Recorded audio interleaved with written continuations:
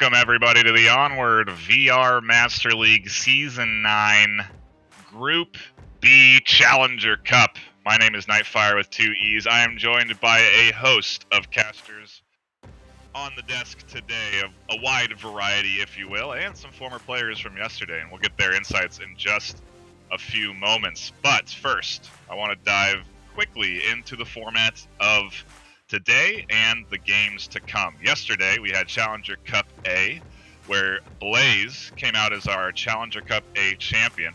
Today, we have Challenger Cup B going on, and so the winner of Challenger Cup B will be facing off against Blaze some point next week, somewhere between May 3rd and 9th. It's up to the teams to schedule that, but we'll be sure to bring you the action right here on Master League 1.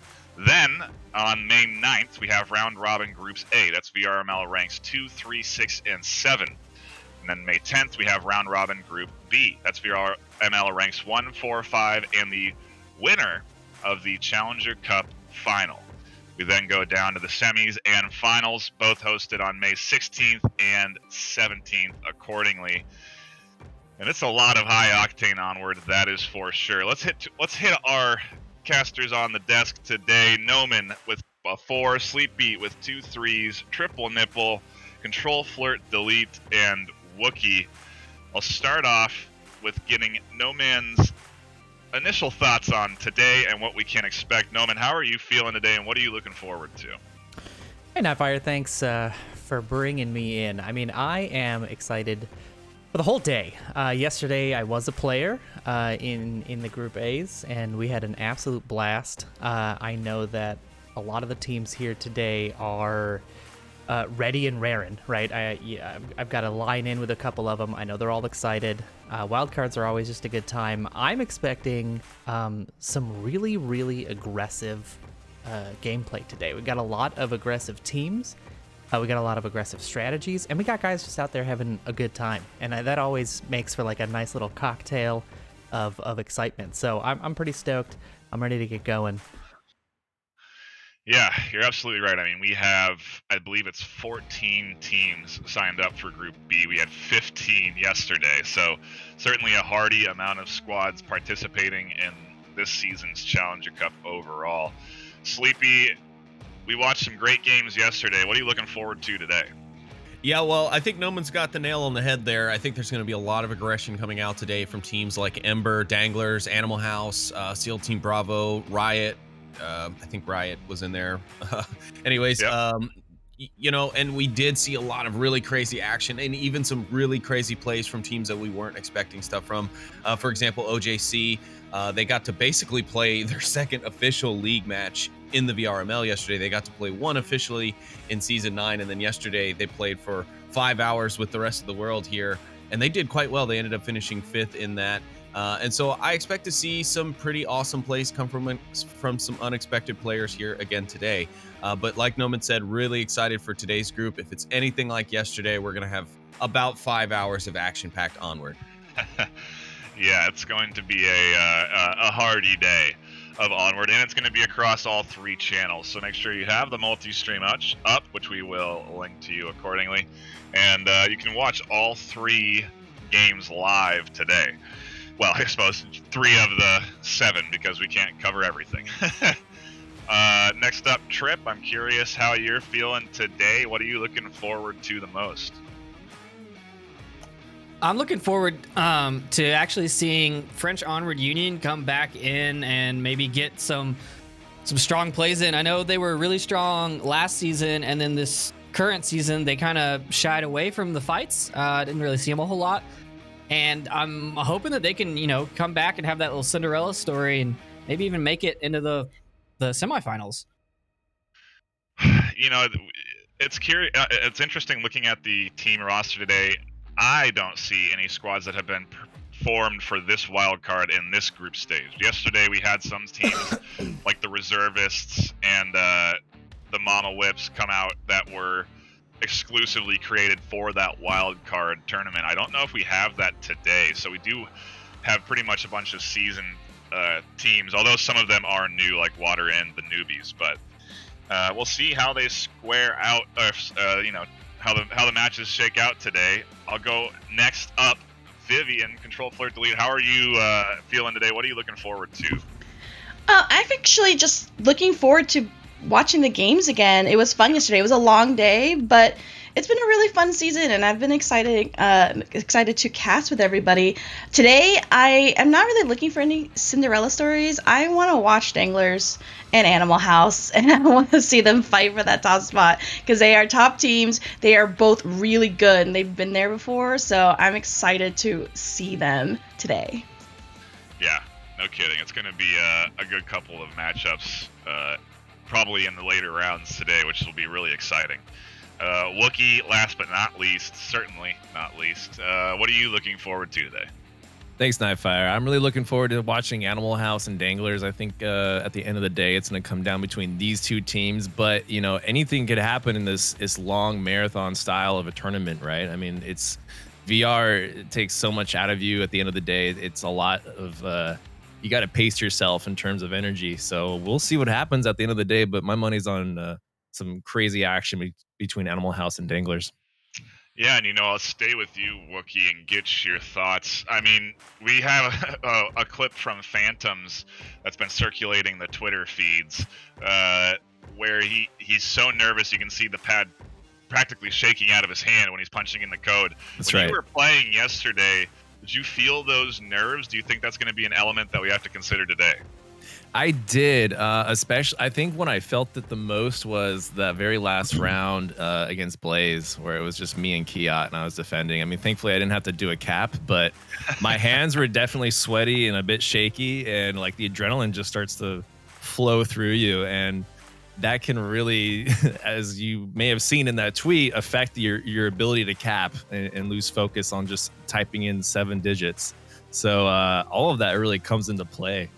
I have a question, actually, a follow-on to that. So, Wookie, do you think those nerves might have come into play with Mayhem specifically in that Blaze game? You guys had a couple of cap opportunities there, and unfortunately, one of the guys on the Mayhem squad just had that really itchy, nervous trigger finger, and he, those 2 cap opportunities went to waste. Do you think that was the nerves part of it, or was it just a lack of communication on the side of Mayhem there? 100% nerves, because we were definitely communicating on comms, like, we're going for the cap, like, stay wary, or like, stay frosty. But so the nerves don't even have to affect the guy capping, right? Like it's all the team members who feel it, and everyone can make that mistake there. Yeah, absolutely. Anyone can make that mistake. Everyone's jumpy, and nobody wants to mess up, and that can cause a lot of problems. Absolutely. We say we're expecting fast action. We do have the map pool, and we're not going to be necessarily kicking it off with fast action today. The pool consisting of 5 total maps, and the way this works is each team goes up against the other, although you don't get to play every squad because we have so many. You do play 5 rounds. The team with the best score line at the end of the day comes out on top. It is what is the formal name for this style of tournament? Differential or something, or I can't remember. It is a Swiss style tournament. Swiss style, thank you, yes. I knew there was some cheese in there somewhere. Our first match is going to be Downfall, so we're going to kick it off actually with some long-range shooting. Noman, out of all of these teams, who do you think's going to have the best chance to at least come out of round 1 with a W? Round 1 is going to be an interesting one. So the way Swiss works, just for the folks at home who don't know, is in the beginning it tries to match the higher tier, the higher seed, with the lower tiers to sort of get a feel for the bracket. And then it gets narrower and narrower as the time goes on. So there's definitely some challenging fights for pretty much every team in that first round. I'm going to say that Water and Fury is going to be a game that I think will go close. I think those teams are sort of on the same level. It's going to be a tight match between them. Animal House and Sinister Pride, I think, is going to be a great one. Honestly, there's really not a lot there that I think is going to be not...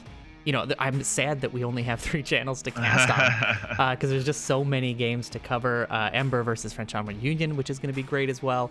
It's hard to pick, you know what I mean? I think the teams that we want to look at today are going to be teams like Animal House, Water, Danglers, Ember, Legionnaires. Like, these are seasoned teams that have been around for a little while now, have established their play styles, and I think are going to give it their all today. They're gonna make it a really challenging bracket for everyone else. Yeah, and I mean, if you look at the rest of the map pool, rounds 2 through 5 consist of Cargo, Quarantine, Suburbia, and Bazaar. And I'll stay with you, Noam, because you also played yesterday and won. Congratulations. Do you feel like this is a close quarters centered challenge cups? It feels like a lot of the later half of these maps are very tight quarters. Yeah, there's not a lot of range, right? Downfall and Quarantine being the two longest range ones. You don't play them in a row, and you start early with them, which is interesting. Not a lot of teams like to start with the long range, slower maps because it's hard to build a momentum on a map like Downfall, right? It's hard to be commanding on a map that's so heavily defense focused like that. I think a lot of these teams are good in the close quarters, though. I think this is sort of the bracket for that. I think yesterday was a lot of long-range teams, a lot of teams that were patient, took their time, found their angles. I think this is a bracket with a lot of, hot and heavy, get your guns out, run in, get your kills, get your caps, and be done with it. And I think it actually matches sort of perfectly with the maps that we're gonna be seeing today. So you're saying that your team yesterday wasn't just running in guns blazing. I remember some. Yeah, I think Blaze excluded. The rest of the bracket was sure. definitely Okay. a little bit There more. you go. Yeah, exactly. Yeah. And I too. I mean, the excitement is definitely flowing in me today. I think this group stage is going to be very fast, very action packed. And I say fast and jinx it right now, so I'm sure it'll be the slowest group stage we've had. I want to get everyone's predictions for today before we branch off and get down to our matches that we'll be casting. And we'll start with Sleepy. Sleepy, who are you taking as the Group B champion and why? Well, man, this is really tough considering the group. It's almost as bad as it was yesterday. I think I'm going to go with Animal House after the way they played late season. But I'm going to caveat that with Danglers as a backup just to kind of support my old team one. And, they also kind of got their stuff together. I mean, they were able to beat us on SMC, got a cap on us. So when they put their minds to it and they're still having fun, and they're not just kind of rolling their eyes and over it, they are a dangerous team. And a lot of people like to forget that because they've kind of gotten real silly and everyone kind of considers them to be a joke now. But they can still play, and so you better watch out for them. So I'm going to give it to Animal House because they've been putting in the work, but Danglers will be right there behind them. Yeah, they're definitely not going to make it easy for anybody in this Challenger Cup stage, and we'll be sure to put an eye or two on those matchups to figure out where exactly Danglers are going to come out of this group stage.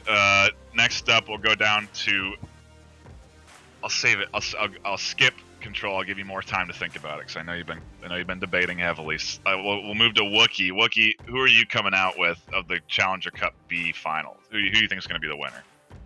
I'm so torn. I kind of have to second what Sleepy said. I think it's going to come down to Animal House and Danglers, like I mentioned earlier. I think maybe based on how well Animal House has been playing towards the end of the season, I think they might actually take it.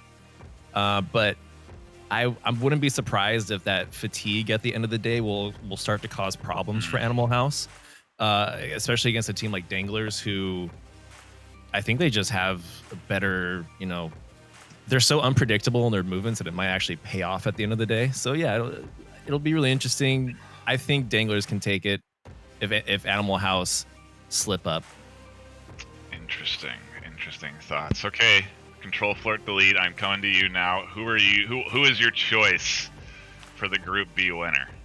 I know you're teasing because I really was up thinking like, oh my gosh, I was pouring over it. I don't know why. I was just feeling a lot of pressure about deciding.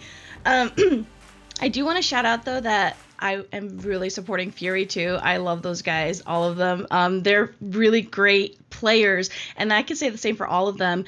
I'm thinking it really depends on how how they start off, Animal House and Danglers, and their lineup, because Animal House has new players who are fantastic, and so I just hope that they've jived in time for this. And of course, Steven, who is one of their best players, he's had drops issues in the past, so it depends on whether he can sustain his internet and stay in the game as well. I'm gonna give the edge to Danglers based on them bringing it last time.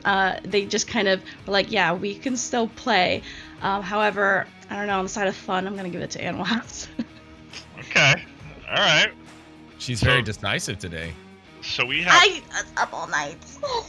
So we have 3 Animal House votes so far. The favorite, although Danglers was a close second. Noman, who is your pick to come out on top today? I gotta stay in family, NightFire, and I mean obviously everybody's got the Animal House Dangler side of the cast covered. So I'm gonna go with my boys, Ember and the Inferno. I mean they in the back half of the season, they really came into their own. They started putting up the points consistently. They started playing well. They're practicing a lot. And they've performed well. Last season in the wild cards, I think they finished second. So they're still a contender.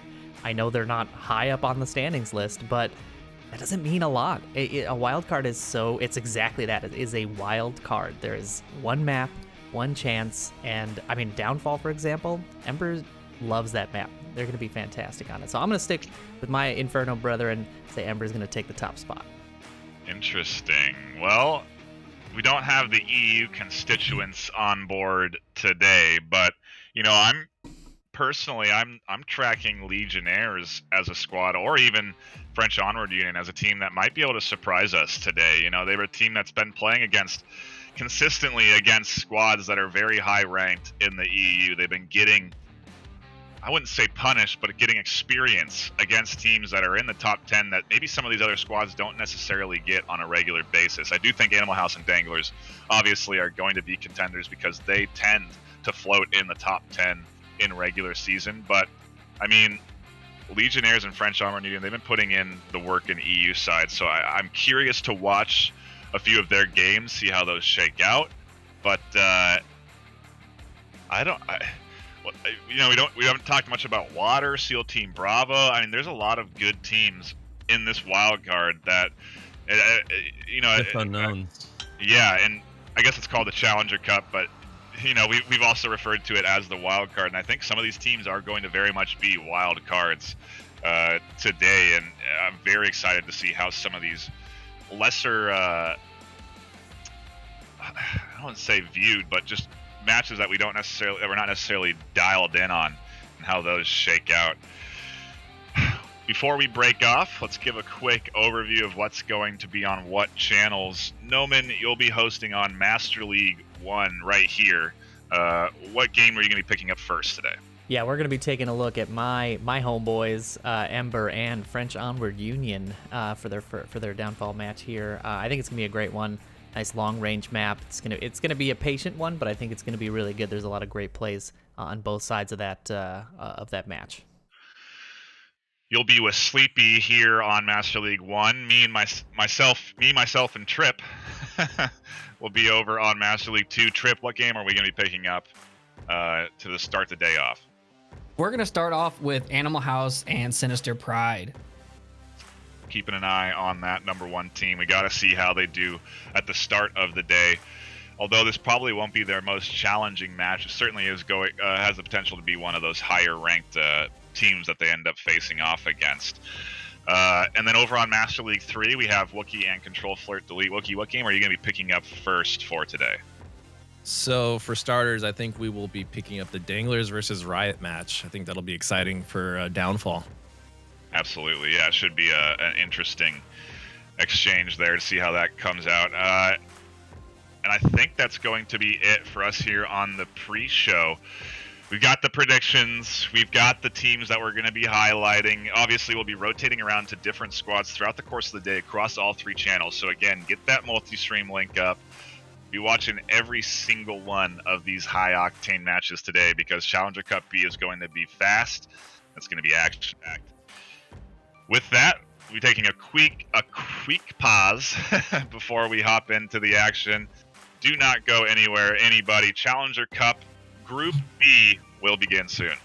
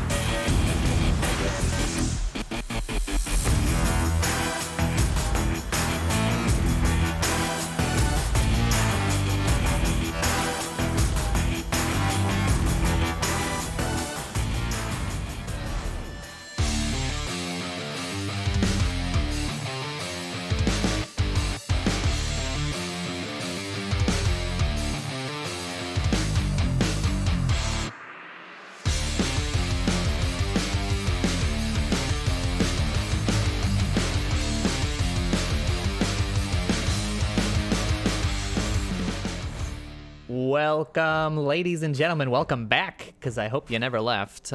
We are here with the Ember and French Onward Union matchup. I am joined by my buddy Sleepy, who's going to be having a good time with me today, casting the stuff. Sleepy, how you doing? I'm doing well. It's a bit early, but I have more energy than I expected. Yeah, it is wicked early for us West Coast casters, but you know what? Action waits for no man, and we have got that action for the folks watching today. This is going to be a great matchup. Sleepy, we talked a little bit in the pre-show about your feelings and your thoughts about who's going to win, but I'm gonna narrow the scope. What are your feelings here between Ember and French Onward Union on a map like Downfall? It's tough, you know, because I haven't really gotten to see much French Onward Union play this season, so I don't know how they've been performing. I know last season they had a nice uptick there for a while, where they were competing against some of the top EU teams and really giving them a run for their money. So they're definitely not one to count out here, but I think my money's going to go on Ember, because Ember has been showing some impressive signs of improvement this season. They've really come up the ladder, and they've been working really hard. So if they win it, they've deserved it. And if French Onward win it, they've put in their time too, though I think they've had a little bit of a rough time scheduling wise this season. I think they had a few weeks where they had to go off active duty, if you will. And I could be wrong, so forgive me if I'm mistaken there. But again, I haven't had much chance to follow them. Yeah, I am. I bleed the Inferno colors, so I've got to side with my Ember boys here, but French Onward Union are not, any kind of slouch on a long-range map like this. And sure, scheduling and regular season aside, they may not have performed as well in the season overall, but that's not what the Challenger Cup is for anyway. It's for your final chance. You muster up what you can, and you give it your best, and you shoot for that 8th spot. And I think, French Onward Union still has a great chance here.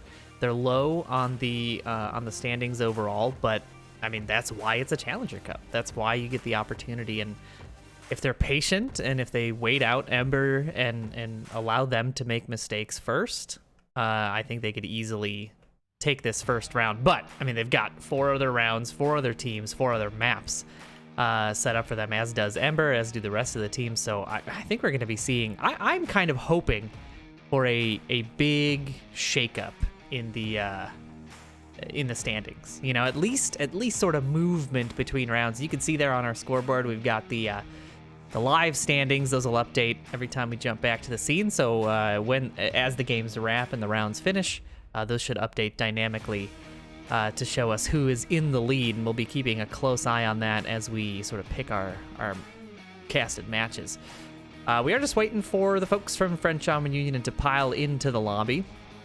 And as we do that, I want to take a quick moment and thank our sponsors there. You see them up on the screen, but we've got a whole host of them helping out with this Season 9 postseason. And Rebuff Reality, ProTube VR, Fix Gaming, and VR Cover, all providing fantastic services and products to our championship winners, as well as just helping to support the league and stuff. So if you're in the league, if you're into VR, if you're interested in that kind of stuff, go check them out. They do some really fantastic work in their respective fields, and we do really appreciate them supporting us in this postseason. And speaking of supporting us in the postseason, thank you guys, the viewers, for tuning in, dropping your bits, dropping your subs, hanging out in the chat. There are better ways to spend your Sunday, probably. I don't know of any, but I'm sure there are. Sleepy maybe can think of one or two, but I think the best way to do it is to watch Onward for 5 hours. Sleepy, I feel like you're gonna side with me on this one. It's definitely not a bad way to spend that time. I'll tell you that much. But we also have, there's so much action going on within the VRML atmosphere, right? Like, we've almost become our own planet. We're Elon Musking the VR esports world. Okay, we're taking our titles, and we're going to Mars, and we're building our own community and planet there. But as I was saying before I went off on that weird tangent, we have a lot of action going on across the VRML atmosphere. Like, Echo Arena is also having their wild cards between the EU and their NA. I think they have their split over in that game. Then you also have Pavlov, which is happening, and Contractors, which I believe is happening soon as well, if not already. So a lot of games, a lot of action going on, and a lot of streams to keep up with. So be sure you go to the website, vrmasterleague.com, where you can find the links to all of those various Twitters, Twitches, social medias, Discords, all the like. You can find all of that on the website, so make sure you go and check that out. And also just follow along. You can follow along with how the championships are going. You can go and watch the ranks for yourself, get a link to the challenge board, and follow along with the matchups live as they go. So yeah, a lot of ways that you can be a part. And you can also, of course, just come, join, and be a part of the league as well, and join our awesome community, because there's always opportunities for people to do things and to help the VR Master League grow. Yeah, absolutely. There's lots of fantastic organizations, not just the Onward specific one, but organizations like the Inferno that I'm a part of that love to help new players. So yeah, do join the league. Reach out to, I mean, you know, if you don't know where to start, reach out to one of us. The casters are always ready to help any folks that are interested or have questions about the league. Please do that. We are pretty much ready. We've got one player missing still on the French Onward Union side, but we are almost dialed in and ready to go, so no reason to go to intermission and get our pantaloons in a bunch. So Sleepy, I'm going to talk to you a little bit about the objective that we're going to be working with here on Downfall. They've got the southwest objective here, the South HQ is, I think, what the call out is, or dumpster building, I suppose. Ember's going to be defending it, French Onward Union attacking. What are your thoughts on this objective? What do you think is going to be the sort of best approach for French Onward Union, and who's coming out of this round? Give me your thoughts.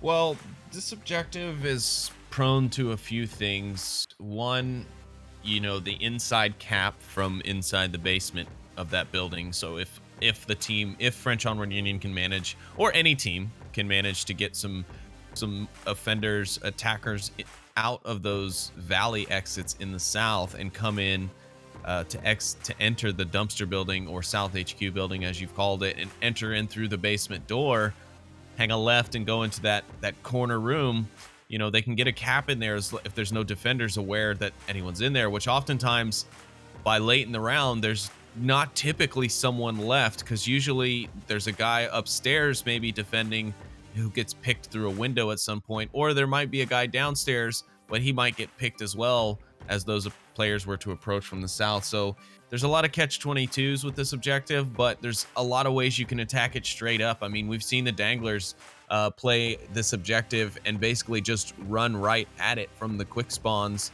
and just capitalize on it. I mean, you can really do a lot here. It's about what the teams are ready for.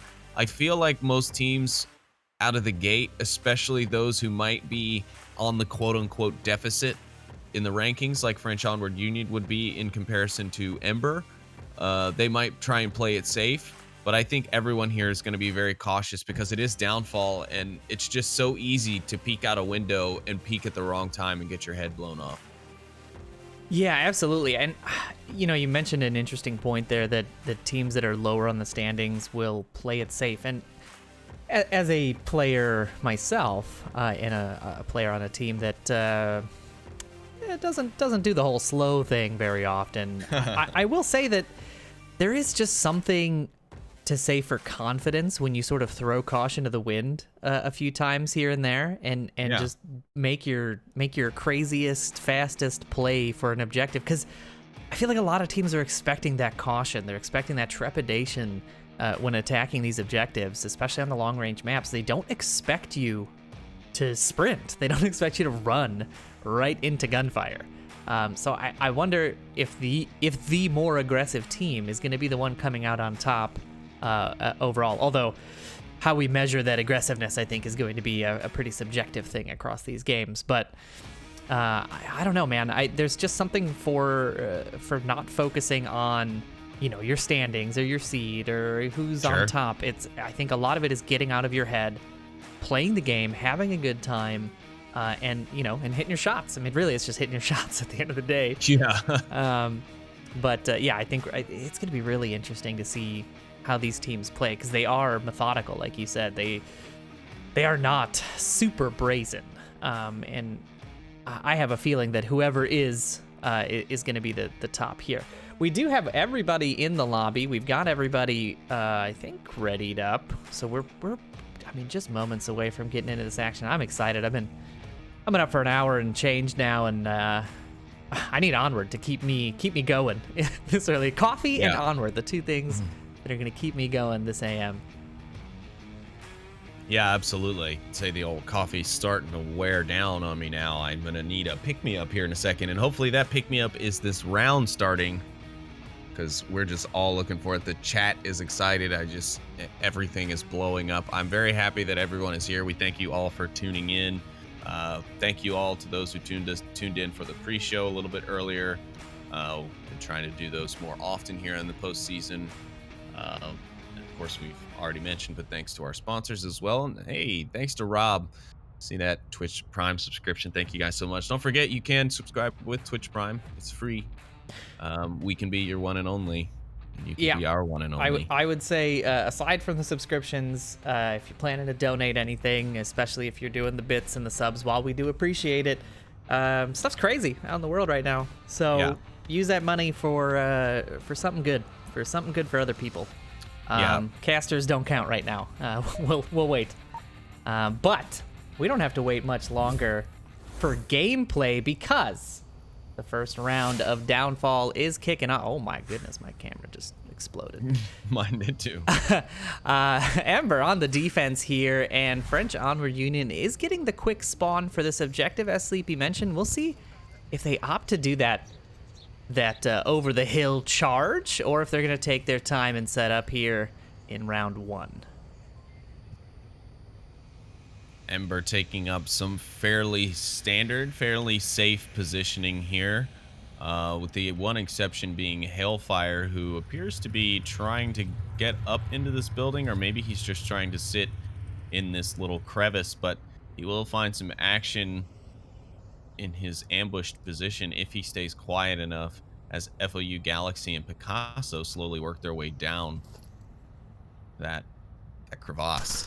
I like this positioning, actually, by Hailfire. Quokka is going to be the first one to find a pick, however, as he pops up onto Center Hotel and gets himself a nice little headshot there.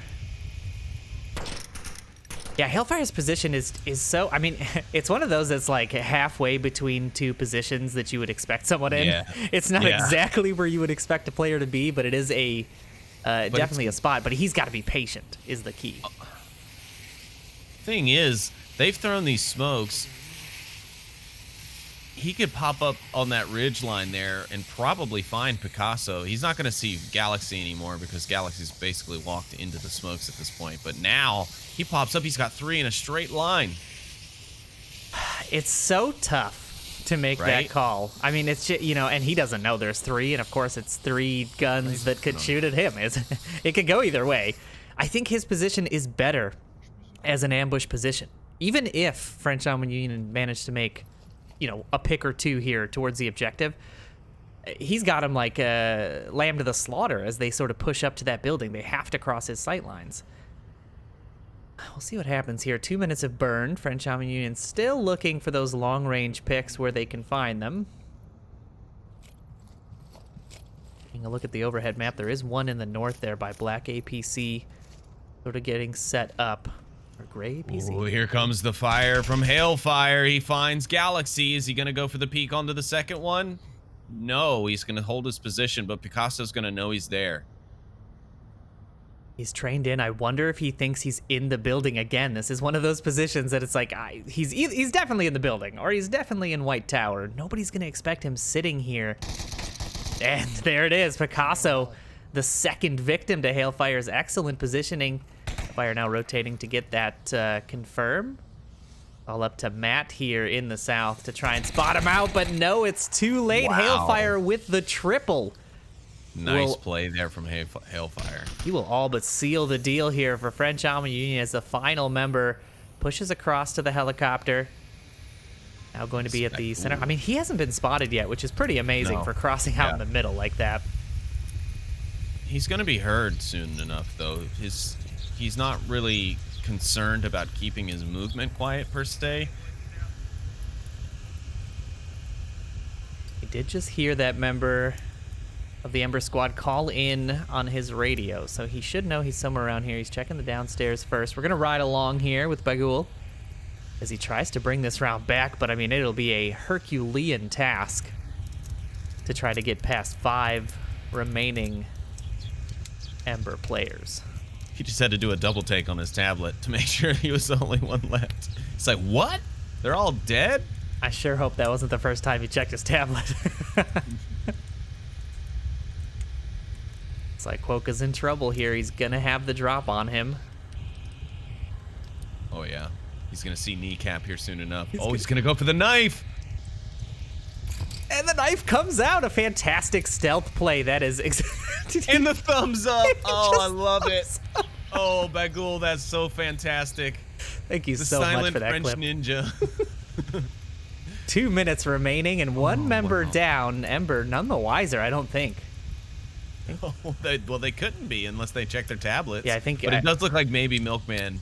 Yeah, I think JH was also checking his tablet there. So they may have an accurate count of their own unfortunately dead players. Nothing good to loot there as Bagul opts to now rotate down. The smoke came out. I don't think anyone would have seen, maybe Hailfire would have seen where it came from.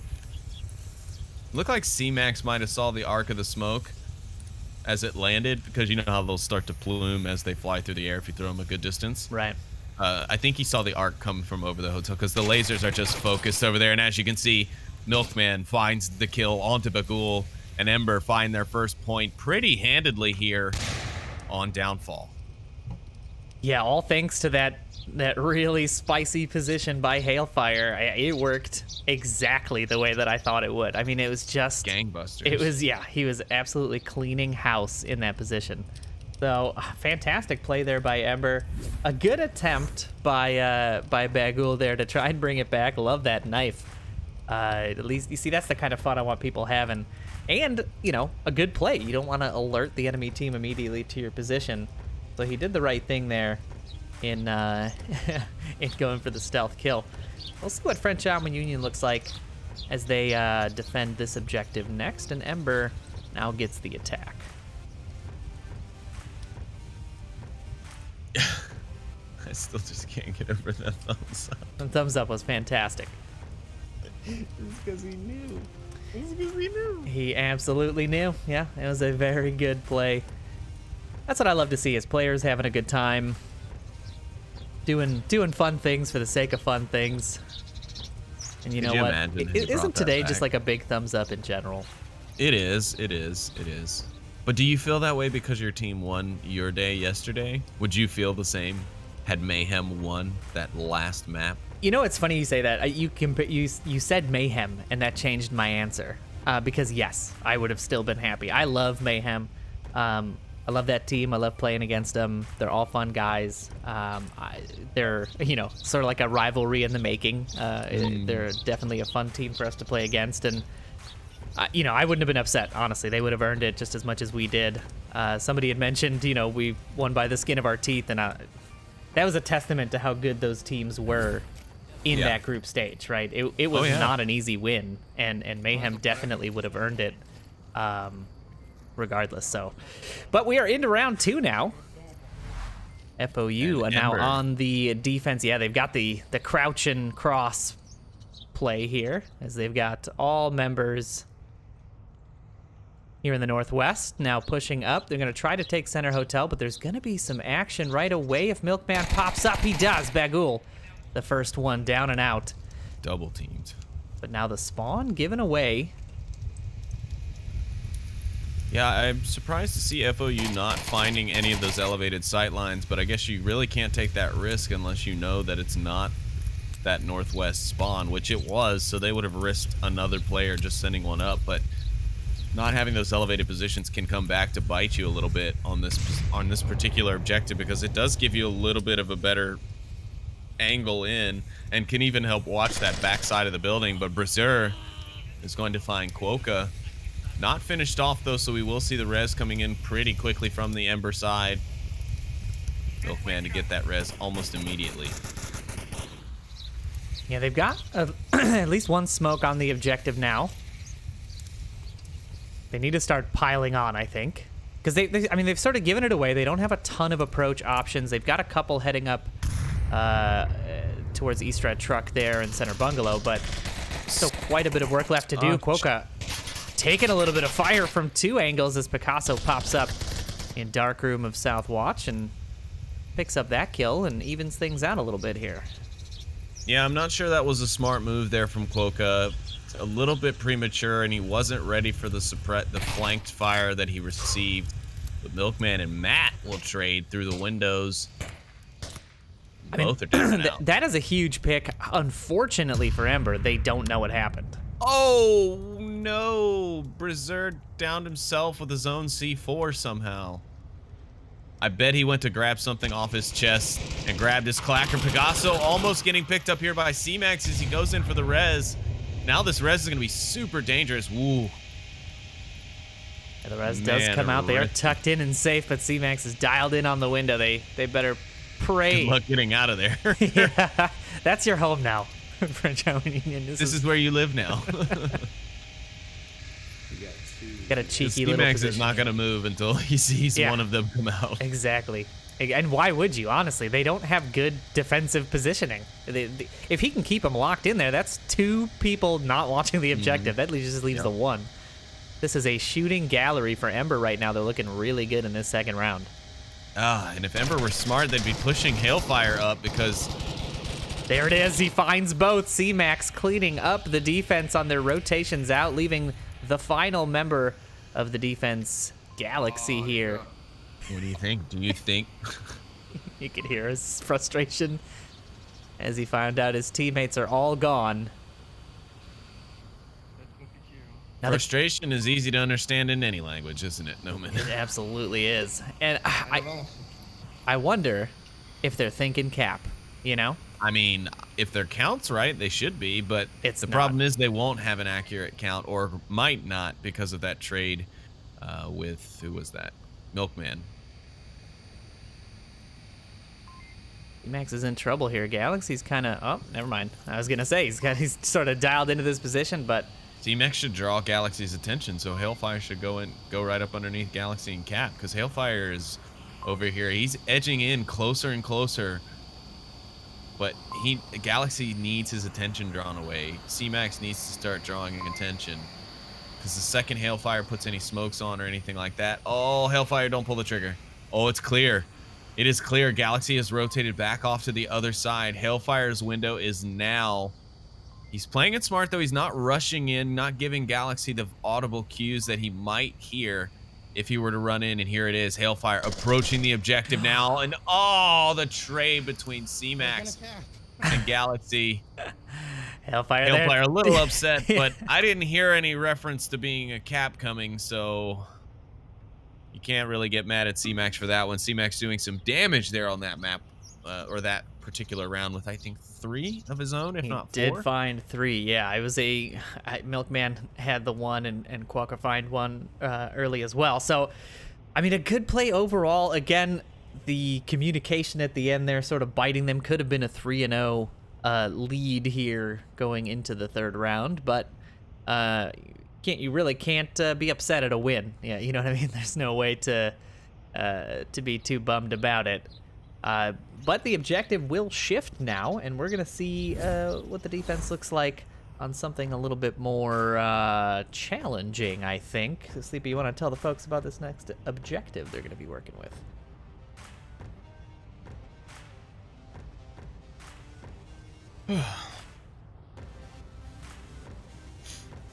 Okay, I'll tell them about the objective. They are going to be doing the helicopter I had to get bungalow. some water. We don't have an analyst for me to be able to go get water like we did yesterday. That's true. We have got the helicopter bungalow objective, a very, very challenging objective, both to defend and to attack.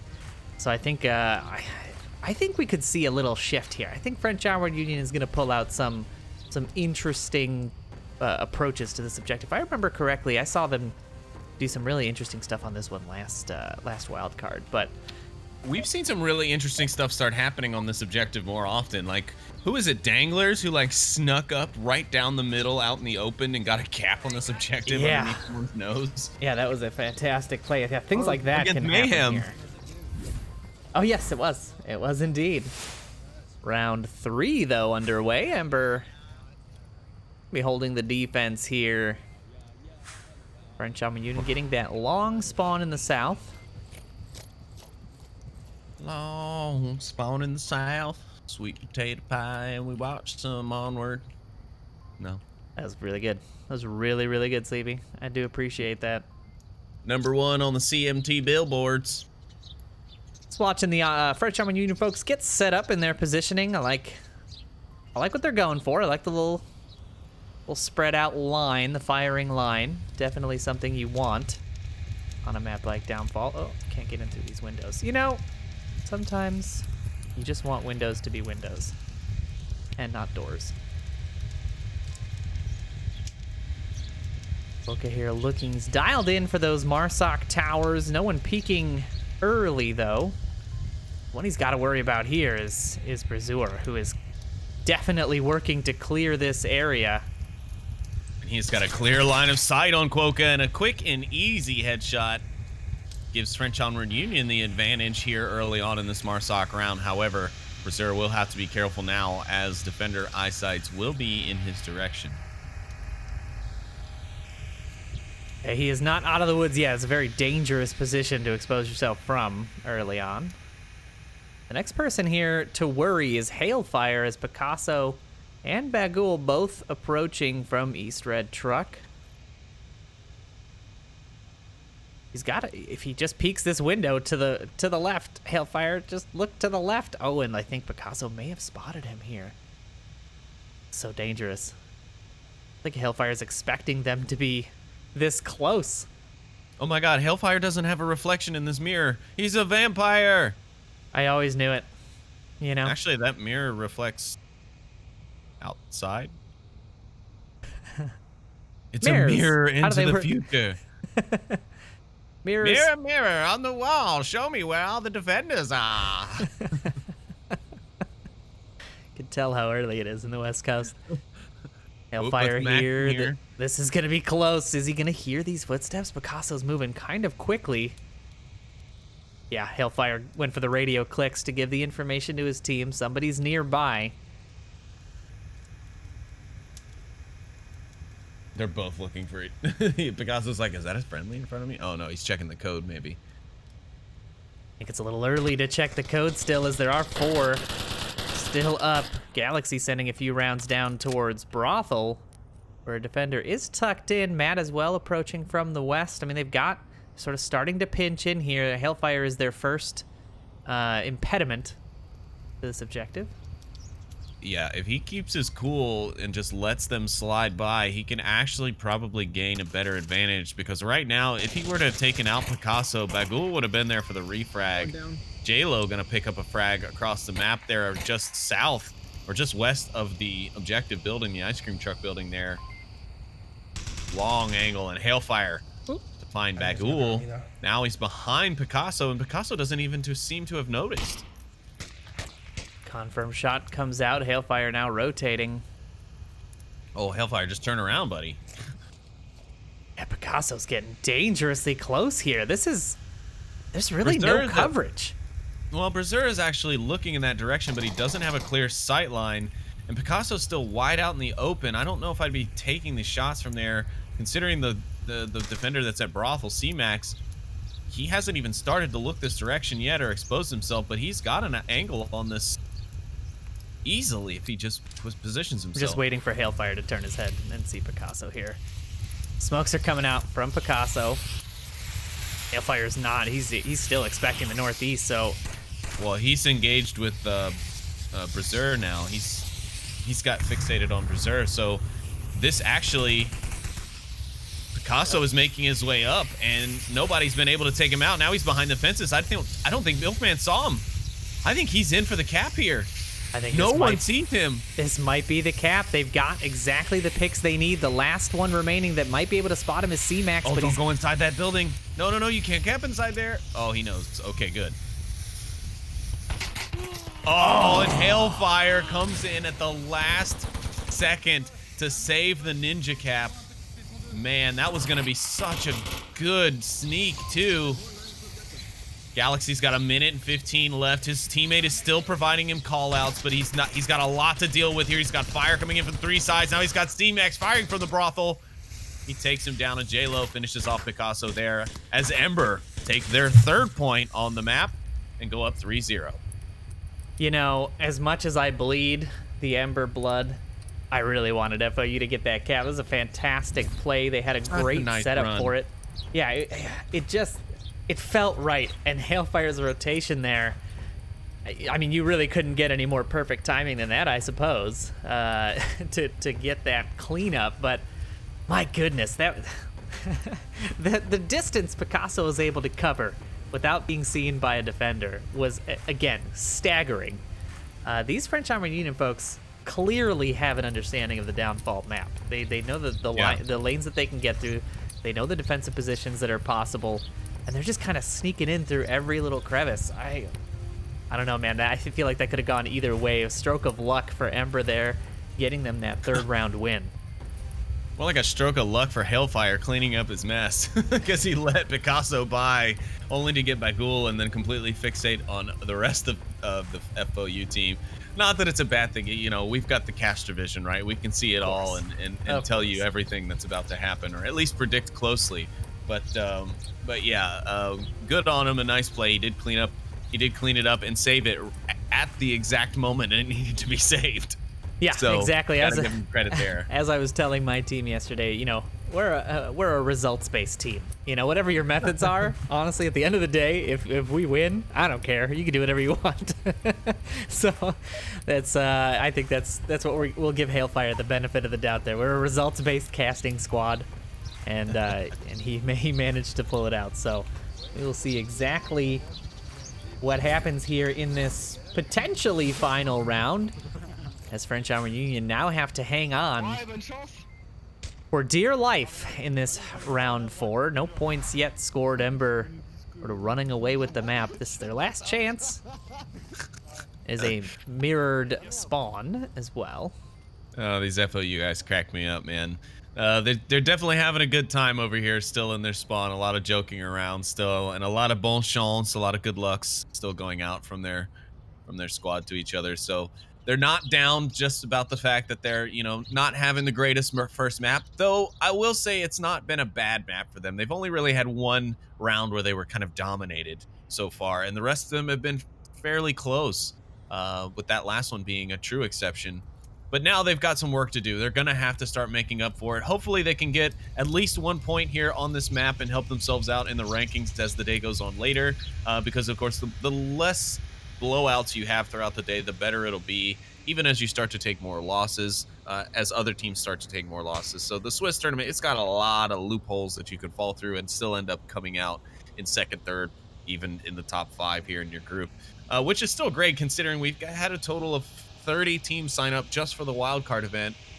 We still have 7 teams awaiting next weekend in the group stage for one of these 2 winners from yesterday and today to join, and then we continue on throughout the rest of the tournament. So it's like a 40-team event at this point, and it's been growing, so we're happy to see that, and happy to see that these competitors are still having fun with these long days, because these days are long, Noman, and you can attest to that just having done one yesterday. Yeah, they are taxing, to say the least. I think rotating the members of my team, and if you have, you know, if you're playing today, rotating the members of your team in and out definitely helps with the fatigue. Everybody gets a little break, and of course there's a sort of natural break as your games wrap and you're waiting for other games to finish up. You have a little bit of breathing room, but it is not a lot. It is still, you know, 4-ish hours of gameplay, not to mention warm-ups and practice and all that other stuff you have to do. So yeah, there's a lot put into this, and we'll see that fatigue, I think, hit some teams as we go through the day. I wouldn't be able to tell you which ones are going to suffer the most from it, but it definitely starts to show in the back half of the rounds. Well, we're a couple of minutes in. Not too many shots have been fired. Ember has just been basically jostling for position. The first shots come out from Brazier, who will take down Quokka. I've been following this South Hill approach, though. Hailfire just sticking out like a sore thumb here against this terrain with this big, dark-colored shield. But he's able to get a lot of intel as people, you know, rotate around for the defense, and he'll be able to give some call-outs to his team and even position himself close enough to where he might be able to take some of the back defense out and help provide a situation for his team to cap. Can you imagine the power that you could wield by having binoculars and a shield? You know, if they added binoculars to this game on Downfall, I would think that binoculars would have to go to like the marksman class so that it couldn't go. But I mean, like, to you just shield get class. a marksman who gives you their binoculars. You know, like that. We do already that already. working on loopholes to this to the hypothetical question. But I'm just saying, like, that is such a strong combination because Yeah. the shield, like, in and of itself, the shield on downfall not very useful, right? No. Too many angles, too difficult to make approaches. It's just not something that I think anybody really thinks to bring. Very few teams I see use it. But if you pair it with something that can give you that long-range scouting ability, just because it's so challenging to see, even in the caster view, to see some of these players in these windows, it would be so powerful to be able to feed that intel to your team. Of course, you're basically playing a man down, right? A man with no gun and a shield and just a pair of binoculars isn't very helpful in a gunfight. But it could be so good for like sort of a tactical view of the battlefield on a map like this. A little bit more gunfire coming out here as Galaxy engaging with, who is that? Is that Hailfire? No, it's the J-Lo here at the dumpster building. Well, one thing that Hailfire Shield did was draw enough of FOU's attention to where C-Max was able to res Milkman, I believe that was the one down earlier, or Quokka, and then Quokka gets revenge on the Berserker, and Matt will find the refrag onto Milkman. Hailfire still just providing callouts here from the back hill, and nobody seems to be paying him any more mind. Quokka's gonna down Quokka somehow, and Picasso will go ahead and pick up a nice headshot onto C-Max. The Ember team is falling apart here as they get closer and closer, but they have managed to slowly whittle down some of the French Onward Union team here as they slowly tick towards that minute mark. They don't have a lot of time left. J-Lo and Hailfire, the last two here. 60 seconds left on the clock, and they've got a lot of work to do as Hailfire takes plenty of rounds of ammunition into the shield as he pushes down the hill. Bagul and Galaxy both trained in. J-Lo just trying to assist, trying to take the pressure off, but I don't think it's going to be enough. 45 seconds. I think they're going to run out of time. Yeah, I think this is going to be a... Oh, but never mind. FOU Galaxy is going to nail Hailfire right as he leans down the shield to find the kill. Same time, J-Lo finds a pick as well, I believe, there, or down. No, there was a Quokka confirmed by the French Onward Union folks. So they've got all the members of the Ember squad dead except for J-Lo here, who's making his last 20-second fight. But looks like the round is going to go to time here as they run out of it. And French Onward Union stay alive in this series. Nice little trade there for the end, but it's not going to matter. Because either way, French Onward Union takes that round and goes to a 3-1, starting to even things up a little bit as they go into their offensive round. And they got to be thinking cap, right? I mean, you're not thinking anything else. It's the easiest way to come back. It is, and it's your only chance. I mean, it's a do-or-die round, right? You don't have any other options after this round. You don't get another try if you fail this time. Ember gets the point, and we move on to the next map, to the next round. Yeah, the clock is ticking. And speaking of ticking clocks, we've got our first checked-in game there. You can see in the scoreboard, our updated rounds show that SEAL Team Bravo has triumphed over the Hand of Death, 4-1, on their downfall map. So, congrats to SEAL Team Bravo on that first round win. I think we're gonna be. I'm so glad that we've got these standings and can keep track of this stuff, because unfortunately, we can't bring every game into your house. The only 3 channels, only so many casters. So we have been trying to jump into games absolutely. in between rounds to keep the time, but keep the action up if we can. I think every team here deserves its own, cast, sure. its own channel. So Bust out the Ocho.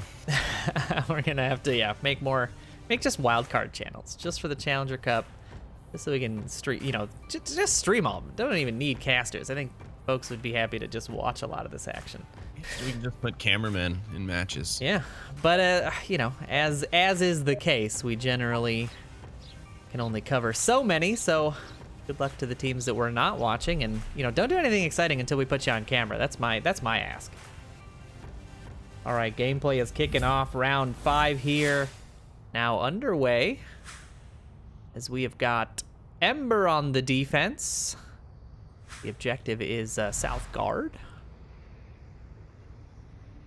The objective is a doozy, ladies and gentlemen, especially after some of the more recent additions of like bits of cover and concealment and little assets added inside the buildings now by the dev team furniture and those types of things.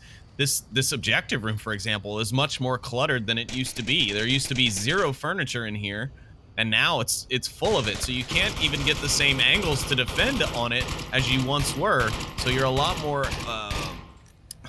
more susceptible to being taken out or not being able to properly defend from there as you once were, and you can't reach out the window quite as well to try and like blind fire underneath the windowsill to stop a cap. French Onward Union very aggressive with this early pre-fire. I'm not sure if they're really firing on anyone's positions exactly or if they're just pressuring.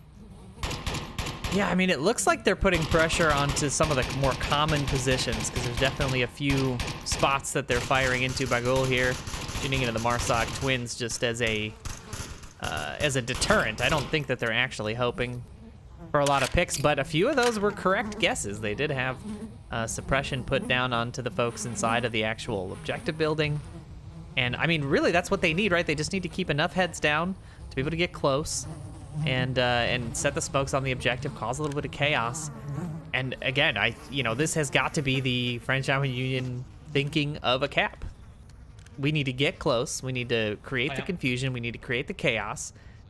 And we need to punch that code in because that's the only way, I think, that because it's just so daunting to have to win 3 rounds on kills alone.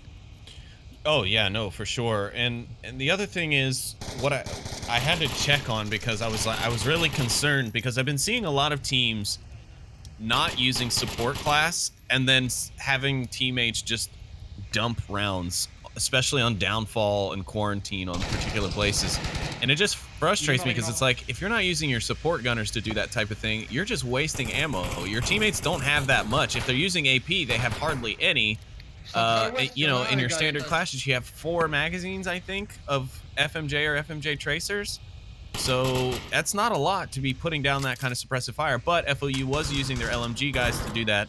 So I have to give them credit for that. But yeah, they're doing a great job so far of just keeping the defense just kind of pinned in.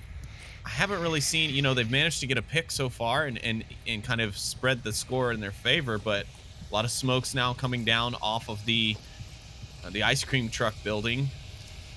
Not terribly great lays, but they could at least help them progress forward, I guess. There's really not a lot of defenders watching that angle, right? They took out Quokka up that's going to help them out. Up in the East, C-Max here is sort of the only one who's going to be able to stop the approach a lot. Man, J-Lo, I guess, has a good angle as well. But Picasso here is already in on this wall. He hit the deck like he was in the French Foreign Legion. That guy is crazy dedicated to the cause.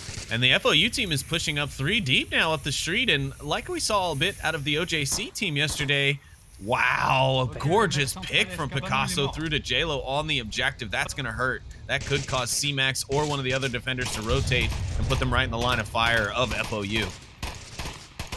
Yeah, the suppression still continues to ring out. I mean, if C-Max peeks this window here, he's so focused on the actual objective, he's missing the opportunity to get at least 1 or 2 of these guys pushing up West Street, but they're going to come in here unchallenged. He's going to have a close quarters fight on his hands. More smokes come out.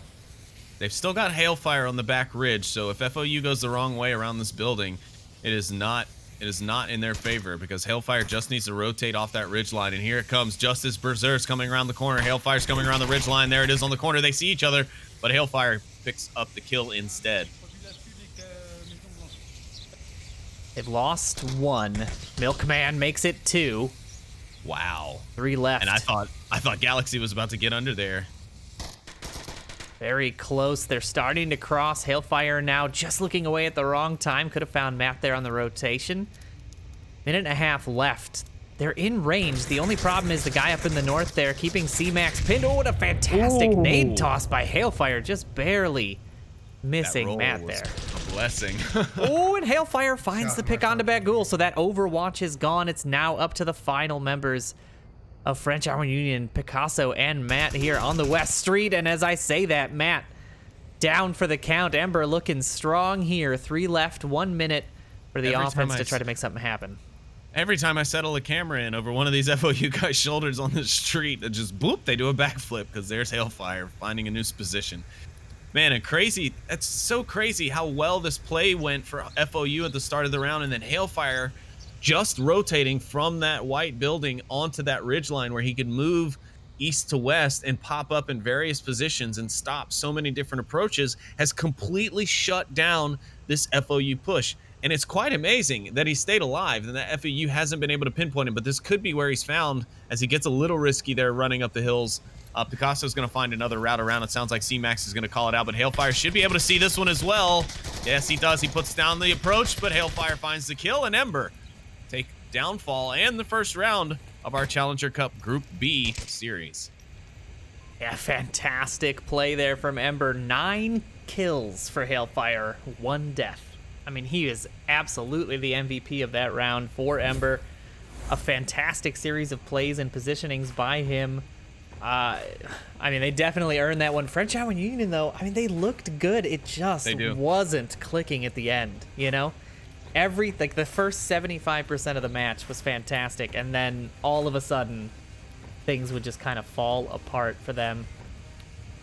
But, I mean, that's the way the cookie crumbles, and it's only round 1, so they shouldn't give up hope, and we definitely won't to see some fantastic matches coming up here. But I think for the time being, we're going to take a sort of short intermission here while we shop around for any other teams still in progress. Looks like Fury and Water just wrapped as well, with Fury upsetting the Water seed and taking that 4-1 as well. So, yeah, we're gonna shop around for some games, and if there's anything in round 1 that we can bring you, we absolutely will. But stick around because round 2 is coming up soon as well. Don't go anywhere. We will be back as soon as we can.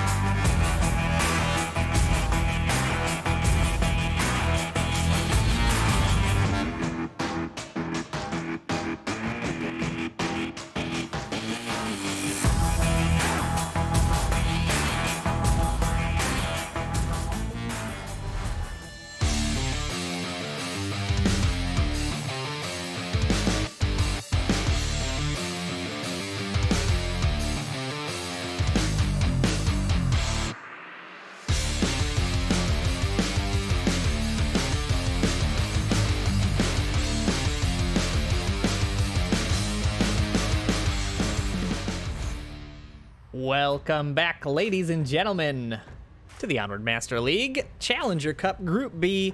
We are here with your second round matchup, and it's going to be Fury and SEAL Team Bravo. Sleepy, my co-caster, what are your thoughts on this matchup? We just watched a fantastic Ember FOU on Downfall, but now we're going to a small, tight, close quarters map.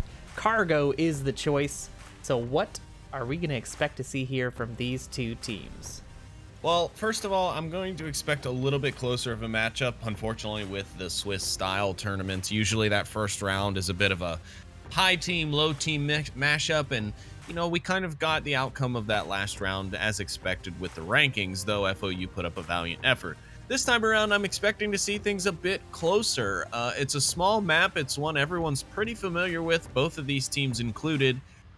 The only difference I'm going to say is we'll be seeing a contrast of playstyles where we'll see a bit more speed, I think, out of the Fury side and a bit slower, more methodical approaches out of the SEAL Team Bravo side. So I'm not really sure who I'd call here. I think Fury is the ranking, or no, I'm sorry, SEAL Team Bravo is the ranking team, but Fury has some tricks up their sleeves. They're a solid team, so I think I'm going to go with the underdog here and go with Fury. You know what? I'm going to, just for contrast, I'm going to say SEAL Team Bravo. Sometimes, you know, Cargo is great with the aggression, but if you've got a dialed in methodical approach, that's going to beat aggression every time, because the aggressors come to you. They give you the kills. And if you're patient enough and you can hit your shots, I think they still have a very good chance of taking this Cargo round. But I think it is going to be a tight matchup. I think it's going to be interesting to see how this sort of playstyle clash shakes out here in Cargo. I don't have the stats handy, and I might ask you, Sleepy, to pull them up, but I'm curious what the regular season the statistics are for these two teams on Cargo in general, just to give us an interesting bit of information, a bit of a guideline. Sure, 1 second. Let's see. We will start with SEAL Team Bravo, since they are the ranking team. They are a new team to this season, Season 9. They've played Cargo a total of 8 times, and they have a 50% win ratio on it, and about a 50% round win ratio on it. So not terribly bad at all. Now, if we go over to the Fury data, I get the hiccups throughout this cast in the worst possible times.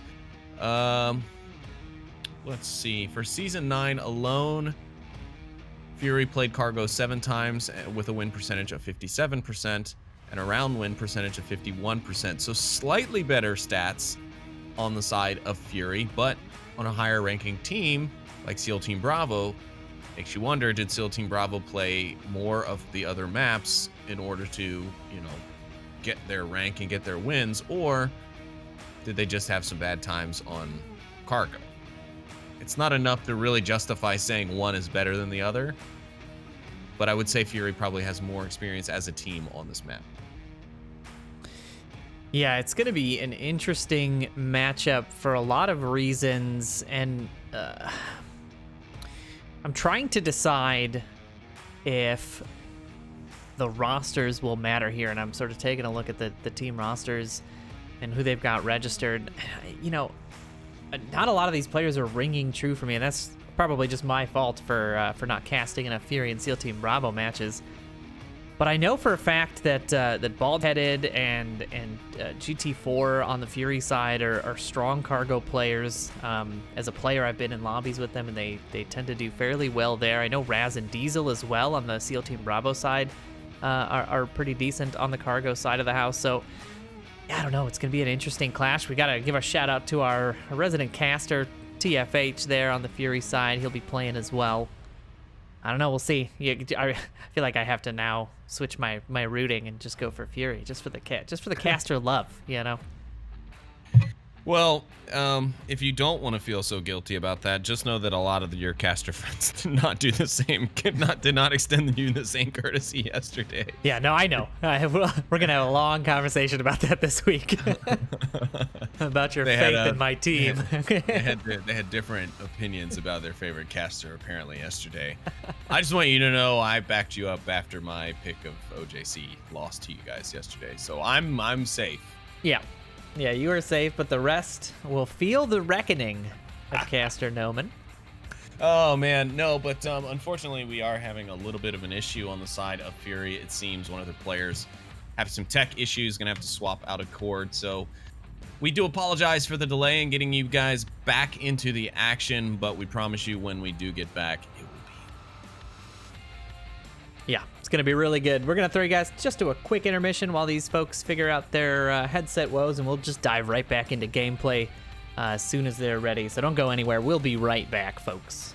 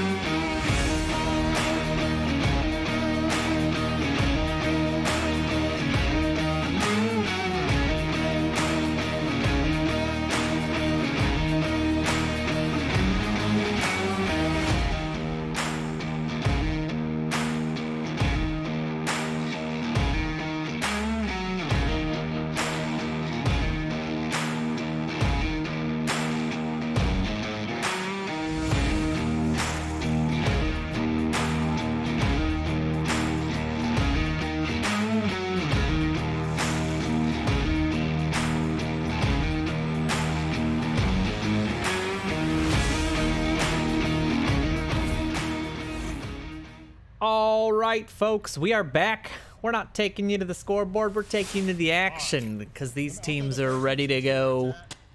Everyone's in the lobby, everyone's cables are working, and now we get to watch as Fury take on SEAL Team Bravo here in round 2 on Cargo. You got very Chicago on it there all of a sudden. Hey, you know what? Chicago for life, okay? Chicago for life. Free Fire coming out heavy from the Fury side here, trying to prevent that cross to the objective. And so far, it has worked. None of the defenders able to make it across that hail of gunfire.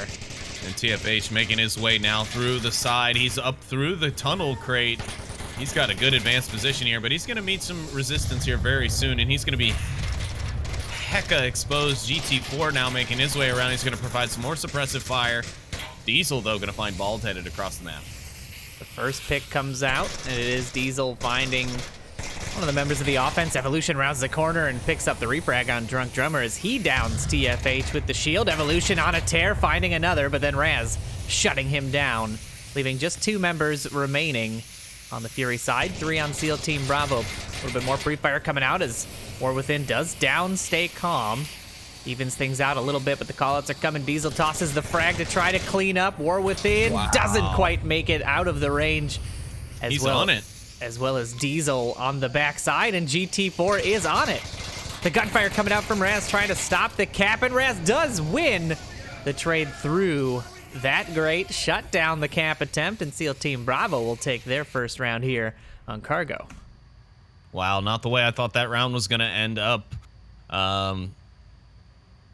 Man, I really just don't know what to say. The shotgun all was very much working. The pre-fire, the heavy pre-fire on that side of the map, keeping the defenders away, but it just didn't end up doing anything. I mean, they still ended up getting picked. I think them reaching around and going for the flanks ultimately led them to more trade-offs and losses than it ended up more victories. Evolution went on a positive tear there for a second, but then he, you know, just got a little too aggressive, a little too greedy there, and it ended up causing him to lose his life, ultimately leaving, forget who that was there at the end for, I think that was GT on the objective, and you know, leaving him to defend by himself. And you know, had that been a 1v2, that trade come out, it would have been a different story.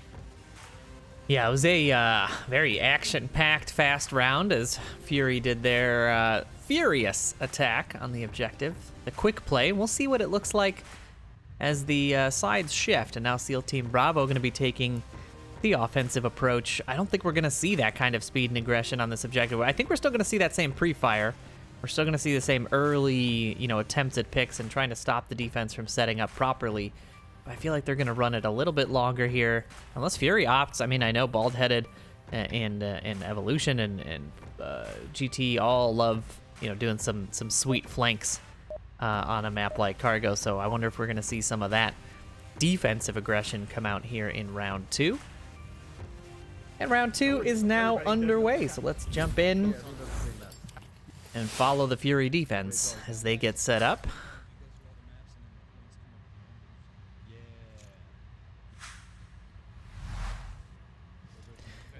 The calm before the storm here in map 2. And yeah, it looks like, I mean, the Fury defense is already up in the middle. SEAL Team Bravo set up no early pre-fire. An interesting note there from either side, really. I'm so used to just seeing and hearing it now that when it doesn't come out, yeah, it is pretty surprising to see a quiet Cargo round. Drunk Drummer and Stay Calm here pushing up the east side. Raz and Diesel holding the tunnel on the west, but the defense is just set. Taking a look at the overhead map, you can see they're not opting to cross anybody over to the objective, looking for those long angles instead, but can be very dangerous when it comes down to the wire and smokes are in that position. It's so hard to guess when to pre-fire through the smoke and try to pick off any members of the offense running. A little bit of trading there with Bald-Headed. Evolution's gonna find the first pick as Drunk Drummer goes down in the middle buildings there. And here comes an aggressive push on the side with Raz and Diesel pushing up. War Within and Diesel are going to trade in the center container. Now Raz will get pressured from 2 sides as GT picks him up. Fury looking good here on their defensive round so far. Flash coming out towards only Ike there with the shield. Ooh, a nade coming out there, almost downing Friendly. Stay calm does even things up a little bit. Finds Evo on the cross. And now the push onto only Ike with the shield. He gets set on fire by the Molotov. A fantastic pick by him beforehand. Bald-headed will find the final kill.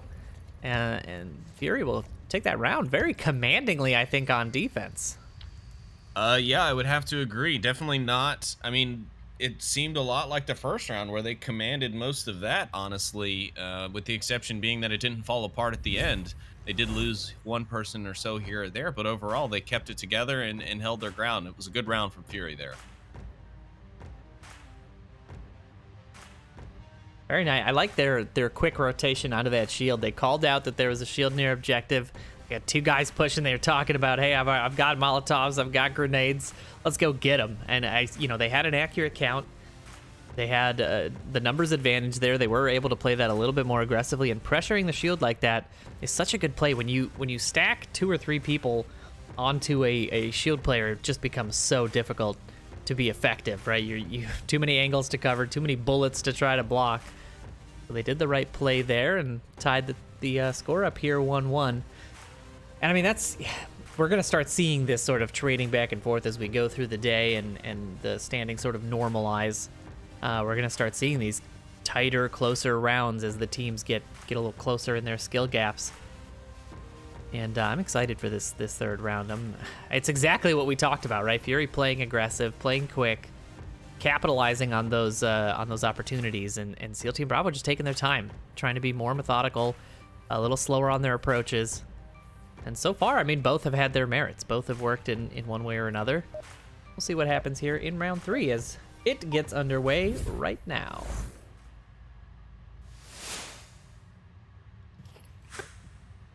I was on objective, so if they hit it. Resident Caster TFH with the shield on the offensive side as the objective now shifts to the north.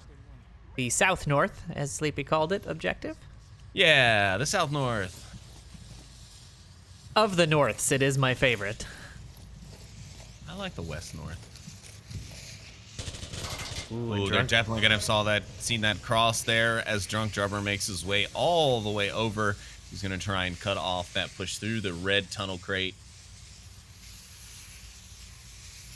Nice stack defense here on the west. Diesel and Raz both watching this tunnel entrance. Diesel with a little check nade there, and it's perfect. I don't know how that was behind barrels and a wall, but War Within does go down to that. Drunk Drummer finds TFH.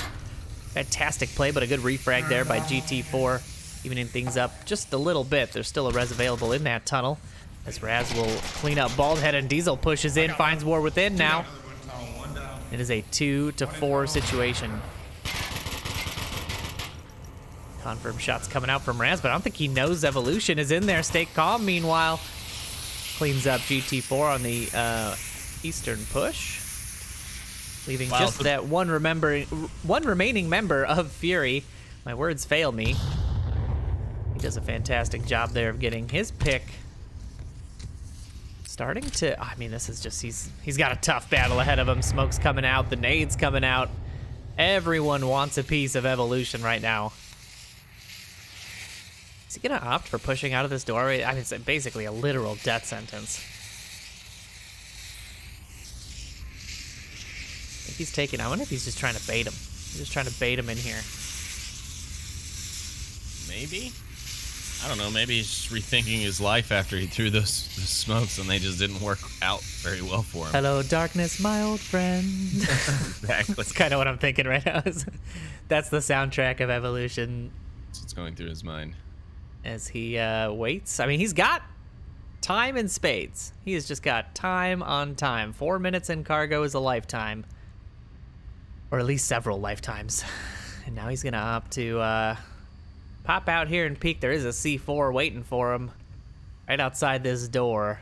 I have a feeling we're going to need to watch this. Is he going to opt to pre-fire Diesel's position? Oh, and the gunshot trades come out. But they are going to go the way of SEAL Team Bravo as they have remaining members up, and it goes to a 2-1 score here on map 2.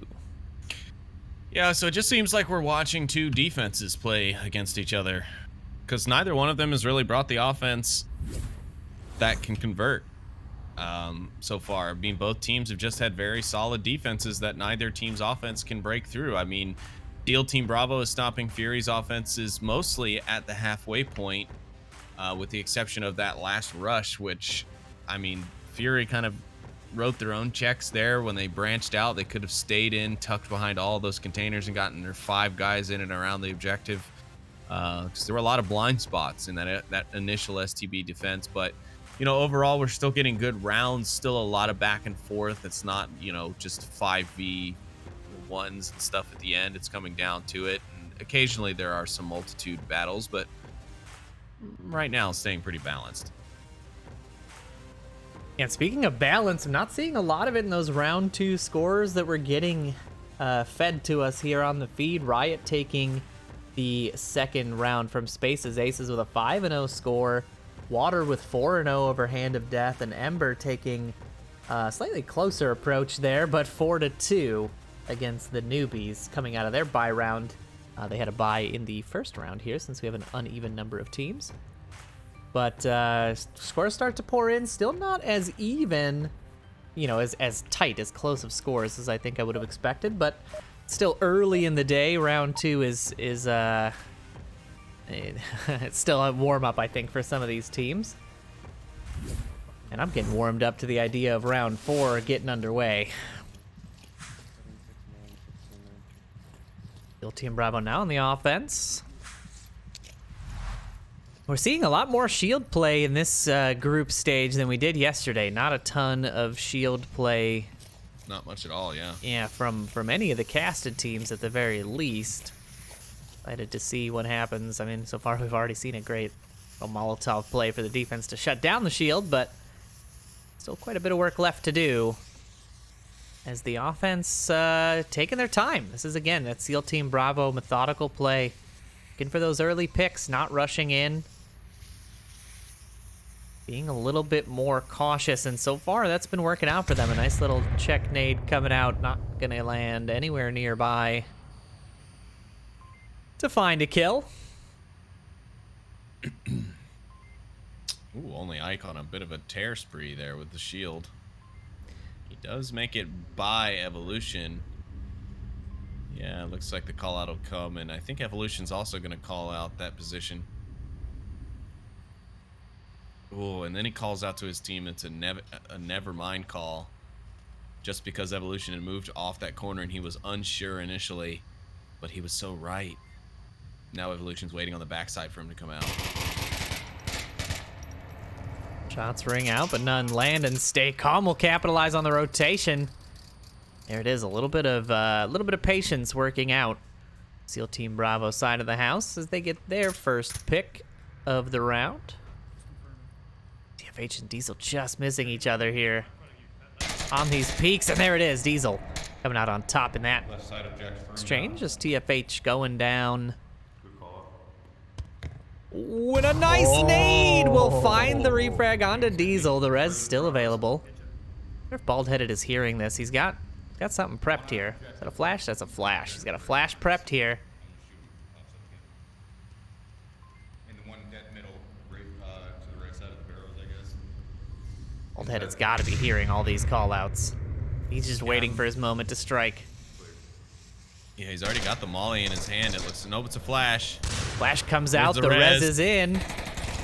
And he just doesn't peek the right direction right away. Raz able to get the cleanup kill there. Diesel with the confirm just in case, and Drunk Drummer will find the remaining 2 on his nice little peek into the objective area and give SEAL Team Bravo their second point in a row here, making it a 3-1 final score, or current score, not final.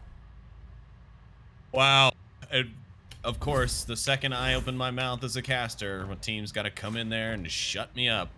SEAL Team Bravo able to finally be able to convert there on Marsoc here, and we find our first Marsoc point of the round. And now SEAL Team Bravo sitting and ready to take this round, making Noman and I basically eat our words, though Noman initially picked SEAL Team Bravo here in this matchup against NightFiree. He later sided with me, so let's all remember that part and not the part where he was right. I mean, you know, Todd putting up an 0-3 score right now, putting the caster name to shame. I'm gonna switch back. I'm gonna go back to SEAL Team. It's gonna deflect the blame to Todd, the guy playing the game today. It's specifically Todd's fault. I feel like Todd. Quick, someone go look up Noman's KD from yesterday. Yeah, it was not good. It was not good. My team won the game. I didn't win anything. So Todd, I feel you. I feel you, dog. Sometimes you just gotta take the hit. Oh, now you're saying TFH isn't playing well. Hey, I think he's playing great, but he does need to find a killer too. I'm just saying. I gotta give him a hard time. I'm the only caster I feel like who gets the hard time from the rest of the group. So now I'm gonna give it to Todd as much as I can. That's not true. I think it's very true, Sleepy. I think you know it. You're the one who does it, okay? You're the instigator of my woes. No, I think both teams are playing well. I think Fury had the right idea there. Just their execution was a little unfortunate, right? They got caught out on bad rotations. Bald-headed there, not 100% certain of where the enemy's position was when he tossed that flash and rushed. Could have had two. I think it could have been a very different setup with just a few different changes, and I don't think they're quite out yet. I think in this next round, in this 5th round, we might even see them attempt to cap and try to even things out a little bit. But SEAL Team Bravo does have the defense, so they are looking to try to cinch this up, get themselves a win. Pretty capable objective. It is indeed, yeah. With the right placement of smokes and the right cover fire, it is actually a very, very capable objective.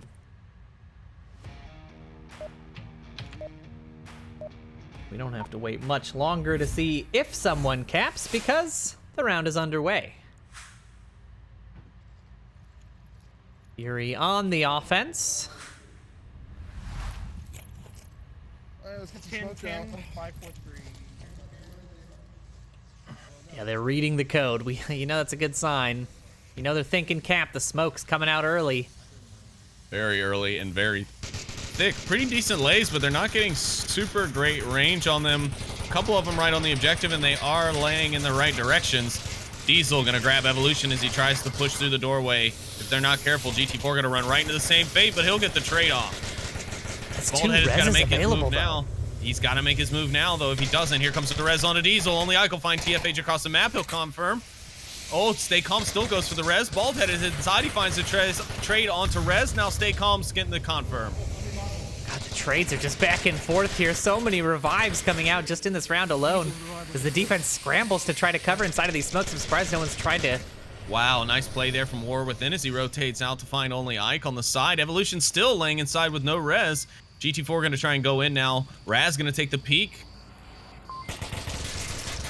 But Raz will be the one to go down as Evolution gets picked up in the crossfire as well. Drunk Drummer going to peek the corner and look for Evolution. Will he find it? No, some shots ring off. He does not find connection. It's a 2v2, a chaotic first minute here. But now things have sort of settled down.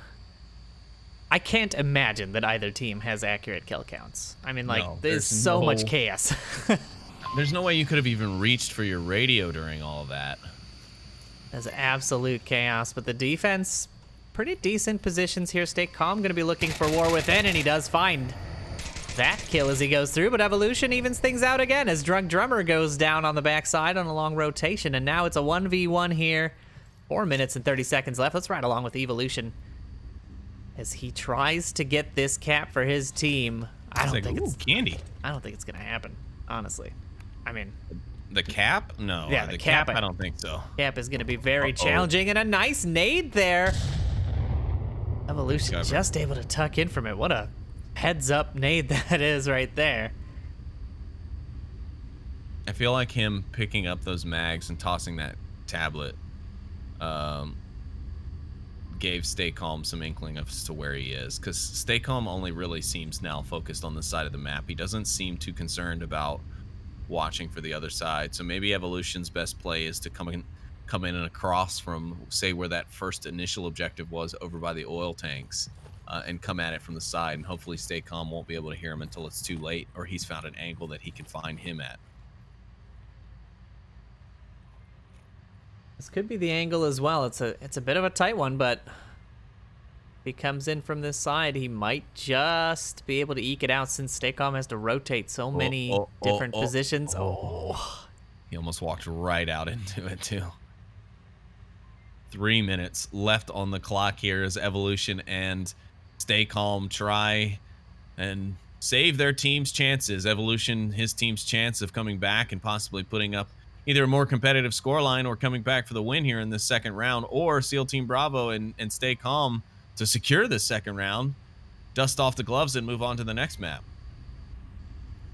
Yeah, I'll give them 2-round wins. And early on, that is a great position to be in. Look at these two. It's like they know each other's movements. And we're still just riding along, and Evolution just looked at him, didn't know, obviously. Caster view for us only. Oh, he's going to see it here. He's got to see it here. Yeah, and he does. Evolution keeps Fury alive here. And a 3-2 scoreline on Cargo, and gives him the flare just for, a bit of flair. Just a bit of flair, yeah. Yeah, great save there. I mean, just chaos in the beginning. You know, shots pouring in from all sides into the smoke. People getting revived. I mean, how many reses there? We've got 4 showing. I think there was only 1 before this round started. So 3 revives coming out across both teams. I mean, absolutely insane. I would have loved to have seen, once that chaos ensued and they got the reses, I would have loved to have seen further aggression, right? Pushing the chaos you caused in the defense a little bit more. I feel like they could have capitalized a lot earlier. I don't think the cap was possible. There was just too many people stacked on the objective. You really would have needed excellent smoke coverage and a bit of luck. But unfortunately, that not working out. Evolution with 8 kills in this round. Raz holding up his team with 6 as well. Star players for their squads, and Fury now going into a defensive round, going to be looking to tie things up and stay in this series. I don't know. Looks like we've got a couple more reports in from the rest of the rounds going on, as we've had I think a few people trickle in from those other streams. Looks like Riot was able to take down Space's Aces 5-0, which I believe you did actually cover before. Animal House, though, coming in against Legionnaires with 4-3. Looks like a close map. And then French Onward Union, from what I'm both seeing in the chat and in the Casters Discord channel, apparently wins with an amazing cap against Sinister Pride in a 4-3. So we're back at it here with Fury versus SEAL Team Bravo into round 6, but that's what the score lines look like so far in round 2. So a lot more close battles coming out as we get those closer and closer matchups each round. So from here on out, it's going to be some intense Onward actions. I'm going to see a lot of 4-3s here, I'm predicting. And a pre-fire coming out from the defensive side, trying to keep the SEAL Team Bravo boys tucked in, although I find it generally unnecessary against these slower teams. A War Within and Drunk Drummer trade early. 15 seconds in. Rez will come out on the defensive side, and Fury looking good already. Stay calm, trying to find that pick. BT4 will... Risky. There it is. Stay calm, pushing in, finds one. War Within. Bald-headed, though, with the cleanup. War Within's nade is an unfortunate team kill, though. He must have been holding it before he was down. Yeah. Bald-headed, not aware, and that is going to hurt Fury quite a bit as the res comes out on the SEAL Team Bravo side. Now it's evened up 3-3, but they've got a flanker there. TFH in the back looking for a juicy flank here, and he's going to find Ike and Diesel. TFH keeping his team alive, swinging things in the direction of Fury again as he rotates out, but Raz will spot him out. TFH not ready for that third member of the offense, and now it's just a 1v1 again. Fury kept alive by Evolution, and Raz for SEAL Team Bravo duking it out for this final round. I mean, this feels like they've all warmed up. Yeah, for sure. They're definitely showing their own. They're taking a lot of unnecessary risks, though, in my opinion. There's a lot of over-rotating, a lot of doubling up on positions that aren't necessarily needed. I mean, Baldheaded did what he could to get out of there once he got the res off, but, you know, he was kind of stuck between both pre-fire and then eventually his own teammate's grenade that he was holding. But I'm seeing a lot of like over rotating and excessive rotating on the side of Fury, which I feel like is causing them a bit more of their numbers losses earlier in the round, because I'm seeing their rounds come down to a lot more of these 1vx, or even in this case 1v1, because of a nice flank from TFH. But had that not come out, you know, it could be very different. This could be a 1v3 scenario that Evolution's having to do. And I say that, but Evolution has been doing great for his team. He's 8-4 on the game. Raz is 7-4 as well. So, you know, this is a pretty good 1v1 matchup here at the end of this round on this map so far. I mean, both players competing well, but it's just going to be about the time management and utilization. And Evolution, while he can't give up the cap, he really can't give up the point either. He's got to try and find this kill. And he's kind of hunting for it. He's keeping his eye back towards the objective. This is such a... I mean, it's risky. It's risky to be off objective for any real appreciable amount of time, especially if Raz had opted for the tunnel approach. He could basically just sneak on in there.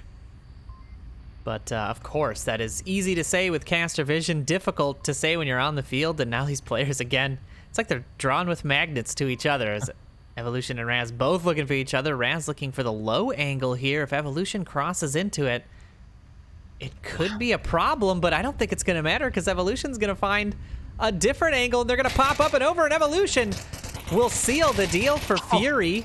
Tie things up a little bit.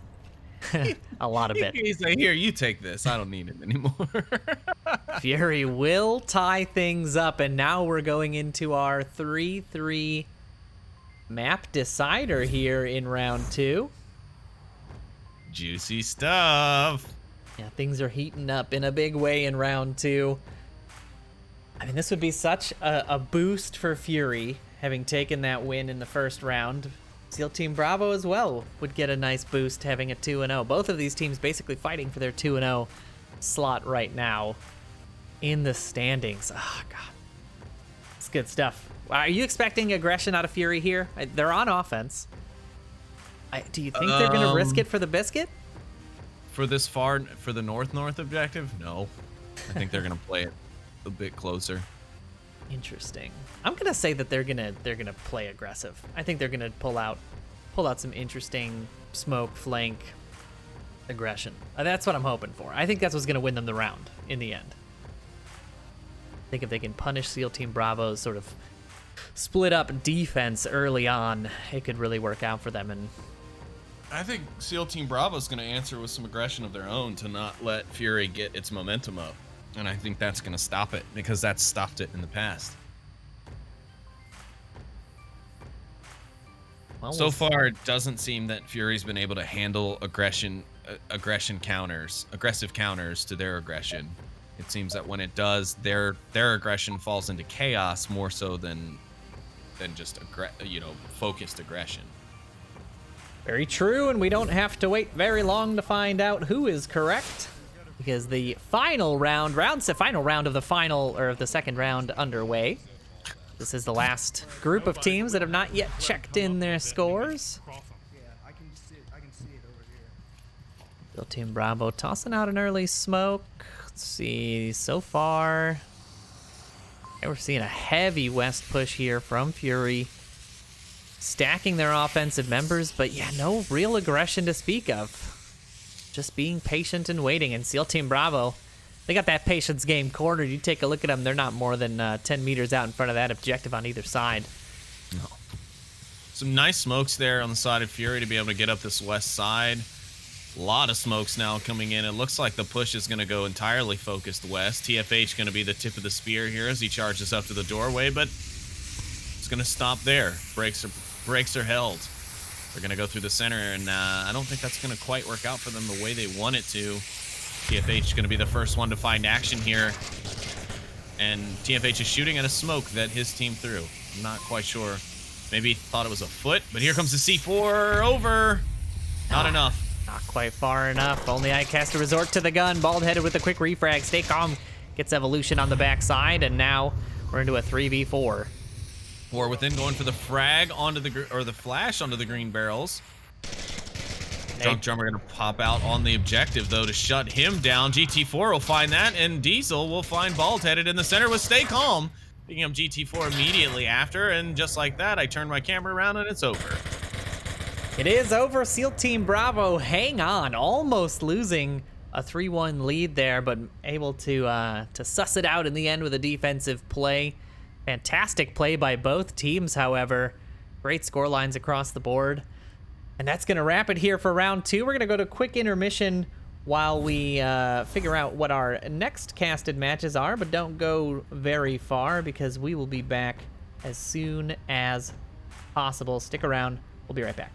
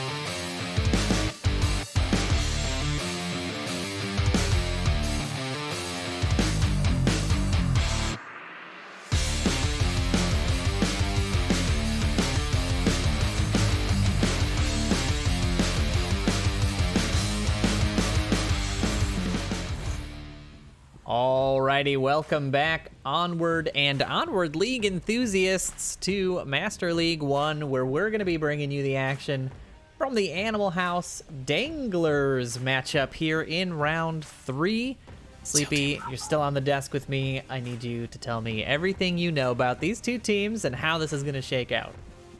Well, first I'm going to tell you that one of those teams is SEAL Team Bravo and not Danglers. So Animal House will be playing against SEAL Team Bravo and not Danglers. You're correct. But a couple of things about these teams is both of them are undefeated right now. Actually, there are 4 undefeated teams in the top 4 slots in our standings at the moment. That's Danglers, Animal House, Legionnaire. No, sorry, hold on. Let me just go ahead and pull that screen all back up for y'all. It's Danglers, Ember, Animal House, and SEAL Team Bravo. Danglers and Ember are tied for first place all the way across all the tiebreaker scenarios to the 4th tiebreaker scenario, which is points difference, which they are also tied.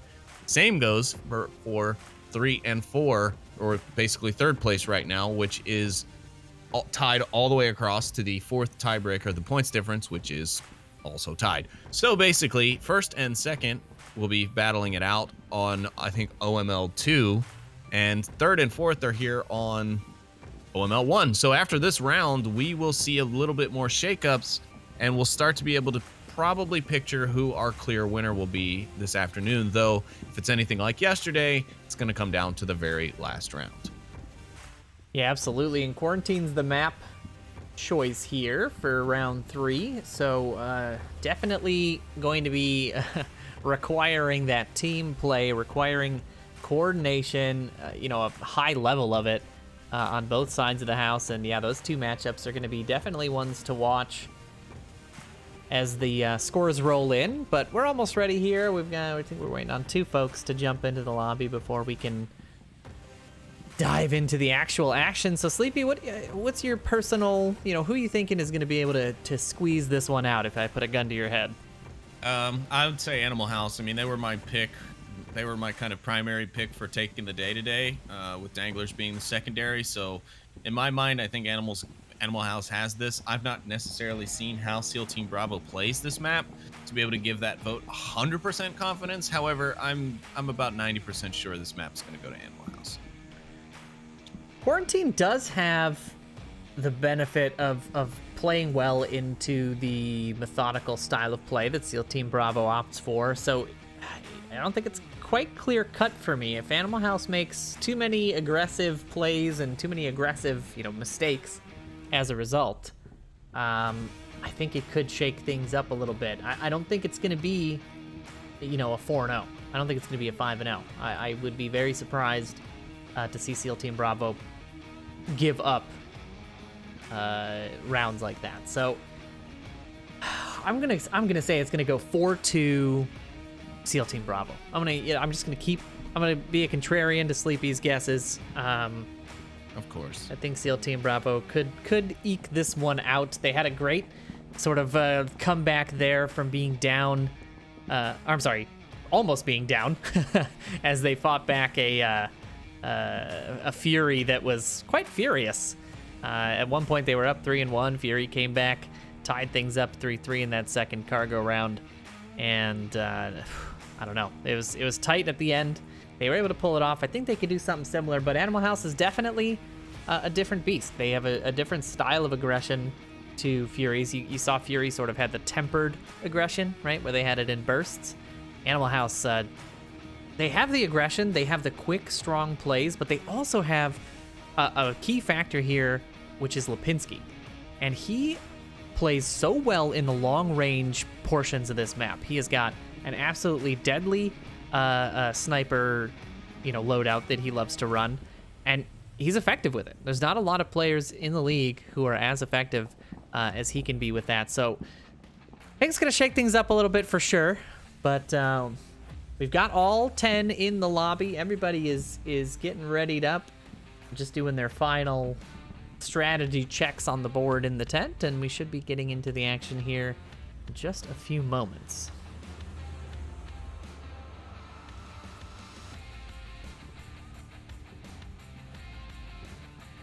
Been a good day so far. The scores in the rounds, like we said earlier, starting to get closer. Not a lot of 4-0, only 2 5-0 and 4-0 scores in that last round. Water taking Hand of Death and Riot taking Spaces Aces. But the rest had, you know, either 3 or 2 on the losing side as well. So definitely some good fights brewing here as we get into it. And as Sleepy said, we're going to start seeing a bit more of a solidified standings in these next 2 rounds going into the final round. And, you know, I always love my last minute, you know, Hail Mary style win at the end in the final round of the 7th round of the, you know, final map. I'm excited to see that, I hope. But anything can happen here.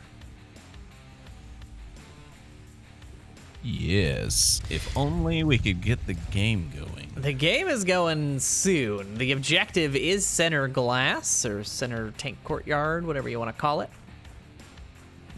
It's going to be SEAL Team Bravo on the offense. Animal House opting for that defensive pick. Again, it was mentioned yesterday, but the highest worldwide standings at the end of the season is the home team for the Challenger Cup. So if you placed high on the standings list, you will then have the choice of side. And so most teams will opt to pick the defensive side, try to get that bulk advantage on most of these maps. Animal House will have that for the entire day. They are the top of the standing seed, so they'll be starting on defense likely almost every single map. We'll see if it plays into their favor. So far it has, but now they're sort of getting their first real challenge. And they struggled against Legionnaires. It was a 4-3 score. And now you're playing, you know, SEAL Team Bravo has definitely been playing a whole heck of a lot better. But we don't have to wait much longer because round 1 is underway. Underway. I'm losing my mind in between rounds here, folks. The north spawn is what SEAL Team Bravo has. They'll be able to cross, and the defense should be able to spot out that cross. Already looking at that angle. Oh, but he's going to give up on it too soon, and 4 are going to go across on it.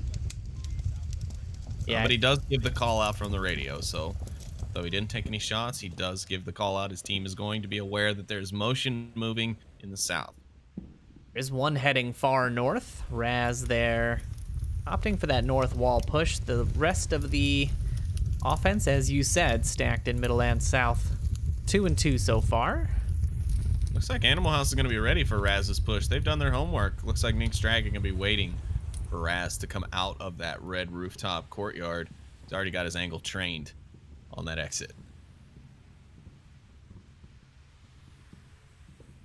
One saw me in north. He's also right on the north side, going up on their side, going up to roof. Yeah, the call-outs there coming out from Raz. He did spot Nick's Dragon as well, so they've identified each other. Now we'll see how it shakes out. Checking in here with the offense in the middle, but they are taking their sweet time. They got plenty of it still. 5 minutes on the clock. Just looking for any aggressive defenders, and I like the line by Animal House here. Taking a look at the map, they've got a sort of north to south line across the objective. Set up very well, and Lipinski finds the first pick on to stay calm. One near gas. This little angle underneath the tank treads here. A deadly long shot. No range scope though. He's playing with the holographic. I mean, depending on the clarity of your vision and or possibly even what headset you're using, you can get some pretty nasty long shots with just a 1x scope. And unfortunately, the 4x is still just not a viable option for most. It's still too small in my opinion to scale.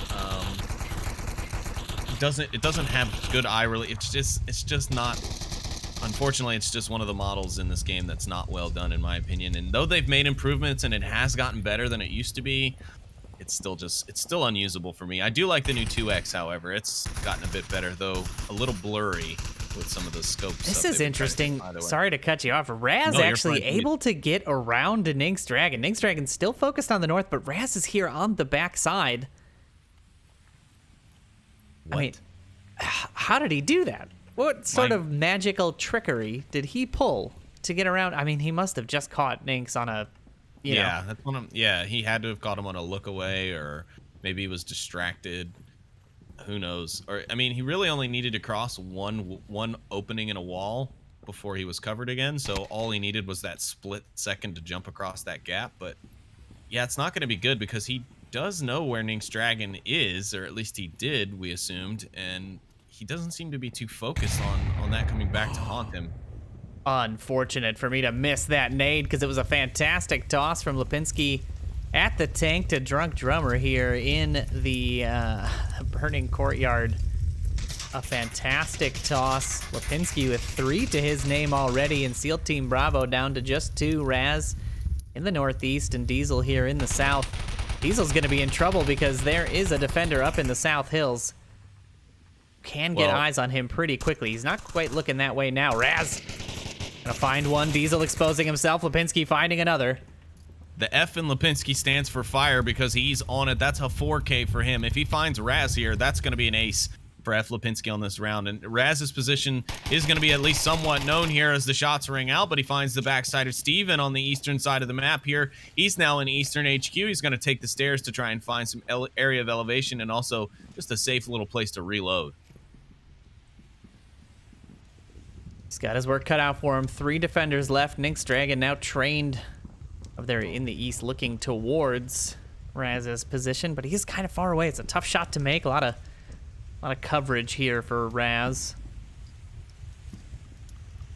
Gonna have a hard time crossing.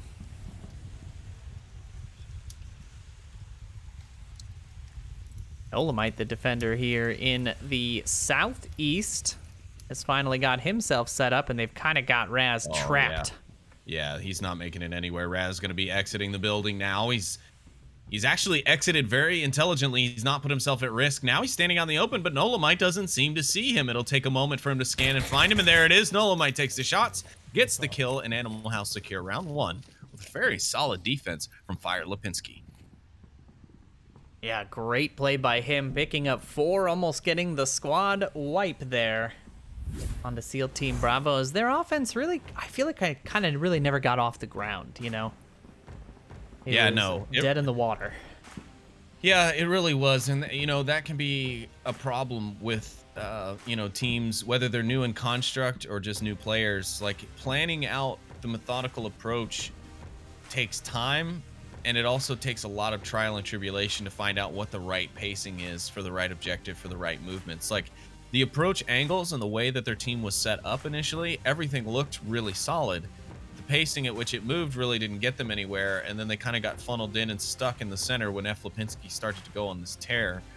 I mean, they're really, I don't know, Animal House had a really solid defense, and I mean, Raz pulled out that miracle in the north, making it by Nink's Dragon, and completely unaware. He found two, possibly 3 from the backside, and you know, made a good run for it, but ultimately, you know, without the team to be able to get there and support to help take down those other defenders, he had quite the task in front of him. So it was a good round from Animal House, a nice attempt from SEAL Team Bravo, but they'll have their chance to get that point back here on defense, as Animal House will have to attack this objective. And, you know, this objective, some would argue, is quite easy to attack.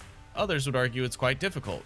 Just depends on who you are. But what I did notice is that SEAL Team Bravo didn't seem to care at all for control of the rooftop, which for this objective to me is almost imperative. Yeah, I definitely agree with that. It is the key to a lot of the objectives here in Quarantine, just because of its amazing visibility. I mean, you just get so much coverage from that one position.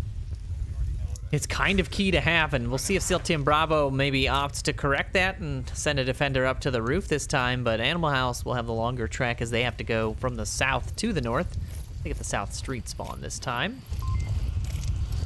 Defense pouring in here. Shots already ringing out. Steven sending a little bit of pre-fire down that way.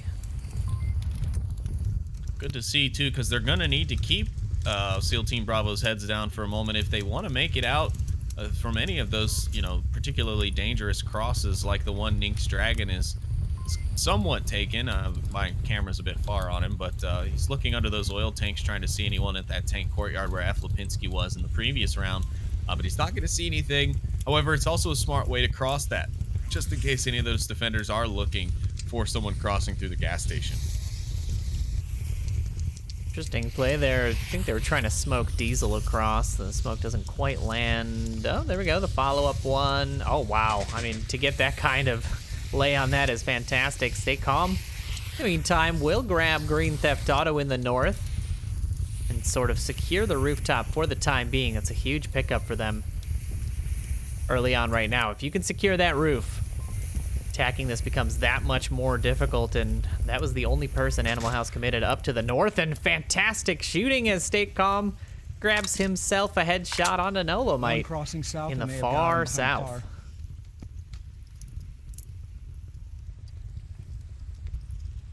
Great shots there, and the roof showing its worth. South Plane Wing taking a few shots out towards Stay Calm, but he tucks in. Doesn't have to worry about getting shot here. I believe that is Steven. A nice, oh my goodness, the distance on that toss. Yeah, wow. Lipinski does manage to then clean up Stay Calm. His ass with the fucking smoke. He made a great play there, forcing the defense to look, to shift around, grabbing the pick. Second Steven additional finds another. long-range smoke. House looking good here, evening things up a little bit by bit, to a 3-3.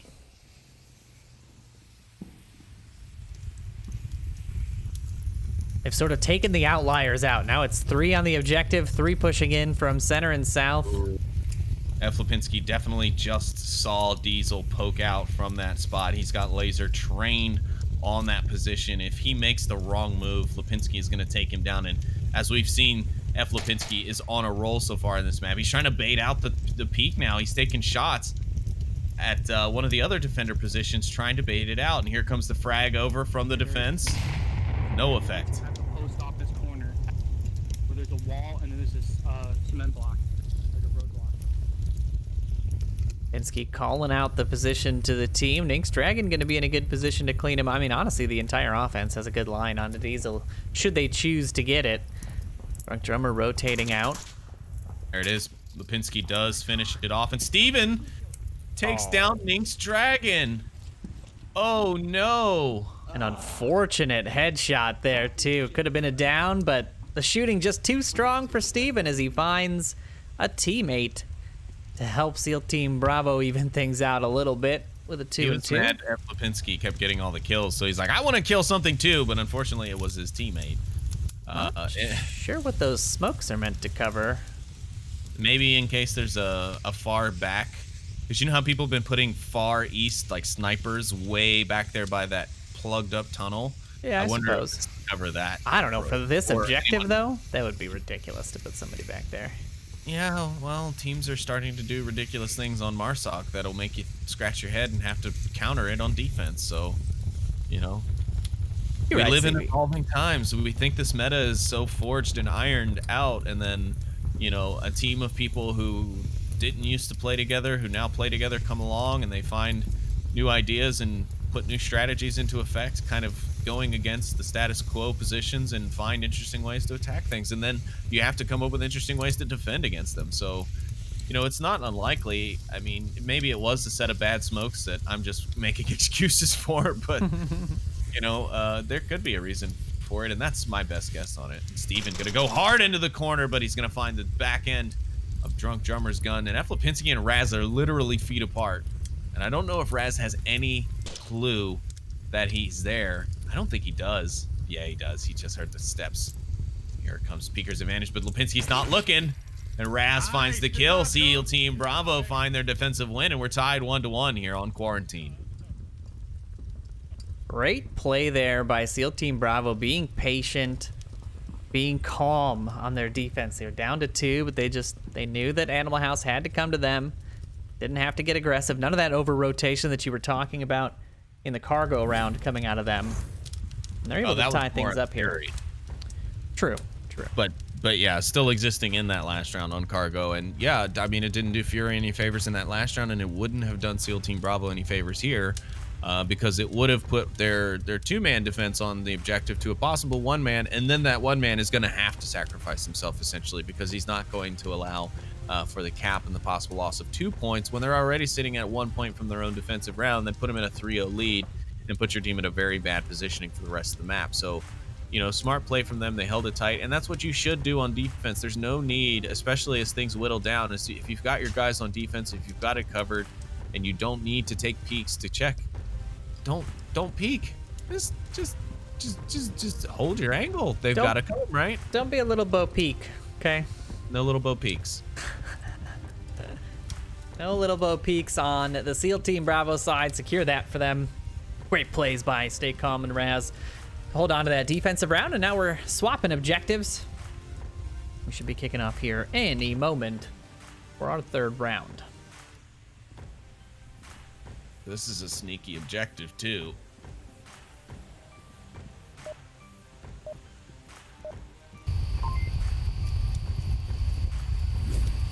Sneaky objective indeed. Lots of great plays we see for this objective all the time from many, many teams. It's a fun one to watch. There's just so many approaches. It's so difficult to defend because you basically have to be out in the open for a lot of the positions to be covered.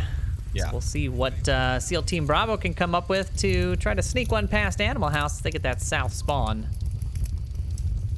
In round 3, early fire coming out already. Nynx, Dragon, and Lipinski watching that south cross. 3 do get across safely. Folks up in the south as well as Nolamite picks up 1. Wow. 2 of them went north, at least 2. Expecting Real early picks from the SEAL Team Bravo, who was taking the initial aggression. Nolamite's going to be up on the rooftop, so a good angle for him to be able to kind of watch and just maybe even pop up and peek just now and then. Not even really have to provide much fire. If he gives the intel, the rest of the team should be able to handle sussing out the offense, because again, they don't have to go chasing. They can wait for them to come to the objective. Yes, it's not the most exciting gameplay, but it's the gameplay that's going to get you the round points. Olmai rotating off the rooftop. Probably a safe bet if he's gonna try and stay alive for any appreciable amount of time, as the offense is aware there is somebody on that roof.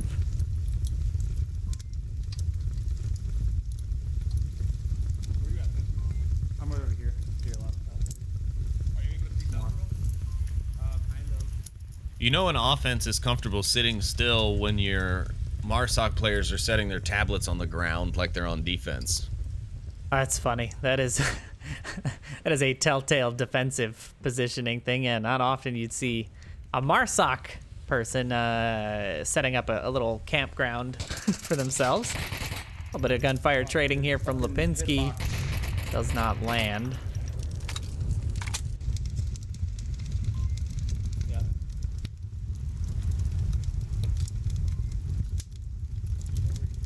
All quiet as 2 minutes burn down. Remaining members of SEAL Team Bravo all are clumped up here in the middle, and it's gonna be a tough approach for them because they should try to get somebody up into the north, right? Again, rooftop is just such a key piece here, but now they've waited so long that the north has rotated someone in, and a really nice pick by Diesel there onto Nynx in the burning courtyard. Lipinski gonna be looking for that refrag, no doubt. The nade comes out a little too short. Yeah, they are not looking to put anyone across the street there. For a moment, I thought they were sending, excuse me, Raz across. But he's hung back. He's still in the center with the rest of his team. They're going to drive the anchor. Do they know that this objective is north of them? Ooh, and F. Lipinski pops around to find Raz as he rotates up to join his team. That takes them down to a 3. It's a 3v4 with 3 minutes left on the clock, and Drunk Drummer's going to put a 203 round over towards the center, but it's not good. A little too short. A nice try, though. I like the attempt there, shooting it straight up, having it come down on top of the defender, but just a little too. It's so hard, the degree, you're off by 2 degrees. I'm sorry, but for the points cost of that equipment, you should have 2 rounds of it at least. That's true, but fantastic shoot. This hole is just owned by Diesel today. He has got 2 headshot picks there. Nolamite with a quick refrag onto Drunk Drummer. It's getting closer to the objective. We'll even things out in the favor of Animal House. No one is getting on that on cut. Yeah, let's try that again. Nolamite says no one's getting on his objective. Attaboy. Yes. We'll cut that out in post, so don't worry about it. Yeah. Our very active, very large production team will work on that. So. Yes. He's looking for another one. Is Green Theft gonna give him 3 in that same position? It was so close. He's now gonna be in danger from Nolamite. Are you hearing me? Yes. Okay. Sorry. Things are happening. I'm just wondering because I'm like, Nolamite's going on a flank, and then oh, Nolamite had to have seen Diesel cross that hole. Did not. He did not indeed, but he is gonna maybe see him rushing across towards the objective, and there it is. The shots ring out. He's got to tuck in behind the wall. He is safe. Now Nolamite has to tuck in. Green Theft Auto needs to assist. Steven also sending some rounds down. Stay calm. We'll pick Steven off of the roof as he gets a little too peaky. Nolamite gonna toss a nade. It's gonna bing off the wall and probably kill him. Thank God he stopped running. Diesel finds Green Theft. What was Nolamite just shooting at? Oh, he's using his pistol. Yeah. He is indeed. A lot of fire coming out there. Stay calm. Able to clean up that final kill, and SEAL Team Bravo take the lead in this 3rd round. Wow. I mean, Nolamite there's got to be kicking himself. That was his shot to miss. He must have run out of ammo. Oh, but he missed an entire magazine on Diesel as he was open in the street. So he's really got no one to blame there but himself. The flank was fine. He extended it out a little bit, and I think that was because he knew that there was someone in Tank Courtyard, though they were on their way out, of course. So he extended that flank a little farther than he needed to, which might have cost him some valuable time as well. And then I don't know. He gave perfectly good call-outs, though, when he saw Diesel and he missed the shots. He got in behind cover at those barriers. He called out to his team. He said, plane, nose of plane. So Green Theft was right there. I'm not quite sure why that kill didn't come out there from Green Theft and Diesel was able to pick it up instead. But then, yeah, once Nolamite had missed, that entire magazine on the cross, he was out of ammo. He swapped the pistol, and, from there, he was just by himself and out in the open holding a pistol. There's really nothing much he could do. So SEAL Team Bravo earning that point by just being patient. Yeah, and that's, we touched on it right before the match started, but that was my prediction, right? That the calm and collectedness can sometimes win over aggression if the aggression is untempered, I suppose would be the word I would use. As long as you're diligent about your positioning and you understand where the enemy is, I think Quarantine definitely plays well into these slower playing teams. Right. Well, we are now into our 4th round here on map 3 of the Challenger Cup Group B. If you're just tuning in, you're basically at the exact halfway point of our series. Got tons of Onward still coming at you, but right now we're focusing on the Animal House offensive push as they fight for that same rooftop courtyard objective. Nick's Dragon and Lipinski here sending a little bit of fire down, and the headshot will come out. Drunk Drummer going down early for SEAL Team Bravo at 5v4. That's such a tight angle, even his laser can't get through it on my spectate. Yeah, that's me. Green car, one green car. Doesn't look like they know that they got him, though. That's the problem with pre-fire. You can't always tell what shots land and what shots don't. With that reticle jumping around, the smoke's already coming out. Stay calm, trying to find the pick here in the long range towards post office. But they're still worried about that green car. They're still sending rounds down to try to slow it up a little bit. Meanwhile, taking a look at the map, they've got some long rotations here coming out from the southeast. One's already up in the north. Trying to get behind rooftop could be huge in the end, but it's going to take a while for it to set up. Hopefully they don't lose the offense here as Green Theft pushes across the street in a smoke. Oh, he just exposed himself. I think Stay Calm can see it now. Oh, nope. He manages to get himself into cover. Just barely manages it, as well as he moves through these smokes, and he's getting himself into a nice little position here. Only Ike will be the only one able to stop him as he makes this approach.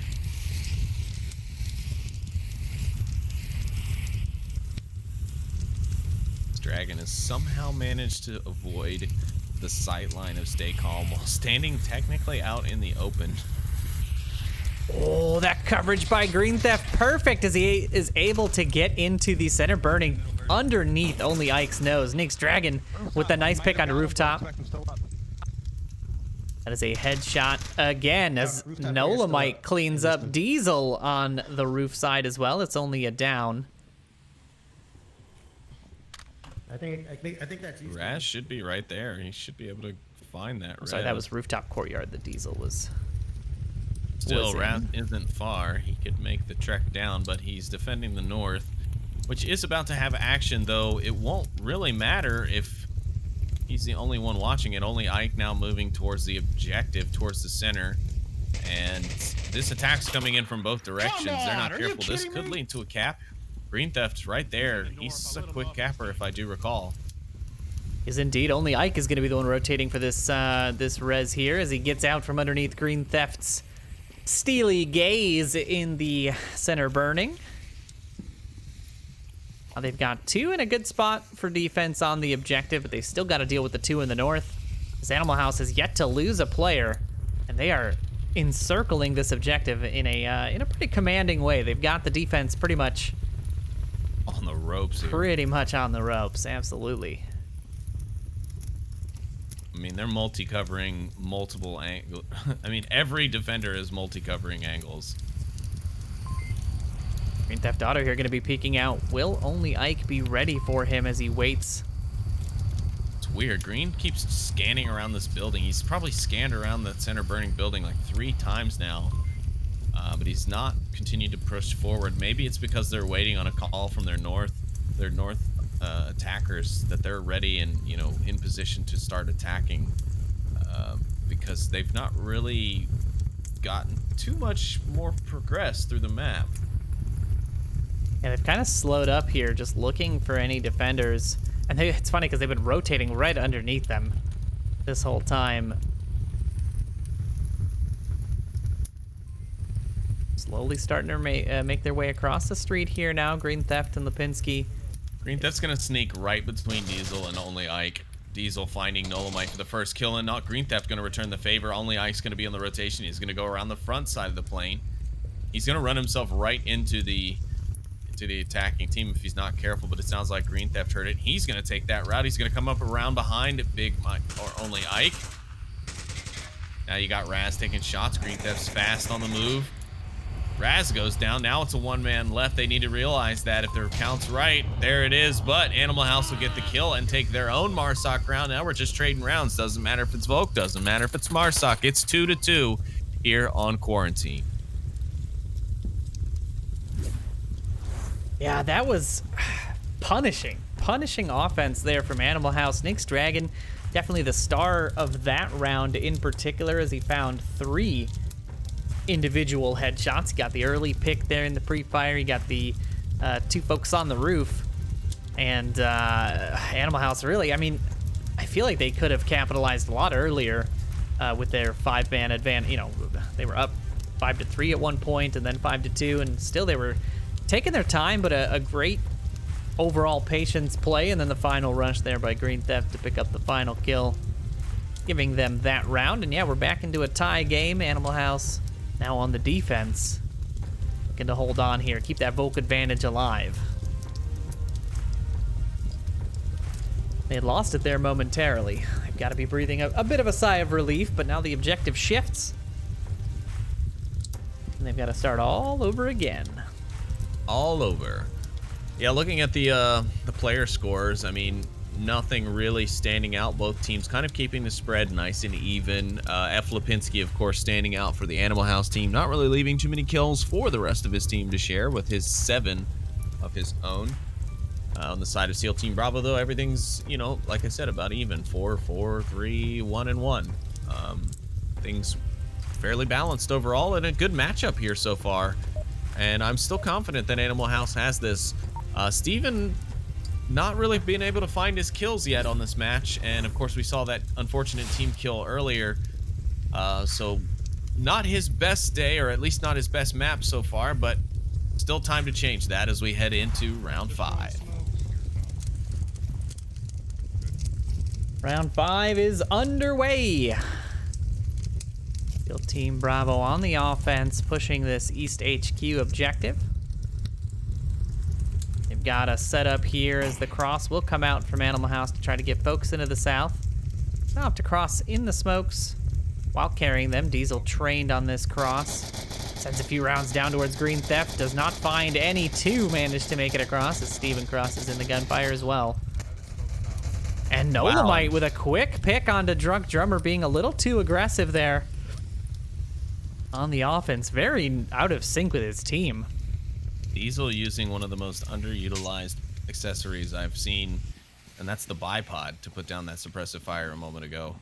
I don't think I've seen one of those used in League play much, if at all. Pinsky now using this SV98 sniper, the bolt action, as he tries to find the headshot onto Diesel, and Diesel has to duck his head just to avoid the whizzing bullet Pinsky sends his way. Still looking for it, not able to get the bead on it. Meanwhile, the offense has rotated far north. 3 in the north, just 1 Diesel there, still in the south. Tucked in, and he's able to get across down towards gas station and out of the dangerous line of fire. That Lipinski had on him. See what he's able to do here in the south. He's kind of in a unfortunate position, right? This defender here, Green Theft on the hill, gonna be able to shut down any approach.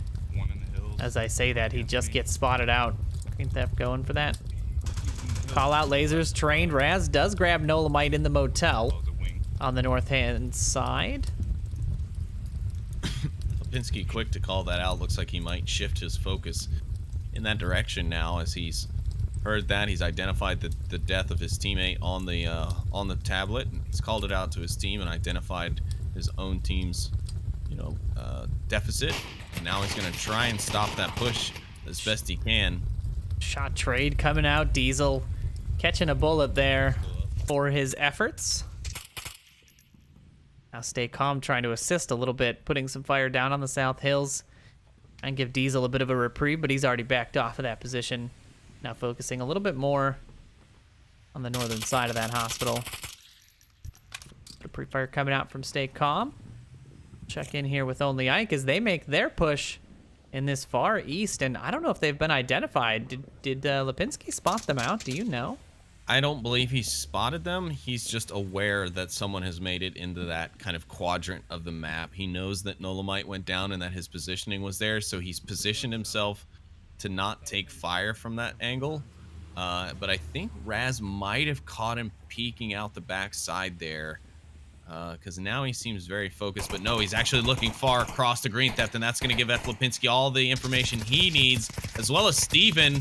Steven actually going to find the kill onto Raz instead of F. Lipinski, but Lipinski will be there in case Ike decides to poke his head out. But surprisingly enough, actually I don't think he has it anymore, but Steven does not have the angle any longer to see Ike, and Ike might actually be able to angle through the windows to see Steven. I think Lipinski's gonna be the biggest hurdle here, because he is sort of checking both sides of that pillar, and now he peeks out. He does spot Only Ike. Only Ike spots him as well. Yeah, I was gonna say that's not good. Oh, but fantastic shot. Under fire, Lipinski lands the shot onto Only Ike. It's gonna leave 2 remaining standing members of the offense. And the nearest one is near the roof. They're going to burn pretty much all their remaining time left if they go for that res, so they're best off just leaving him to be a radio beacon, unfortunately. But Steven missing an opportunity here to just take a little peek-see across towards the oil tanks. Maybe I'm wrong. Maybe he doesn't have that sight line that I think that he does, but he's got Stay Calm just walking through an open area, and he's got the high elevation angle. He should be able to see it. I think Lipinski just spotted Stay Calm on the motion to the trucks, though. Maybe not. It could just be a scan. Stay Calm's in a good position here. If he can get by Lipinski, Oh, and as I say that, the laser trains and Stay Calm is down for the count. Pinsky deadly with that 12x. Yeah. Jeez, he's proving to be a great all-around player. I mean, in the first few rounds, he was doing all that damage just with, you know, ARs and LMGs. Now he's doing it with a 12x and a bolt action. This guy is a true all-around player and an excellent pickup and roster member to have for Animal House. And there it is. Lipinski's going to end it.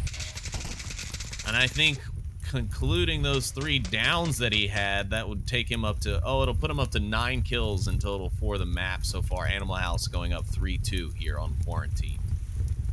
Yeah, Lipinski having a fantastic series so far. As Sleepy said, just an all-around fantastic play from him on Quarantine, and the offense really sort of playing into that quite a bit. But Animal House able to keep that Volk train rolling, or I guess get it back on track, because they were down for a moment in the series.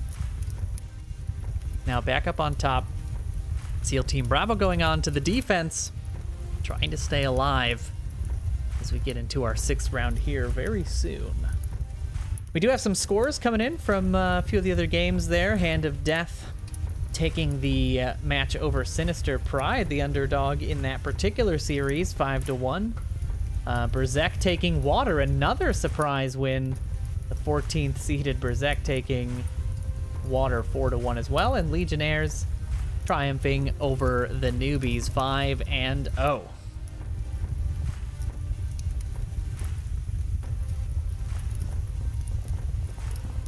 So it looks like our 2 heated battles for 1st and 2nd and 2nd, 3rd, and 4th are all pretty much the ones taking the longest at the moment. You still got that Dead Logic Riot game, of course, and that Fury French Onward Union, but you know who else we have? Noman, we have these wonderful people who are here with us, and we want to thank you all for joining us today. Thank you all for the new follows. We've seen a few of those coming in today, so thank you for any of you who are new to the channel. We appreciate you. And of course, thanks to all of you who have been subscribing. I see Brass to Mouth, Enigma, Hoochie, a few of folks, Rob, who came in real early on today with the follow or the sub. So big thanks to you guys. We appreciate that. But sounds like we are getting into our action here, Noman, as we round into round 6. Yeah, we're rounding the bend here in round 6, and now the pre-fire coming out heavy from the Animal House side. That's the kind of aggression you want to see when it's crossing to the south is on the line, and looks like the defense not going to be able to make that cross. What sucks is they invested the equipment early, and then they just said, no, we're not going to do it. I mean, just because he's firing doesn't mean he's going to hit you. I mean, Diesel had 2 slip by him through smoke under constant bipod fire. I mean, you couldn't have gotten more level, more steady shooting across that angle, and yet 2 members of Animal House made it across in the last round. So, you know, it might be worth the risk, because at least you hadn't wasted the utility, but it does look like they managed to squeak at least 1 over. Stay Calm gets into an interesting little, you know, hole here.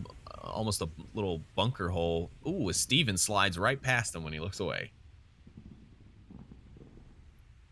I think he must have been spotted. Now it's going to be up to Stay Calm here to win this trade. This is going to be a spot Steven is not prepared for. It is not a very common positioning. I mean, you don't just think of someone just sitting kind of in a divot in the landscape versus the terrain. Because, I mean, he's well out in the open. If he's approached from the backside or anything, he's not going to be safe from any sort of fire. But from this angle, he is quite safe and quite abstract. And Steven called out that someone is near this location, but he's being very quiet as he doesn't want to give any more information to Stay Calm than what he may already have. There's extra focus here on Steven's rock now, as well as I see lasers coming in from, I think that's Drunk Drummer across at the objective building. Shots ringing out from Lipinski. Just checking the motel windows, checking the upstairs, doing a lot of extra work, and there it is. Stay Calm wins the trade. Steven down in the south. He shot him like a clay pigeon when he popped up in the air. He shot him again. You want to confirm him as quick as you can. You know, you never know where that body's going to go. Yeah, but he was just like, pull!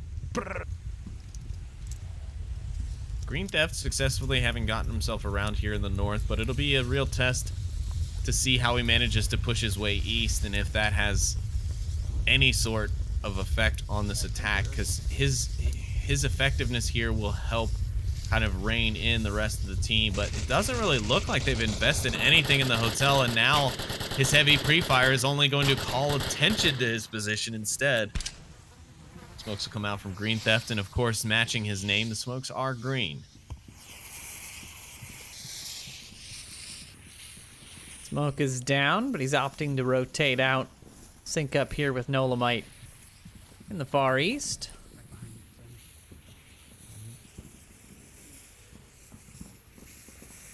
I wonder if Nolamite is going to be aware of Diesel's position. I think Diesel may have just spotted...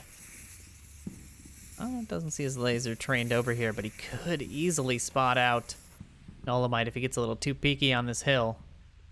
Green Theft opting for a low and slow approach across this dangerous... Honestly, I think this pathing through the tow trucks is probably the safest way to approach this objective. He's going to have to deal with Raz at some point, who is sort of trained in that direction. His gun is pointed directly at a wall, so he's probably just watching for this corner. Anybody pushing around this corner in the north. I don't think he'll be ready for Green Theft, but it'll be a while before he crosses his sight line. Oh, maybe not. Prove me wrong, Green Theft. 2 minutes left in the round. Animal House fairly well poised to attack here. Shots will start to ring out from Green Theft. That's going to cause attention from Raz, and almost immediately Raz able to pick up frag onto Green Theft. Nolamite might also be victim here as, yep, Diesel spots out Nolamite, takes the kill. Leaves Animal House down to just the 2 members here, fighting it out right on top of the East Glass building. They have got their work cut out ahead of them. SEAL Team Bravo not losing a single member of their defense yet. Yeah, very strong defense here, and a bit of a disjointed push by Animal House. Lipinski rounds the corner, grabs the pick onto Ravs. That's the first member of STB down, but now stay calm, trained in. Looking for anybody pushing this corner. These are the final 2 members, and Diesel and Only Ike will synchronize their final 2 kills and even things out yet again here in map 3, making it a 3-3. Animal House now on the defense. Wow. I mean, you couldn't have asked for a more solid defense there from STB. They really locked down that objective. There wasn't much Animal House could do. Certain pathings from Animal House could have been tweaked, I guess, but I'm no expert at this objective. I've never really been super effective. I mean, I'm able to handle my part of the duty, right? Like I've never been one to effectively plan an attack. But then again, I've always been on a lot of teams where plans didn't really exist. So anything, but Noman, I have some interesting news for you, sir. Tell me the news, Sleepy. Your boys over at Ember have upset the Danglers in their match and winning 4-2. Fantastic play. Great job to Ember. I mean, they're a tough team, man. I said it at the beginning. They're not gonna lay down. They've been playing really strong at the end of the season, and they need a strong look here because it's gonna be an interesting final 2 rounds for them as well. They're gonna have to deal with well, the winner of this series almost definitely. Yeah. As well as potentially even maybe SEAL Team Bravo or Legionnaires, who are also holding top spots right now in the standings. And they still got a fight ahead of them, but taking Danglers this early has got to feel good. Got to give the folks a morale boost. So congrats to them. Congrats to all the teams that have taken away victories so far. Fury going 4-0 over the top of French Onward Union as well. But we've got to focus here because our game is going into round 7 to decide who continues on undefeated. Is it just our games? Oh, we're picking the good games, Noman, see? Like, only our games seem to be going to 4-3s. That's right. That's right. We've got all the juicy action here on Master League 1. Don't forget, from here on out, though, we're obligated to follow the top placements. Of course. Of course we've got to follow them. Lipinski early pre-fire out from their spawn towards the north objective, and he's right. They did get that north spawn, so they quickly able to take control of the roof, and Drunk Drummer will be the first one to take up position here, trying to maybe spot out some of those defensive positions. Yep, one rooftop on each side. Diesel here already inside of the tank courtyard. He's got to be careful. Defensive lasers are scanning the area. They've got one in the gas station, although he has rotated out now. Pushing far west. There's a lot of off-objective defense here. I mean, look at how spread this is. They've got the south covered, but there's... Diesel's just walking right up through the holes. He's got no problems. If he doesn't make too much noise... If he gets the pick onto Lipinski... It's over. It's a cap. I mean, that is guaranteed. There is no one even close. I mean, the closest is Nick's Dragon. Green Theft does manage to grab a pick on to stay calm. Yeah, well, the problem is that if he goes for the cap after the pick onto Lipinski, he's not really able to get the cap without exposing... Well, actually, he can. But Nink will be able to position and stop the cap. If he's not able to get it lightning fast, it's not happening. It's all going to depend on timing here. When Lipinski peeks this wall and if Diesel can spot him early. I don't know if Lipinski has the angle over the top of that hill. It's a tough, I don't think he does. tough to shoot down over. You can see, but pointing your gun in that direction is going to be tricky. A lot of rotations coming back now. They're going to need Green Theft up on that south hill because that's what's really going to be stopping the cap attempt if Diesel does try to make it happen. But now the tube comes out. The M203. Wow, an effective placement there too. It looks like maybe a grenade going to come out to check it, but no effect on target. He will be able to push across if he wanted. Nolamite is looking from the gas station, but he just doesn't have the angle because of some park benches and some other constructs. Steven's going for the res on Lipinski, but Diesel's now making his way across the road. Diesel could come up and find two here. The res does come out. Green Theft sending a little bit of suppressing fire down. Meanwhile, Raz cleans up gas station. The fire. Oh, Nink just found Diesel, and Diesel goes down just inches from sneaking up on Lipinski and Steven. Doesn't matter though, Steven's gonna take rounds from Burning Center, and that's gonna be coming from only Ike. He's got him pinned into that ambulance. The rotation comes out. He does manage to get out safely as Green Theft provides a little bit of cover fire, tucking in the offense. Now we're in a 3-4. Best sending a little bit of fire down as well. They're going to need to try and clear the south. Green Theft is going to be their biggest problem right now as he's got a good overwatch on a few different angles, but he's splitting his time. Rest of the offense has to get into position here. Drunk Drummer a little bit off. Will they be ready for Ninx? If they can still cap from around the corner by only holding their hand around the corner, then Green Theft's in a bad position because there it is. The objective is open, and if they are not careful, Green Theft is not going to have a chance. They got to play it smart. Nink's Dragon's still there. He's trying to rotate the coverage, coming around the spot, looking for him from only Ike. Will he be able to find the angle in time? There it is. The shots come out, but no. Animal House able to save the round and take the map 4-3.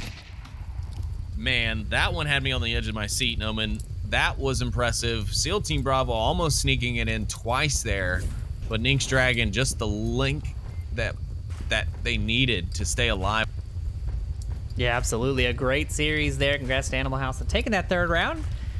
And we are going to take a brief intermission while we figure out the next series to bring you. So stick around. Don't go anywhere. Tons of this awesome action coming at you real soon. We'll be back.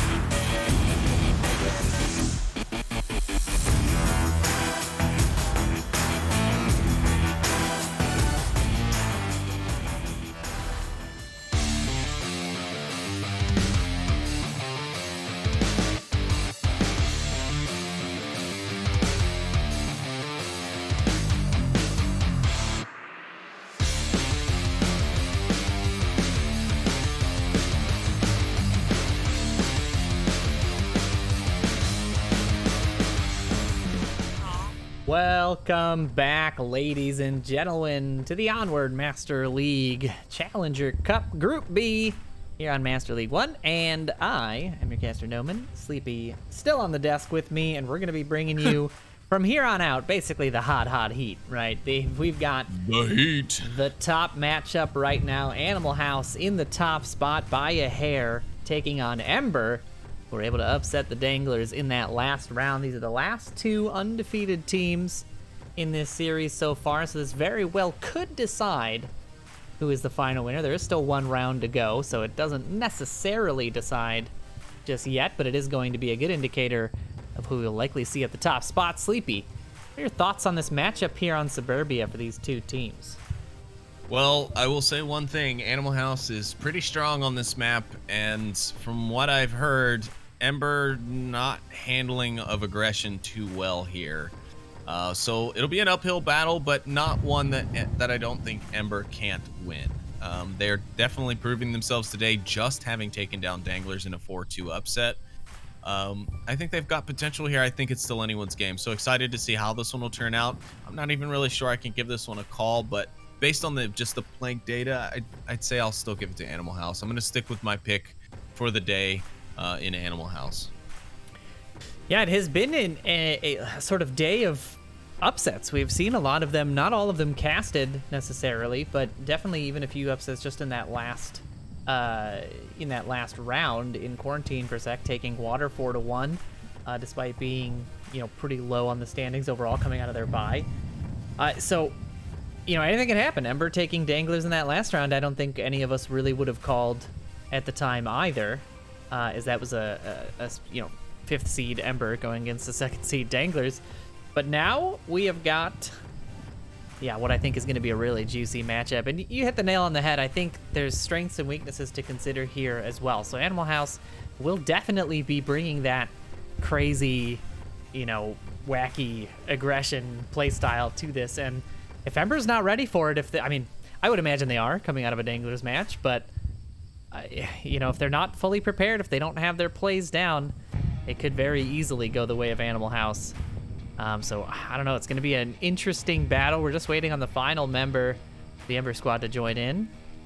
Member of Ember. It's fun to say. It is a fun. I just can't believe that they would make up tongue twisters for the casters like that. I see what they're doing.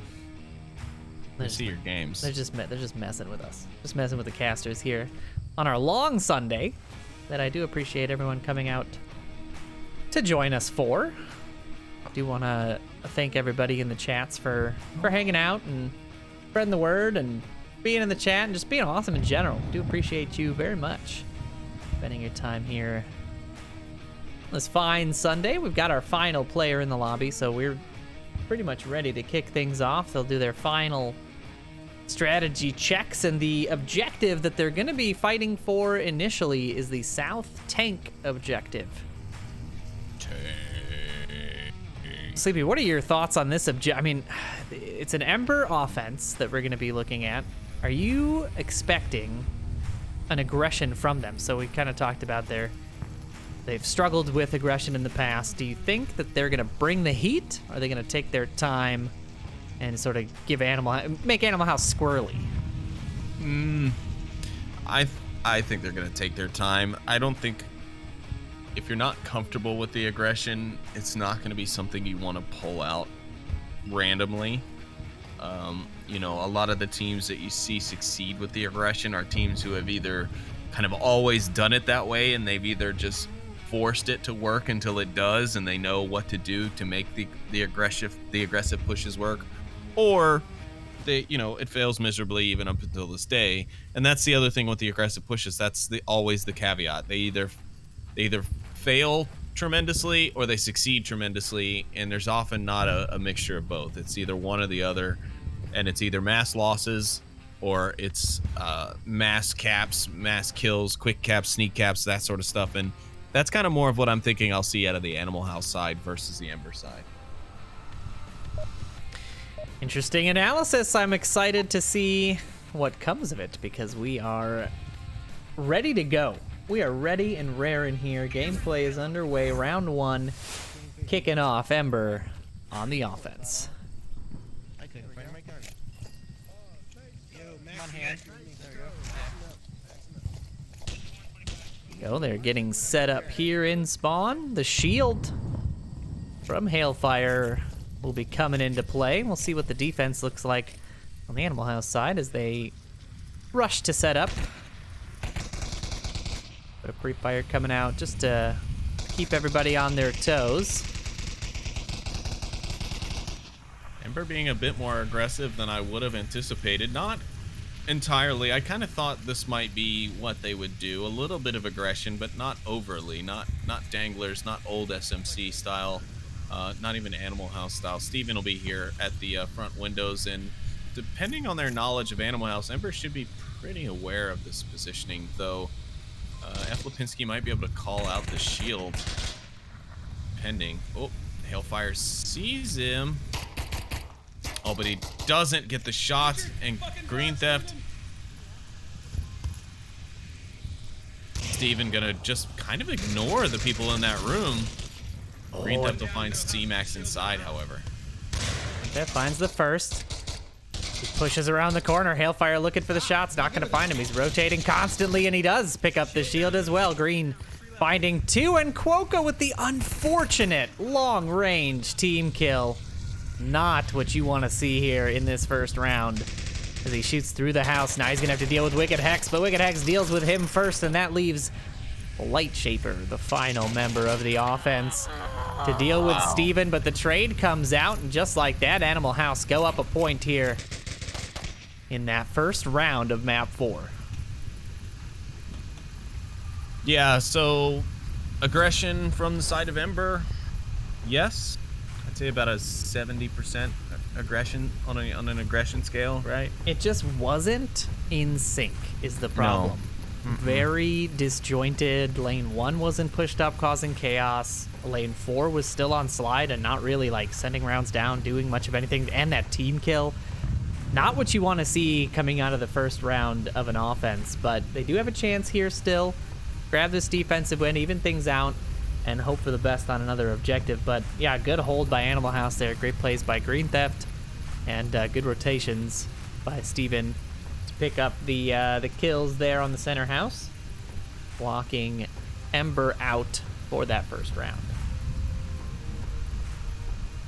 Yeah, some unfortunate stuff there, and while the shield definitely worked for pressing up lanes 2, 3 center towards the mid house, I don't think Hailfire is just quite where he needs to be as far as just the quick kills with the shield. Maybe he's having an off day, and I'm criticizing him for a day where he's just not handling his business, but I don't know. The shield play just seems too weak to be wanting to lean on it in a situation like that, or maybe just having C-Max up a little further on top of Hailfire's back, covering him a little bit closer, and again being more in sync, as you said, would have solved that issue. But it looked like a lot of fumbling, a lot of struggle with the shield, not only to find the shots, but especially once Green Theft got in there and started wiggling around. It seemed like it kind of frustrated Hailfire that his target was moving so much. Animal House very excited after that first round win. Looking to secure a second one here on offense as they push this objective. We'll see if Ember can effectively hold them back in similar fashion. Smoke's coming out. Early aggression is there. They've got 2 in the house on defense, 2 pushing the back of the house as Steven's already into the back door, and the C4 will find him a little bit wanting as Wicked Hex goes for the res, and Milkman able to clean up both. Great rotation there. Yeah, and a great play from Milkman there to find 2, and I thought he was going to get the short end of the stick, being that the res was coming out, having 2 there, but no, he ends up coming out on top and finding an early 2 picks for Ember, which they're going to desperately need here. Things have definitely slowed down a bit, though, for Animal House. They're not pushing with that aggression anymore. They've lost 2. They're definitely not thinking, let's just run in the last 3 and lose them too. Yeah, again, when you have these sort of disconnected plays and they push that center house so quickly, Green Theft wasn't in position to assist. None of the guys in lanes 3 or 4 were able to help out there, and that's kind of what you get, right? You can't keep the defense occupied. you're going to give them the ability to pick you off one by one, that's what's going to happen. So they've got to be careful here with their final 3. Ember has not yet lost a man. Nade coming out there just short of Lipinski's position, but a good toss attempt.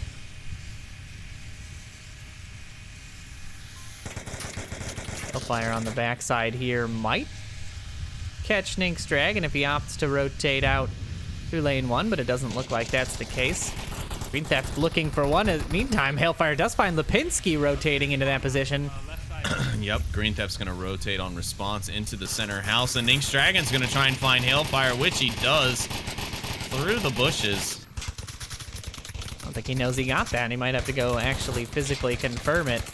The smoke's starting to come out here from Green. He blinds a little bit of the approach. Coming in with the nade. The nade goes up and over. He's getting shot from the windows, though, and a great nade does get Milkman. The down is in. Green Theft is in up top. Quokka, very solid defense, able to stop him making any more damage happen, and now it's just all up to Ninx versus 2 members of the Ember squad. Yeah, Nink's actually just getting a pick onto Light Shaper in the bottom side of the Volk spawn house back there in the back side of the map. But he's got his work cut out for him, as the 2 remaining Ember defenders have good sight lines on both the front and the back side of the objective. They don't really need to come down from their positions whatsoever in order to defend this. But Nink's Dragon has a lot of time here left that he can use in order to position himself and find those picks.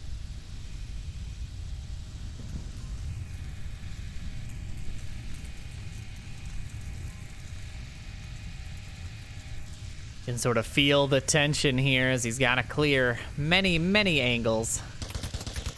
And right there is one of them. He takes a little bit of fire from the upstairs C-Max position, and now he's expecting the call out, so he's kind of doing the right thing. He's checking for the person upstairs, as the person in the back will have called him out almost no doubt. The rotation coming out on the outside. Is he going to try to get a better angle onto C-Max? It looks like that's what he's opting for here. It'd be a crucial pick for him to be able to get into the upstairs effectively. 2 minutes left on the clock, just north. The callouts there coming out from Ember, letting C-Max know exactly where he is. Ninx is making lots of noise. Easy to call and spot.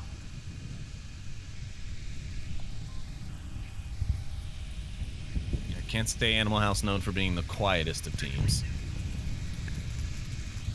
Definitely not an accolade they can earn, and the shots ring out as Quokka able to find the frag on Ninx with the aggressive push up the stairs, and Ember do secure their round on defense as well. So we're in a tied series, 1-1.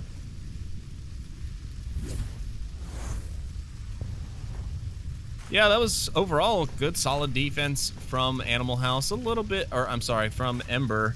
Got a little aggressive there as Hailfire went up lane 1 to go searching for kills on the backside. Maybe if he'd have hung back, he'd have been just fine. You know, they kept up more defensive players. Maybe had 3 up there at the end just to make things a little bit better. But he did find a pick onto F. Lipinski on the backside. So, you know, there was a bit of contribution there in that push. So not completely, you know, scrapped. Otherwise, a very solid defense. They, like I said at the end there, they had 1 on each side of the tank there. They could watch for the cap on both sides from elevated positions. Both would have to be, you know, both are pretty difficult to take out as long as they don't make themselves easy targets. So, you know, they had what they needed to finish that round, and that's exactly what they did. Good communication won out in the end. Absolutely. Now we'll see what the series looks like as they get into their second objective of the day, which is going to be the red car in the north. So we'll see. I don't know, this one I think is going to be an interesting one to defend on both sides. It's a really tough objective to cap, but I know both of these teams have pretty good plays for trying to attack this. So I think it's going to be challenging on both sides for both teams in each of these 2 following rounds. We won't have to wait too long to find out, because the third one is underway now. Ember on the offense. I'm expecting somebody to camp in lane 4.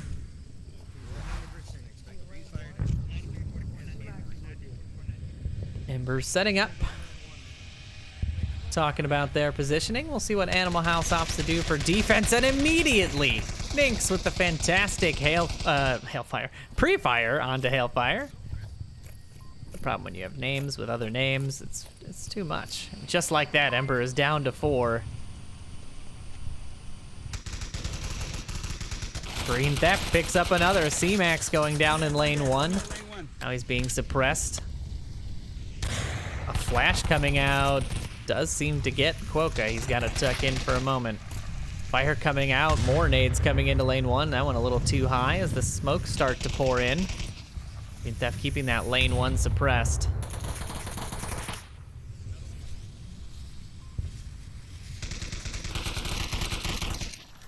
Just a lot of pre-fire through smokes here that we're seeing from these teams. Green Theft also sending a few rounds downrange. Quokka now looking for the refrag, not able to find it just yet, as they're just sending bullets through fences and bushes.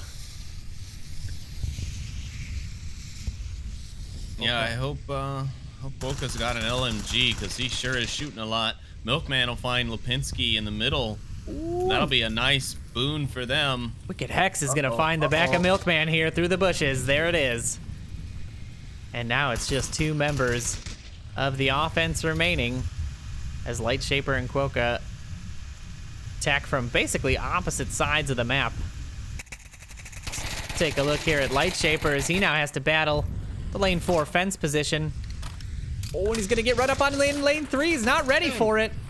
And just like that, he goes down as well. Now, Quokka finally winning the battle with Green Theft Auto, probably a little too late, as there are 3 members of Animal House remaining.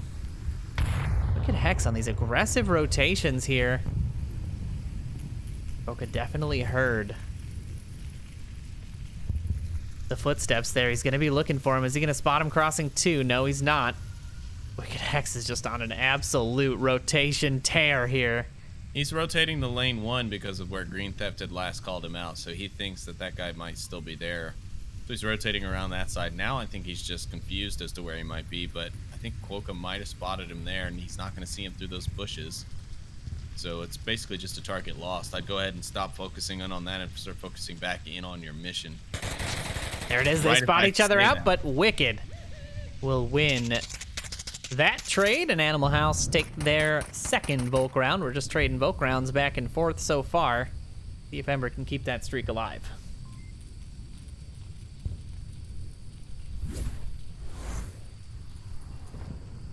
Yeah, not too much to say in that round. I mean, Ember got Scoobied right out of the gate. Then they just kept getting picked. Wicked Hex's flanks were just on point. He just kept finding people. There was a little bit of saving grace there when F. Lipinski was taken down out of the center part of the defense by a member of Ember, but unfortunately from there, everything else was just not on their best. Yeah, it was. It never really came. Yeah, it didn't really start. I feel like that offense never really took off for them. It was just a lot of getting pinned down by pre-fire, and I think that's a accolade that goes to Animal House for having such an aggressive defense and just being able to keep the offense pinned like that without even being able to spot most of the players. But yeah, great rotations there. But so far, it's been a Volk-centric series, and we'll see if Ember can keep that train rolling. As long as they can keep doing that, they just need the 1 Marsoc win to take it over the top, and they've still got a couple of rounds to do that in. But, of course, conversely, Animal House currently has the lead, and if they can find a cap here, could spell disaster for the Ember squad. Yeah, you don't often see too many caps on this objective, however. It is challenging. I didn't say it was going to be an easy cap.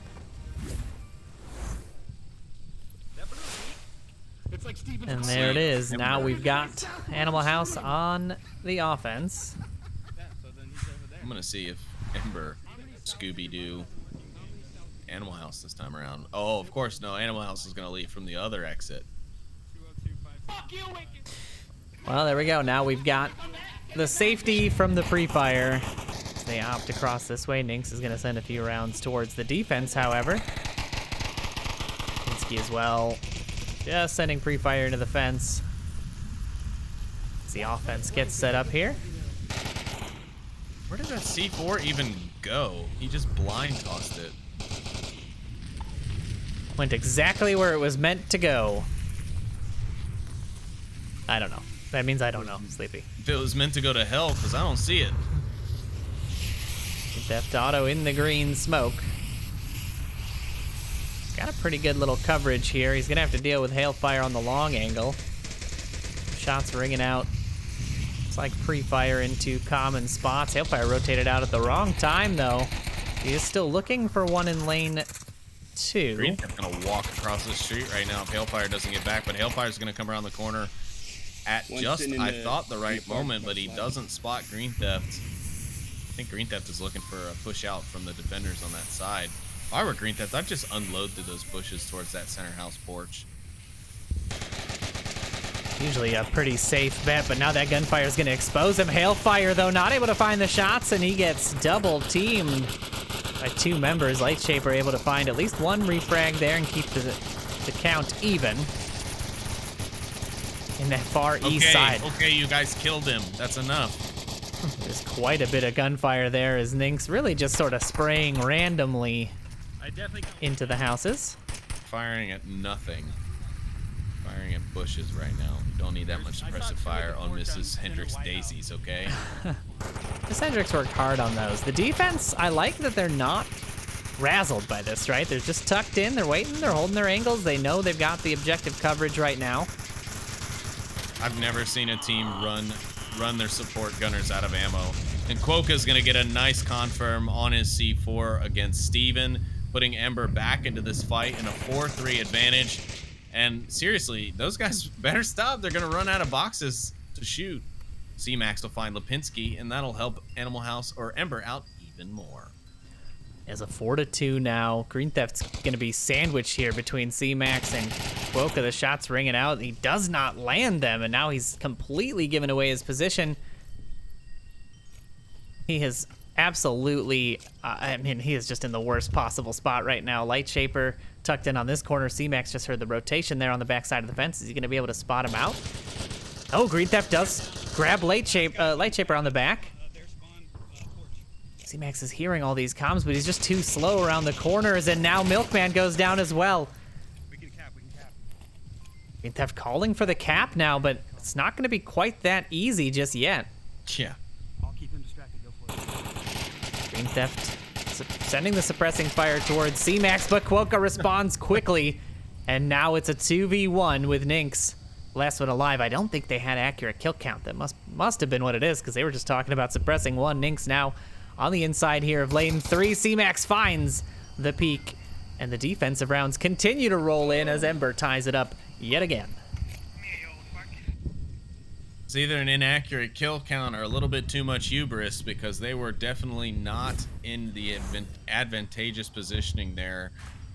Ember doing a great job of handling the pressure from the suppressive fire and then tucking in, not rotating unless they needed to. The only down tick there is that C-Max was a bit slow to rotate on that backside, which allowed Green Theft to do way too much damage. But if I were C-Max, I almost kind of would have just been like, you know, let him walk up to the objective. Let's let them think they're going to be able to cap it, since they think that we're all not paying attention, you know?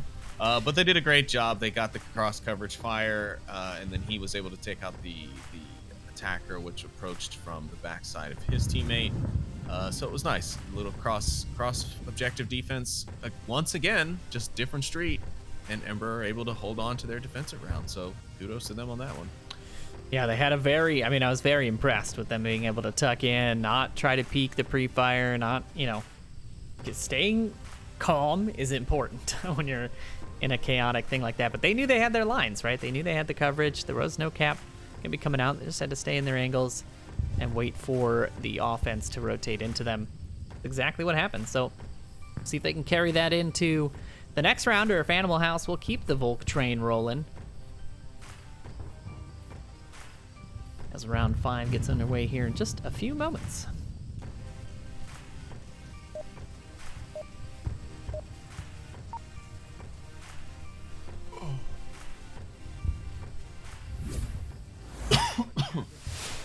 Round 5 underway.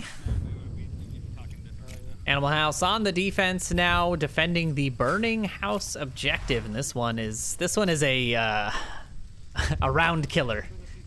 This one definitely has its fair share of caps and confusion, and we'll see if Ember is going to be the ones to do that, or if Animal House will get their chance to put some points on the board as the pre-fire rains down into an empty lane from Nink's Dragon, and the same for Ember as they keep round 4 or lane 4 clear. The nades and the frags all, or flashes all coming out a little too short. Yeah, they don't seem like they were aimed at all. They just look like they were flicked from a distance. Like, here you go, have a grenade. Wicked Hex is already on the inside of lane 3. Steven finds Quokka on the slide there. C-Max with the quick refrag though. Nice refrag. Yeah, where was that quick rotation? Wicked Hex finds the back of C-Max. There it is, lane 3. Light Shaper cleans that up. It's a 3 and 3. Jesus. Stay on your own side, Wicked. That was a great flank there. He just managed to get past lane 3 before they got up into it. Now Green Theft and Hailfire pretty close to each other here. Green Theft's got 2 angles to cover. Milkman spots him out, finds the headshot. Now it's a 3v2. Wow. Hailfire might find the angle on Ninx here, though I think Ninx is actually more focused. No, he's definitely launching towards the objective. I think Hailfire might end up finding an angle on him, but Nice. Ninx is turning around every now and then to check his 6, so that's good. But I think maybe then Hailfire and Milkman need to start a distraction. Allow that lane 4 push from Light Shaper to take some shape, and Hailfire finds Nink's Dragon on OBJ. OBJ is now open. Light Shaper on the slide. Will he make any moves towards it? Nothing. No movements. Nothing at all. The defense not rotating for it. Lipinski finds Hailfire, and I think he thinks he's going to be free to move. Nink's Dragon should be making the call out, but Rez is gonna come out, and there it is. Milkman grabs him. It's a 3-1 now. Yeah, but Shaper should go around lane 4, and they need to start making a distraction because Shaper, the only person who was set to cap, is now going to expose and get shot because that did not happen. Lipinski, the final member of the defense. They're way off of where the objective should be, all of them. Now Lipinski's gonna be able to rotate and grab Ninx. Well, they've got time. They could have waited out Ninx to die. They could have set up over here to watch the approach onto the body and set up for Ninx to die, but I don't know if these two, well, Hailfire will know, but Ninx might not, or Milkman might not know where the body is.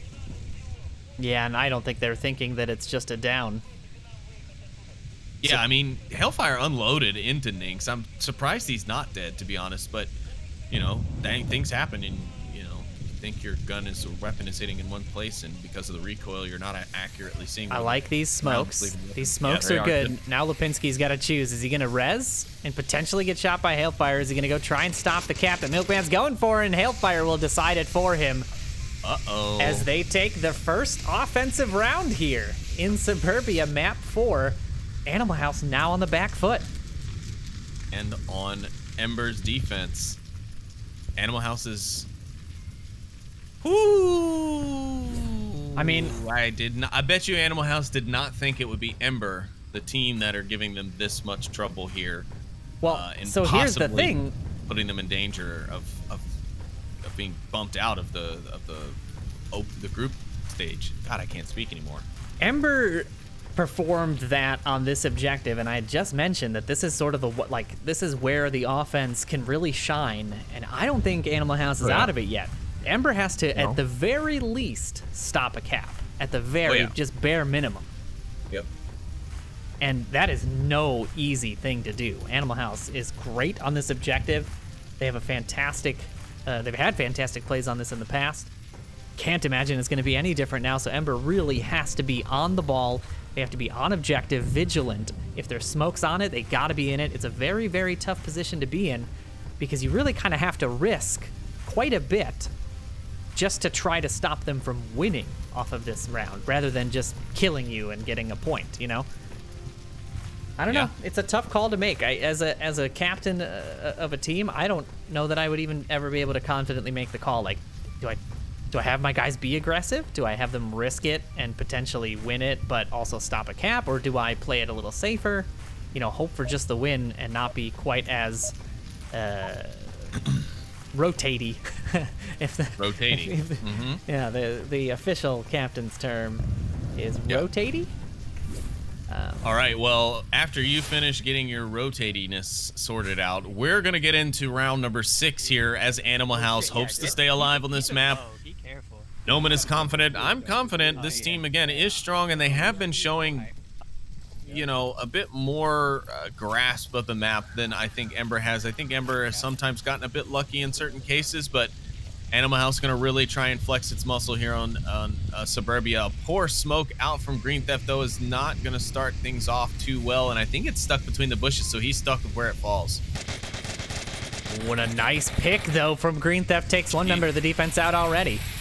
That's a common position, easy to pre-fire, pretty much a must pre-fire in most cases, and the smokes do start to pour in. A little check nade from the defense there, not going to find any love, and we're going to stay close to the objective here, because I have a feeling things are going to happen pretty crazy. Quokka does find a C4 onto Green Theft. The smokes from Lipinski out onto the objective good nade there. Across the corner from Wicked Hex, but the porch will save Light Shaper. Lipinski finds Hailfire, and Ninx finds Quokka.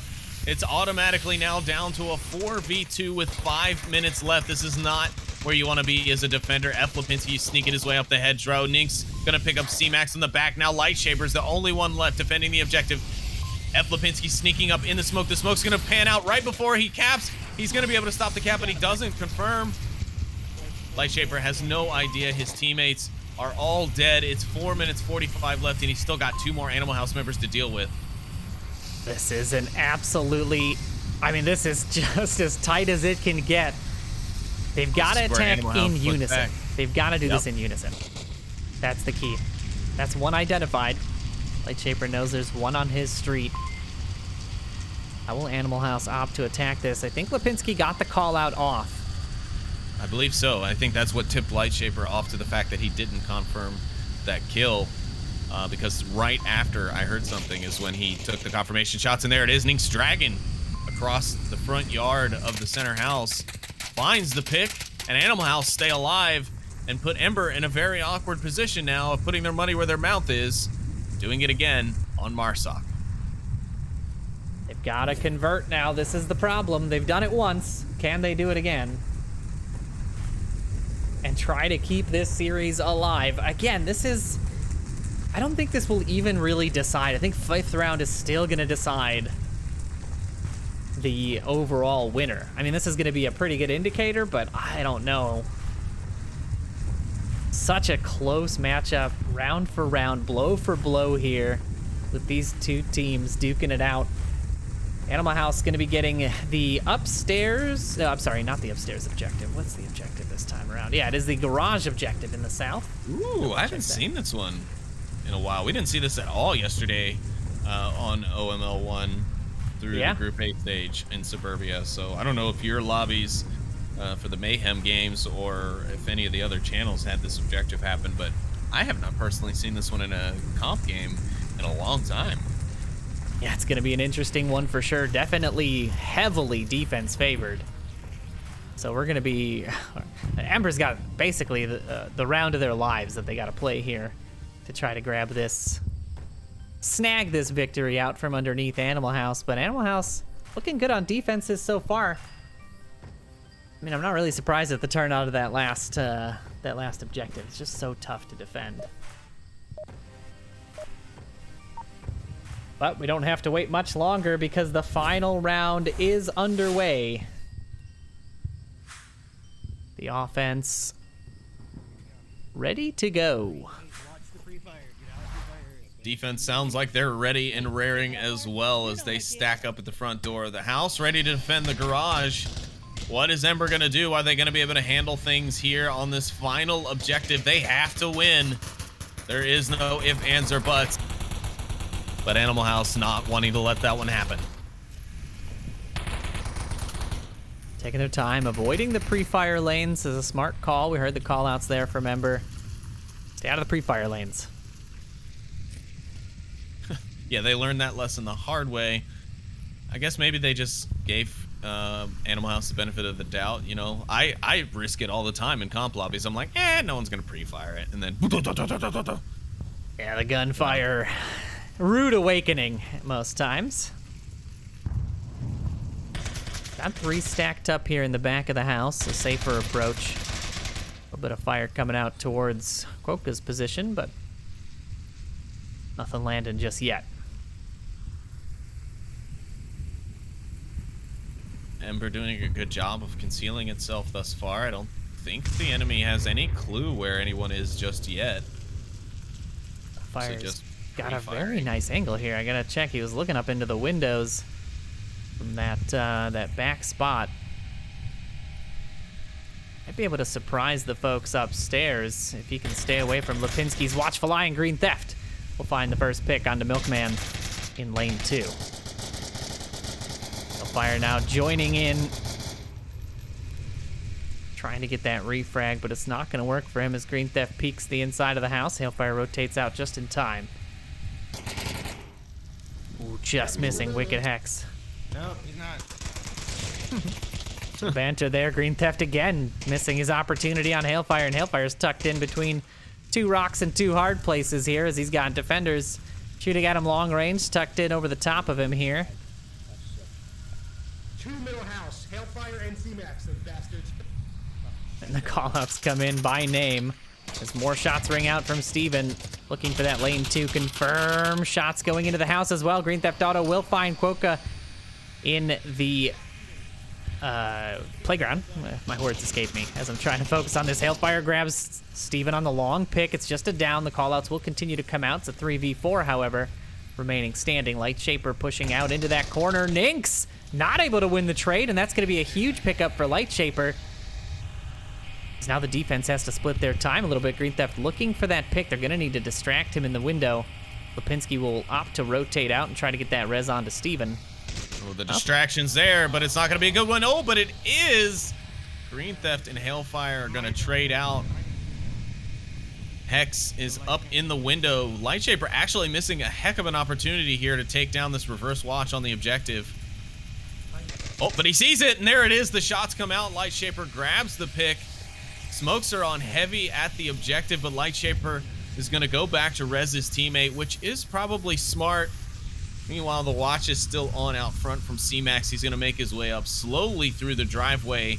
It's a 1v3 now as that res will slowly come in from Light Shaper, and there it is. And no attempt has been made onto Steven, as he's basically just become a radio beacon. But he's not going to probably be able to call out very much. I mean, because, that's smoke. Yeah, it's so dangerous. I can't believe nobody rotated into it. And C-Max is going to be on the backside of Lipinski, so if Lipinski just gets a wild hair and decides to recheck the other side, C-Max should be more prepared for the gunfight to ensue. But I mean, you never just know. You know, someone's eyes could be looking where their head is not facing, right? Absolutely. C-Max is already on the inside. He's a little quick here. I think Lipinski's going to find him on the snap if he's not careful. He's taken... Oh, he should have went around the back. Oh, the back, C-Max. Lipinski looks away at the right moment. C-Max just makes the corner. He doesn't spot him. He rotates to the front. He finds the back of C-Max, and now it's just up to the last 2 members here. Light Shaper looking inside the window. He knows the position. Hailfire's rotating in through lane 3. He's also looking... Lipinski's gonna have to split his time here, but they need to get a little bit more synchronized. Fire needs to slow up. They got 1:30. They've got okay amount of time. If Hailfire can keep his motion synced with the fire of Light Shaper, he should be able to sneak by here. Steven will still be able to see it, I think, as he approaches, but... I think he's gonna bleed out. I think he's right at the bleed out time, so if he just... He's very close. If he's very close, but he's slow... just gonna go for the kill and get the win, and Ember, with Hailfire's kill onto F. Lipinski, gets the win for Ember and upsets Hailfire Sleepy. Ember, but yes. Yes, that's correct. He upsets my anticipated call here for the day so far with the win here on Suburbia. Wow, what a play. What a comeback play from them. What a fantastic comeback play. Absolutely on point. Great job to Ember there. Fantastic play by Animal House as well. I mean, that was just as tight as it could get. Both teams duking it out, and that's why they're here in the top spots of the standings. Oh my goodness, Sleepy. That was some great action. But we have got to go prepare for our final round. So again, this does not solidify anything, but currently Ember is the only undefeated team left in the standings. So if they're able to eke out a win in that final round, they could secure their slot in the Group B champion. So we're gonna go set up. We'll be right back. Don't go anywhere. There's a lot more of this exciting stuff to come. Stick around.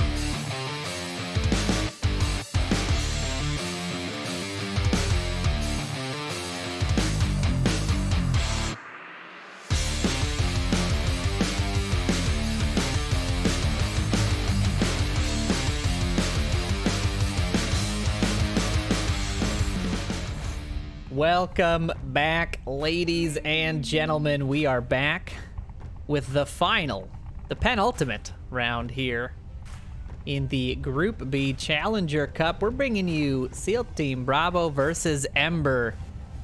The deciding match, if Ember can squeak out a win here, they will solidify their victory of the Group B series. But if they're not able to hold on to it, we're gonna see it's gonna be coming down to all kinds of little tiebreakers and stuff. We've got we would at that point have a four-way tie, I believe, with a 4-1 score across teams. So it's gonna come down to some advanced math, I think. But we don't have to worry about that just yet because this series has to end first. And the final map of the series is going to be Bazaar. Yes. Oh, Sleepy. What are your thoughts on this matchup? We've sort of followed both of these teams in one way or another throughout the day. So we got a feel for both teams. Who do you think is going to squeeze out the victory here? I do not know. I was honestly just looking at the stats over on vrmasterleague.com/onward. Nice. And looking at Season 9 stats, SEAL Team Bravo is 3 for 3 on Bazaar Day, and Ember is 3 for 9. So a 100% win ratio versus a 33% win ratio.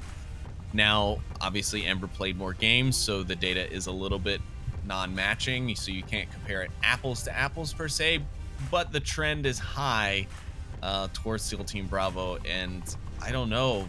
Ember's been playing solid today. SEAL Team Bravo also been playing solid. But we also just saw Ember take down Animal House, who was also the team to take down SEAL Team Bravo. So I think I'm just gonna stick with Ember at this point. Like just like yesterday when OJC lost to Blaze, and I just stuck with Blaze for the remainder of the event. I think I'm gonna do the same today. I'm gonna take Ember's side for this last matchup. And honestly, if Ember loses, we're gonna have to wait for like all the other matches to finish before we officially will know who will finish off on top, because it'll start going into tiebreakers and tiebreakers and things like that. So if Ember wins, there's no question they will be the clear victor of this Group B of the Challenger Cup, and will face off against their quote-unquote big brother team in the Inferno family, Blaze, at some point between now and next weekend before the group stages start. And so that would be an interesting in-family quarrel that we have going on. But that's all still yet to be remain. Noman, what are your thoughts? Who do you think, based on just what I've told you with the map data, who are you going to go with? Are you going to go with the consistency in numbers of SEAL Team Bravo, or are you going to stick it out with your heart and stay along with your boys? I mean, in this final round, it's hard for me to go against what I've been seeing today, right? Those Bazaar numbers are across many different teams, right? They're not entirely accurate across the board. Again, SEAL Team Bravo only playing 3 Bazaar maps overall in the whole of the 14-week season. So not a great barometer for their skill. I'm going to have to stick with the Ember side of the house here, because they've just been playing strong, rallying when they need to rally. And if they can just keep that same mentality through this series, I think they're easily going to be able to handle SEAL Team Bravo here. But we don't have to wait and speculate any longer, because it's kicking off. SEAL Team Bravo on the defense now. Just watch your peaks too. Don't have to peek too much. Call-outs from Raz there. Staged and ready to run here towards the objective, but I don't see anyone looking to try and cover the north in case of the quick spawn. So Ember's going to be able to push that north lane if they want to, but they're choosing to stay fairly close in. However, SEAL Team Bravo has identified the quick spawn, and so we'll have to see what happens from here. Diesel here looking for the peeks out into the courtyard. He's in a good position to get the early pick, but most of the offense should be aware there will be a defender here. It's pretty much bank on 1 or 2 folks hanging out in these buildings early on, so it'll just come down to who gets that peek first. Ooh. C-Max looking in towards Diesel's position as well. He just manages to get out of the way there, and C-Max gives up on the angle. Could have been deadly for Diesel. Now Quokka looking in that direction. Hellfire's making his way up there as well. If he pops up, he's got a bevy of rifles aimed at him. Yeah, and now Hailfire's position, but only Ike might actually peek. Yeah, he might see Hailfire. Oh no, he doesn't see Hailfire as he squeaks past. Just too tight of an angle. Diesel gonna try and toss out a nade. going to be a pretty much a waste of equipment as it bings off the stall just outside his window. He's going to try and angle another one out. Oh, C4 right on the window. And there it Diesel is. goes down. Hailfire finds the kill. Quokka finishes it off. Now it's a 5v4 here. Hailfire's position given away as Ike rains fire down through the wood and gets the quick refrag there. C4 going off to no effect as the offense still tucked in a little bit in this bazaar, but now they're starting to concentrate a little bit. They've got Ike's position dialed in. They don't quite have stay calm yet. The entire push is coming from inside this courtyard. So far, the defense has not opted to rotate south or north yet. Only Ike Milkman's looking. gonna look down and away. Oh, at the wrong moment, he could have come out there and popped Mike.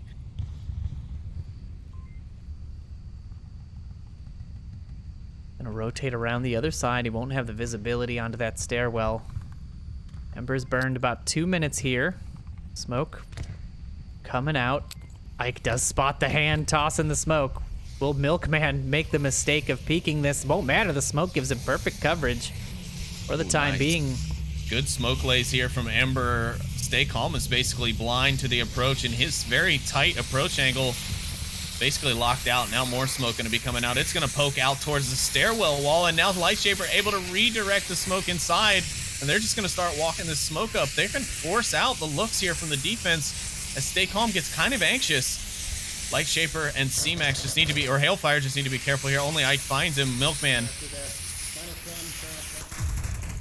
Quokka finds Drunk Drummer on the backside. Now he's found Stay Calm and Only Ike. The objective is wide open, and C-Max just needs to get his way down the north alley as Milkman goes towards the objective. Is he going for the cap? Quokka gonna be covering the backside. The cap's coming out, but no. Quokka finds the shots, and Ember secure a first round Marsoc win. That is gonna be huge in establishing momentum here on this finals round. That was a great play by Ember. Really coordinated, well attacked. They had the right lines on the defenders each time. The smoke placements were good. I mean, basically almost an entirely faultless round on their approach there. Yeah, the only misstep was not capping. I mean, they had a relatively accurate count. They knew where that defender was. Just couldn't quite hold the trigger finger and allow for that cap to come out, but a good start nonetheless for Ember here in that first round. Yeah, so that could have been a good decision for that last remaining defender on the SEAL Team Bravo team to actually use the disable uplink feature, right? Because he was hung off the objective. There was no safe way for him to approach that wouldn't have given up sightline on the objective and given up the cap, basically. So what he should have done, I think, is, you know, maybe taken that little pallet that's leaned up against that broken east wall that faces towards the objective that you'll see a lot of defenders use to help protect the east, and use that to watch the objective, but just duck down the wall long enough to punch in that disable uplink code. And then worst case scenario, you know, you can go for the push, or you can stay there and try and defend the objective and maybe get the win before the uplink is disabled. But worst comes to worst, the uplink becomes disabled, they can't get the cap, and you've only given up 1 point without having to necessarily just run out and die. Very true. Very true. Sleepy, I am... High Q plays. High IQ. Just all kinds of good stuff. High Q. Oh, the potential high IQ, I suppose. The quick spawn is mirrored for the SEAL Team Bravo side as well. We'll see how they opt to attack this as Ember now head to the defense. Try and continue racking up the points. Drummer already inside the courtyard very quickly, tucked in behind the fountain, looking for any peeks. Quokka's going to be the recipient of those first sets of rounds as the C4 goes out, but not very effective if you're not there to blow it up. No. Drunk Drummer finds the first pick. So far, pretty much an exact mirror of the last round, aside from the fact that SEAL Team Bravo's offense. SEALs Team Bravo. SEALs Team Bravo's offense is sending a few folks off center. So they're sending one north, one south to wrap around to the east side.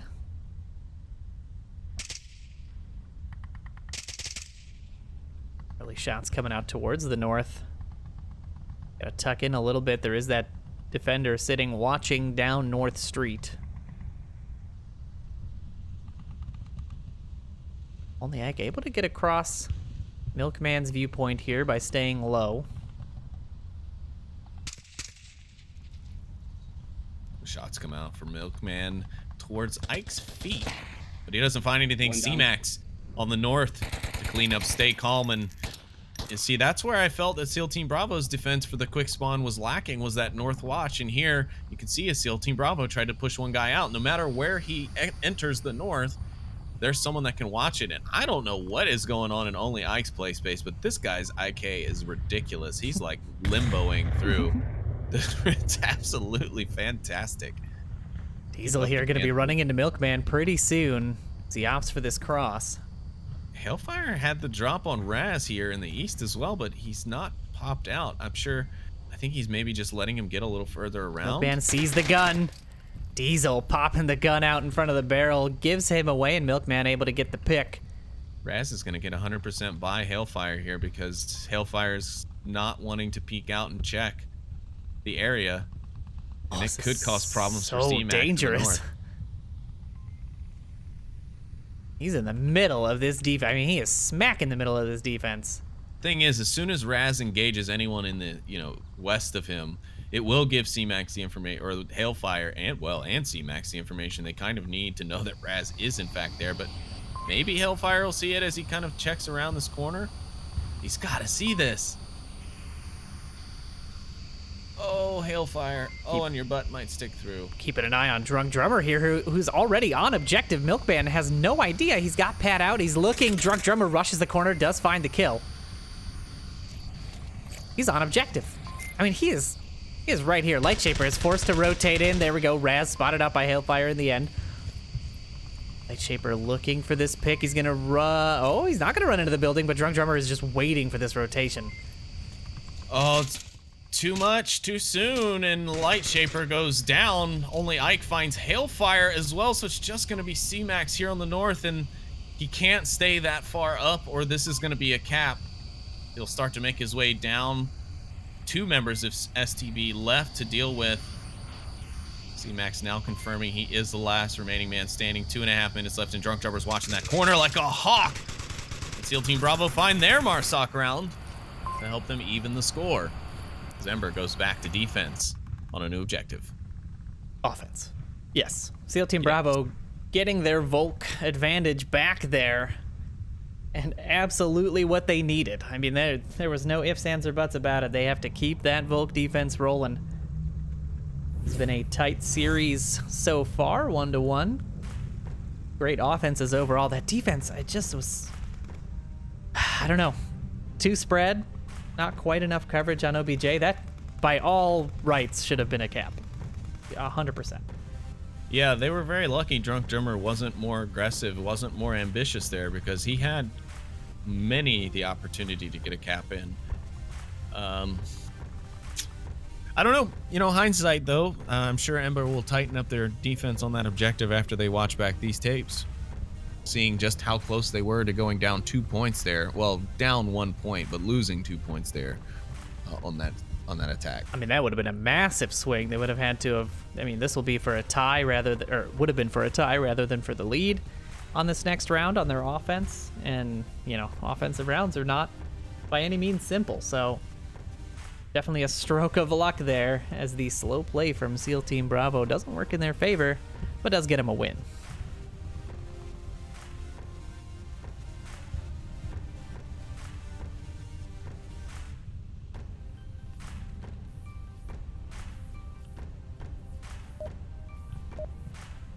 And there we are, the sounds of the new round underway.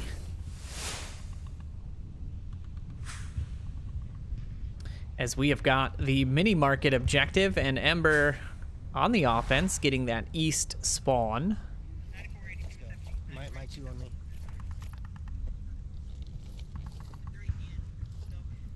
Looks like they're opting to send 3 to the south, 2 right up the gut.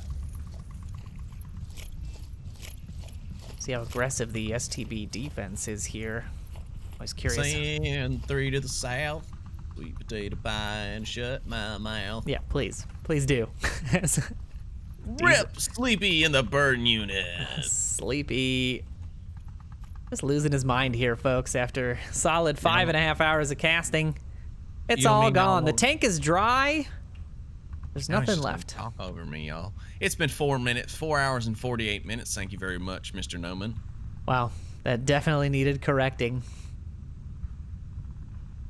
The south push coming in now. The pre-fire coming through from Lightshaper, tucking in any defender. Soon though, but look, they haven't even broken past the gap in the wall. Like I would have maybe kept Lightshaper there, had him hold off the fire until they've at least made at least one across. Because if there had been one in the hallway of the blue room near objective watching south, he could have easily wiped out Hailfire and C-Max as they pushed across there.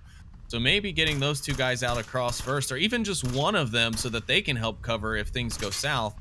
Then Lightshaper can open up and reveal their position, because otherwise they might be exposing too soon, and if someone's able to quickly rotate, that could have been more than one loss. But Diesel gets a nice little pick there in the center of Bazaar. We're now down 1 man. The rest of their offense is already here in the south, sort of waiting to strike. yeah, they're looking for some more common Southwest watch defensive positions, but there's really nobody there. Like Diesel is occupied, I think, with Quokka. And realistically, Hailfire and the guys can make moves across the street, but they just don't know it. Tough call to make. Drunk Drummer getting tucked in there with a little bit of pre-fire from Lightshaper on the corner. Quokka's got a kind of a long trek ahead of him. He's got to deal with Diesel, who's now under fire from the offense, tucked in behind that post. Oh my goodness, how is he not dead? He is just barely tucked in enough. He's rotating out. Quokka should have heard that rotation. Is he going to be able to pop up and find him? He's watching the windows, but I think the smokes are from that coming out. grenade is going to be his downfall. Here comes the window peek. It goes out the wrong window. A nicely cooked grenade, but the wrong direction. Unfortunately, Diesel avoids death. But he's also out of position now. Smokes are now coming out, and Drunk Drummer with the C4 grabs Hailfire and C-Max there. A fantastic C4 play, leaving Lightshaper and Quokka all by themselves, but Quokka rushes in here, not spotting Drummer, just sending a little bit of pre-fire down to Only Ike's inside the hallway. He's going to find him and is going to leave Lightshaper all by his lonesome here against 5 members of STB. 1 going down now, leaving 4. Wow, and just like that, the entire team melts to 1, and the Ember push has fallen apart in the south. Really nothing that could be done there. That C4 really screwed things up for the Ember push, and Stay Calm grabbing Diesel on a team kill in the smoke, allowing Lightshaper to pick up another one in the rotation for Diesel, and the rotation for the cap protection is a long one, so they better get on the move, because if Lightshaper gets aggressive, of course, me getting the hiccups again right in the heat of the moment, this could be a cap opportunity, but luckily Raz is on it and he's looking south. Yeah, not capitalizing on that potential for movement here. Lightshaper's kind of put himself in a worse position. If he'd have maybe taken, I don't know, Blue Room, or if he'd have at least pushed the hallway, now Raz is going to be set up and ready for Lightshaper's rotation here, and he might just rotate perfectly into Raz's view. Stays low here. He can avoid the sight lines. Rotates out. They're going to go get that res. Looks like Stay Calm. Good plan. Take their other guy that was far off the north. Now that Raz is at least on the objective and doesn't see anything immediately threatening, they can kind of go for that res, because Diesel wasn't killed by Lightshaper. Oh, but now they know where he is. This Raz takes a peek. Lightshaper takes a shot, but he doesn't connect. And Raz connects with Lightshaper for Steel Team to take the round on defense and establish the lead here on Bazaar. There it is. SEAL Team Bravo taking back the Volk advantage, working off of it. A very nice C4 play there, shutting down that Ember push into the south courtyard. Just a little too slow. When you set those smokes down, now that play may look familiar to some, especially to me, as Blaze did something quite similar yesterday in their match versus Mayhem. But the key difference there was this one was a little too slow. Once you set up the smokes, you want to make sure you get people into that courtyard quickly and effectively, because fighting on that street is just a death sentence. Way too many angles. You want to keep your enemies in front of you at all times. And so they slowed up a little bit there. The C4 was able to catch 2. Light Shaper almost bringing it back, but the res coming out and the coverage able to get there in time. I've really found that a lot of teams that, unless they're using a smoke as a distraction, are underutilizing the time that the smoke is effective for. A lot of them are popping these smokes and then sitting and waiting and waiting and waiting, and then finally they go to push, and then what do you know, the smoke runs out of juice and they're standing out in the middle of the street with nothing covering them but their BDUs. So I still think a lot of teams should really kind of consider the fact that when you're popping those smokes, you know, unless they're a bait, unless they're distraction, then you need to move off of them. Otherwise, you're just wasting time. You're wasting utility. You're wasting potential. And that's going to come back and bite you, especially if your pushes are taking longer than you would like. I mean, you could have the answer to your own questions right there in your hand and just not be seeing it. Absolutely, but what we are going to be seeing is the start of the 4th round, Sleepy. Ooh, 4th round. It is underway. Ember now on the defense, and they have to hold this if they want to secure the spot commandingly in this final Group B round. Still Team Bravo on the attack, going for 2-2-1, north, center, and south, respectively. Made it up into the bazaar. Pretty similar defense, actually almost identical defense on the Ember side. Pretty atypical defense, I'd say, or not atypical, but pretty typical defense, standard defense, if you will, for this type of objective defense. This is what I would say is like option B of your standard defense options from the store when you go to buy a defense. Yeah, the defense store that everyone shops at. Yeah. Got it, yeah. You guys don't buy your defensive strats? Nah, dude, we get them from thrift. the merchant? We just get them thrift.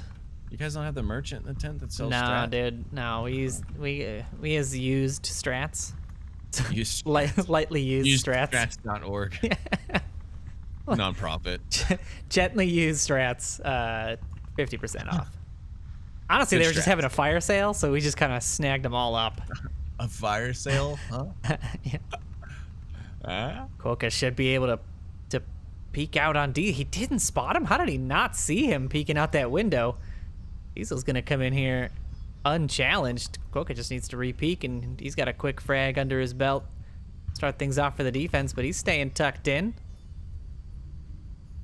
Diesel staying so freaking quiet. He's a little disjointed from his team, though. I mean, he has got no coverage here. Yeah, his best coverage is those other two in the alleys there, Stay Calm and Only Ike, but they're going to be limited to their movement too, because once things start happening, Quokka's probably going to start popping up and looking for more opportunities, because I think Diesel is going to end up running into Hailfire before Quokka. Quokka does grab Only Ike as the first pick comes out. Diesel now on the backside of Hailfire here. Just creeping around, just creeping and crawling here. Oh, man. You shoot. Hailfire needs to be trying to look left, because Diesel is about to... Ooh, luckily he looked. He just looked away. What a perfect... The knife Ninja kill knife. comes out. Oh, but you didn't give us a thumbs up. No thumbs up from Hailfire that time around, but the thumbs up for his team because he's able to find a pick. A nice play there. Very quiet pick, and the C4 just on the other side of Stay Calm will ring out, not find any, and Stay Calm does spot Quokka as he rotates into his new position here. Not gonna. If Quokka stays tucked, he is absolutely fine, and Drunk Drummer makes the push for the south courtyard, doesn't land that. Now Quokka under fire from Stay Calm. SEAL Team Bravo has 2 left, and Quokka not quite tucked in enough. Stay Calm grabs the headshot onto him. Finds the first pick of an Ember player so far this round. Ooh. Raz getting brave up here in the north, running right up on C-Max's position. I don't think he's got any idea. C-Max watching these windows. Things going off behind C-Max. He's gotten distracted. This could be the opportunity for Raz, but no, Raz isn't going to take the chance to peek through the windows.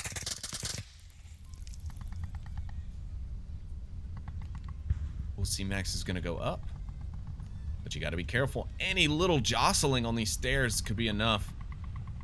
Cause that sound.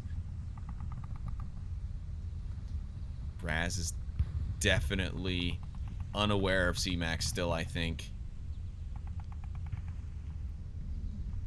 He's not looking up, and he comes on top of him like a pouncing tiger. C-Max gets the kill under Raz, and Ember looking strong here in this defense, as now it's all up to stay calm, and well, he's got to do just as his name insinuates, and well, stay calm and clutch on.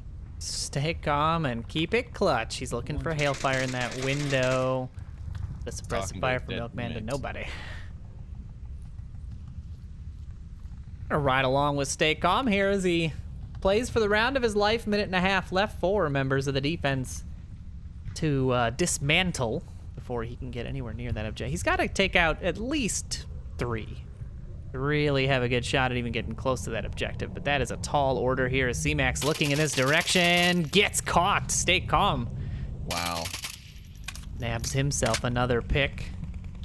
Evens things out a bit, but he's got 60 seconds. That's 20 seconds a kill, Sleepy, if he's going to try to bring this round back for the defense. A rotation from Hailfire coming out here. Looks like it might get punished. The shots come out, give his position away. Oh, you do not have the time to dilly-dally. Stay calm. You've got to move. But he's staying calm. You're right. Sorry, I blew up. Can't believe you would freak out like that. It's just, just so invested. There it is. You see the little head peek up, and Hailfire does manage to grab that final kill and secure the tie once again for Ember as it goes 2-2. SEAL Team Bravo now back on the defense.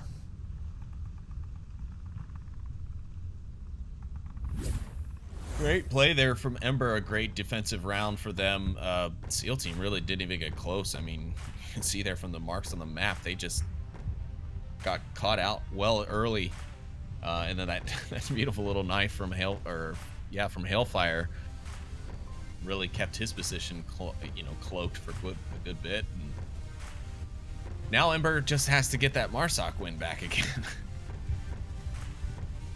They do have to find at least one more to get back on top, and I don't know. Cap here and end it all. I was gonna say I would be thinking a cap, to not drag this out, especially on this objective. It is the Coyote objective in the north. Does lend itself to some pretty interesting plays.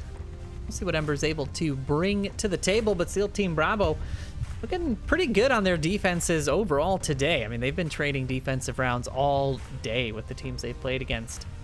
And, I don't know. Ember's going to have a lot of work cut out for them here. SEAL Team Bravo is step for step in every play so far. Yeah, it's really been a fantastic matchup so far. I mean, we swapped Volk rounds, we swapped Marsoc rounds. Now we're back to swapping Volk rounds currently. But we'll find out as long as Ember keep things up. They could find hope. They found close cap opportunities as I've previously called them, and now I love hearing Mayhem call them all the time. But yeah, I mean, it's go for it. Go for the win here. Go for the jugular. If you're confident in this objective, which a lot of teams aren't necessarily confident in their defense in this objective, I say go for it. Defense setting up. Pretty east-centric defense so far, although they've got the 2 in the middle. Already the offense has eyes on with Coca scanning the middle bazaar. Going for a 2-1-2 split here between west, center, and east. Yeah, Milkman and Hailfire continuing their push far west. Little to no oppression, no real pressure from the defense. It looks like they're going to stick close, not give up anything that they don't have to, which I think on this objective is probably pretty smart. You do see eventually some of the aggressive pushes out to the western flank, and the eastern flank will usually result sometimes in some early round picks, but more often than not, they end up with just early round deaths to your defenders. Yeah, they are pretty tucked in here. 2 stacked up in the north courtyard, securing these two little entryways in the back, the dangerous stairs. Remember, the offense gets up there. It's all but over, so they have got that locked down. And 3 basically on a little 3-point area around the objective. Covering pretty nicely. I actually like this defense quite a bit. Yeah, it actually is a pretty well thought out defense, and yeah, defending the stairwell has now become like a new point of interest. It's almost more important than defending the actual objective anymore. Yeah, I mean, but it is dangerous, right? You lose the defenders on the front. It still takes a while to rotate back into the building, and even then, if they do manage to get upstairs from the front, you've got an even longer run, a more challenging approach. Only Ike here. Creeping out, looking for Quokka. Doesn't quite see him. Quokka had just the right amount of coverage. Quokka's trained in. Does Quokka not see the tablet? No. Only Ike peeks, and unfortunately, Quokka not trained in on that position at the time. Can't believe he didn't see his tablet on the ground there. That's one member of the Ember squad down and out, making it a 4v5. 3 minutes have already gone by. I mean, 2.5, but Who's getting technical? C-Max and Lightshaper here on the eastern side. Very close here to the objective, in fact. Only real threat so far right now will be stay calm, or if Diesel or only Ike happen to pop their heads up. But right now they're currently protected until they, I assume, are going to start making a lot of noise and cause a lot of commotion and smokes. Ooh, Hailfire finds Raz quickly, though, on the backside. Will he be ready for the secondary? oh, he finds 2 just like that. And Milkman on the rotation for Stay Calm is able to grab him. Lightshaper and C-Max both They've making got the their defenders pushes now. distracted. Diesel's running back, and Milkman finds him. Milkman's got access to the stairs, but he's not going for the stairs. He's going for the down low cap. He's tucked inside, and he's caught. Only Ike is able to kill him, but if he's not quick enough, it's not going to matter. And it doesn't matter. Ember, get the cap. Milkman, take the win. Oh, my goodness. What a round ender. I for can't Ember. believe only Ike did not pop up and start running for that objective, effectively giving up the 2 points for Ember to take that round and the series. And I believe I can confidently say that Ember is your Group B winner, but stick around because we're going to have our post-show discussion here on this channel in just a little bit once the games wrap up, so don't go anywhere. We'll break it all down for you once all the scores ring in. Fantastic series. Don't go too far.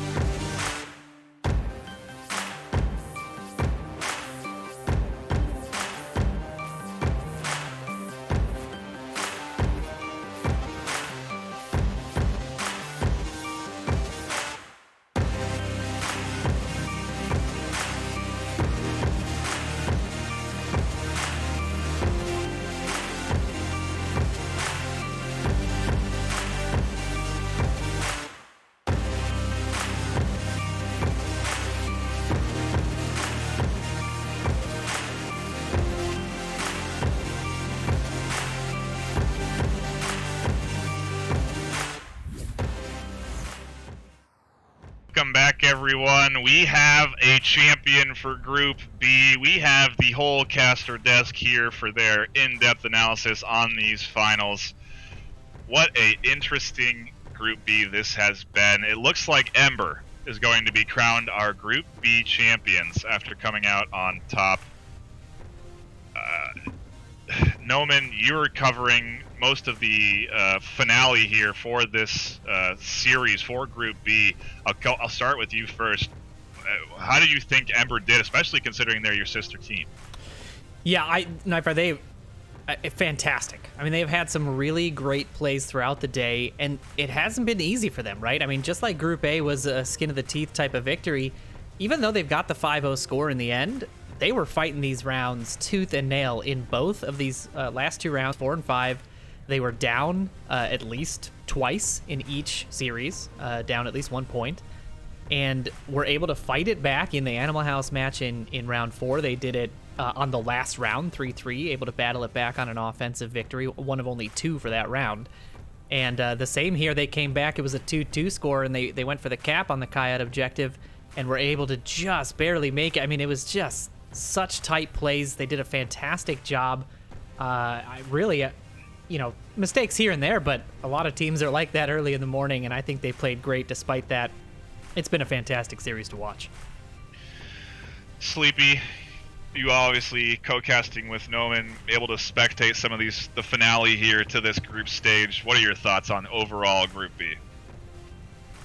Well, overall, Group B did not disappoint. I think I said at the end of the day yesterday that it would be hard for us to follow up to the action that we got yesterday from all of the teams, especially all the unexpected teams. And while we didn't so much get the action from the unexpected teams, we did get a couple of upsets, and then we just had this impeccable performance today from Ember, going 5-0, the only team to go undefeated through the Challenger Cup. Now, whether or not you argue it was due to their grouping, if they would have gone up against their bigger brother team Blaze, had they still kept that undefeated scoreline, or would things have changed in Group A had Ember been there and been mixing things up with the other guys?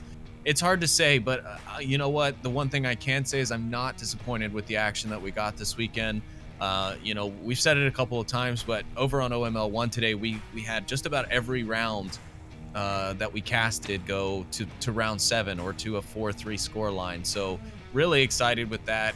It did mean a bit longer matches in between and longer rounds, but you know what? It was worth it because we saw some excellent gameplay, a lot of coordination, and some seriously unexpected stuff. I saw more ninja knives today than I think I've seen all season.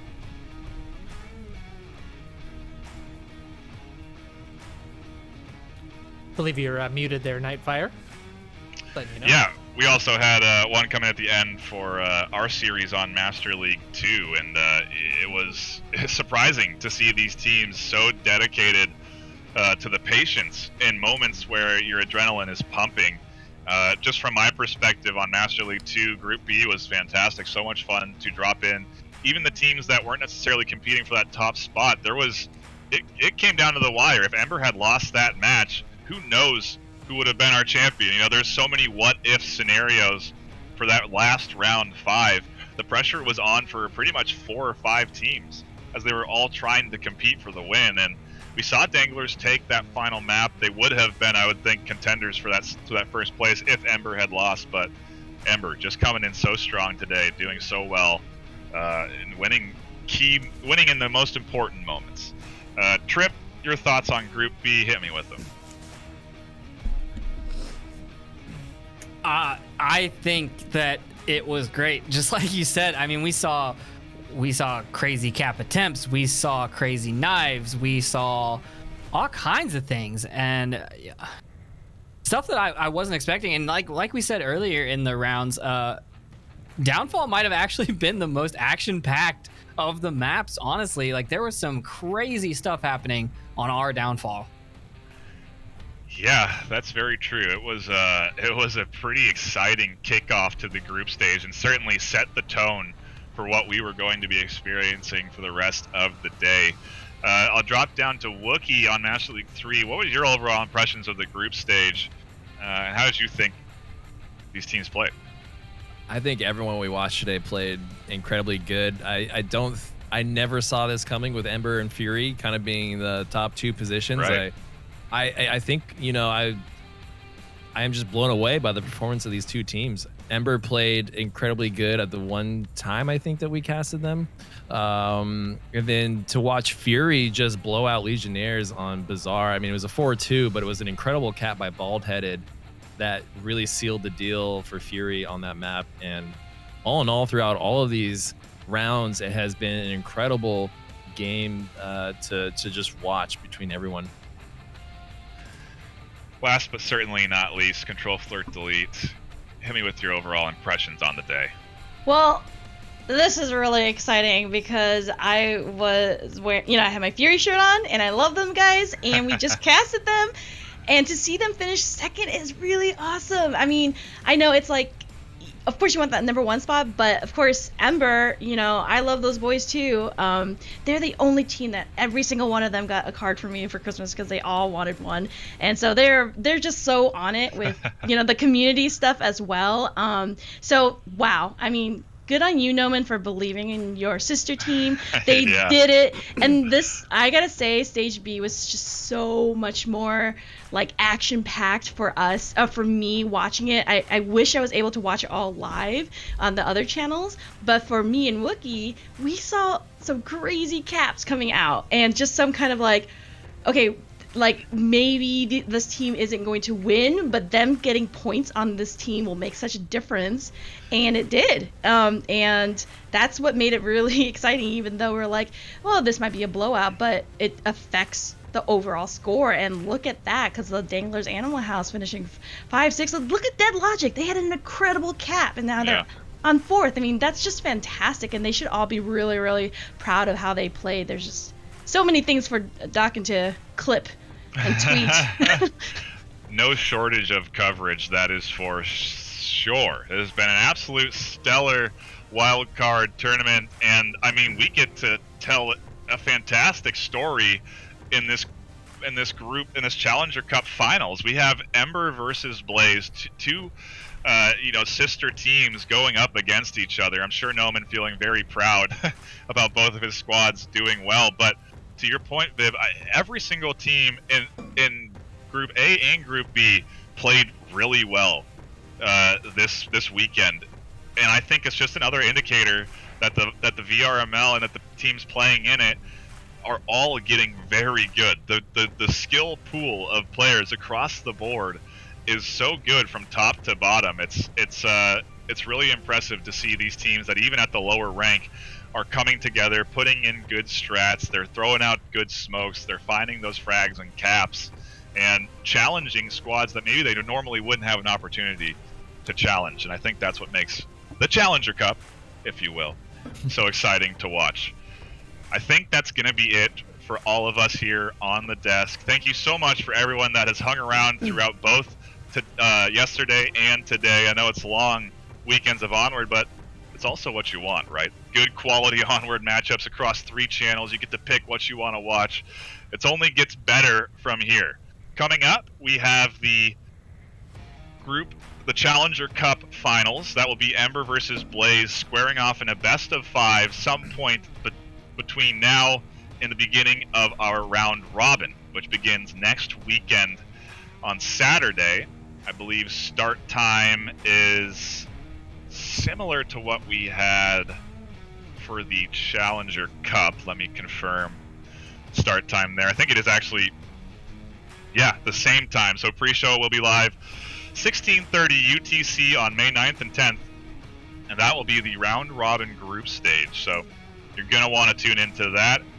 Group A consists of Vikings, Silent Purge, Beginners, and G-Men, so a mostly EU dominant group stage. And then Group B will consist of whoever is our champion, our Challenger Cup finalist, Globochem, SMC, and a boss fight. That is a insanely tough Group B. So whoever comes out on top has quite a tall order ahead of them. And obviously, we'll get much more in depth into everything that's coming down the line. Pre-show, we'll definitely be highlighting the group stages, and then obviously the semis on May 16th, our bronze match on the 17th, and then finals just after that. on the 17th. So put that in your calendar, mark it down, because that's going to be by far the best Onward you can put your eyeballs on, despite how good the Challenger Cup was. And with that, we will be signing off. My name is NightFiree with 2 E's, my co-caster, No One with a 4, Sleepy with 2 3s, a man with 3 nipples, ctrl-flirt-del, and a Wookie. We all appreciate you attending, and we will see you this week, next weekend, and the weekends to come with our championships.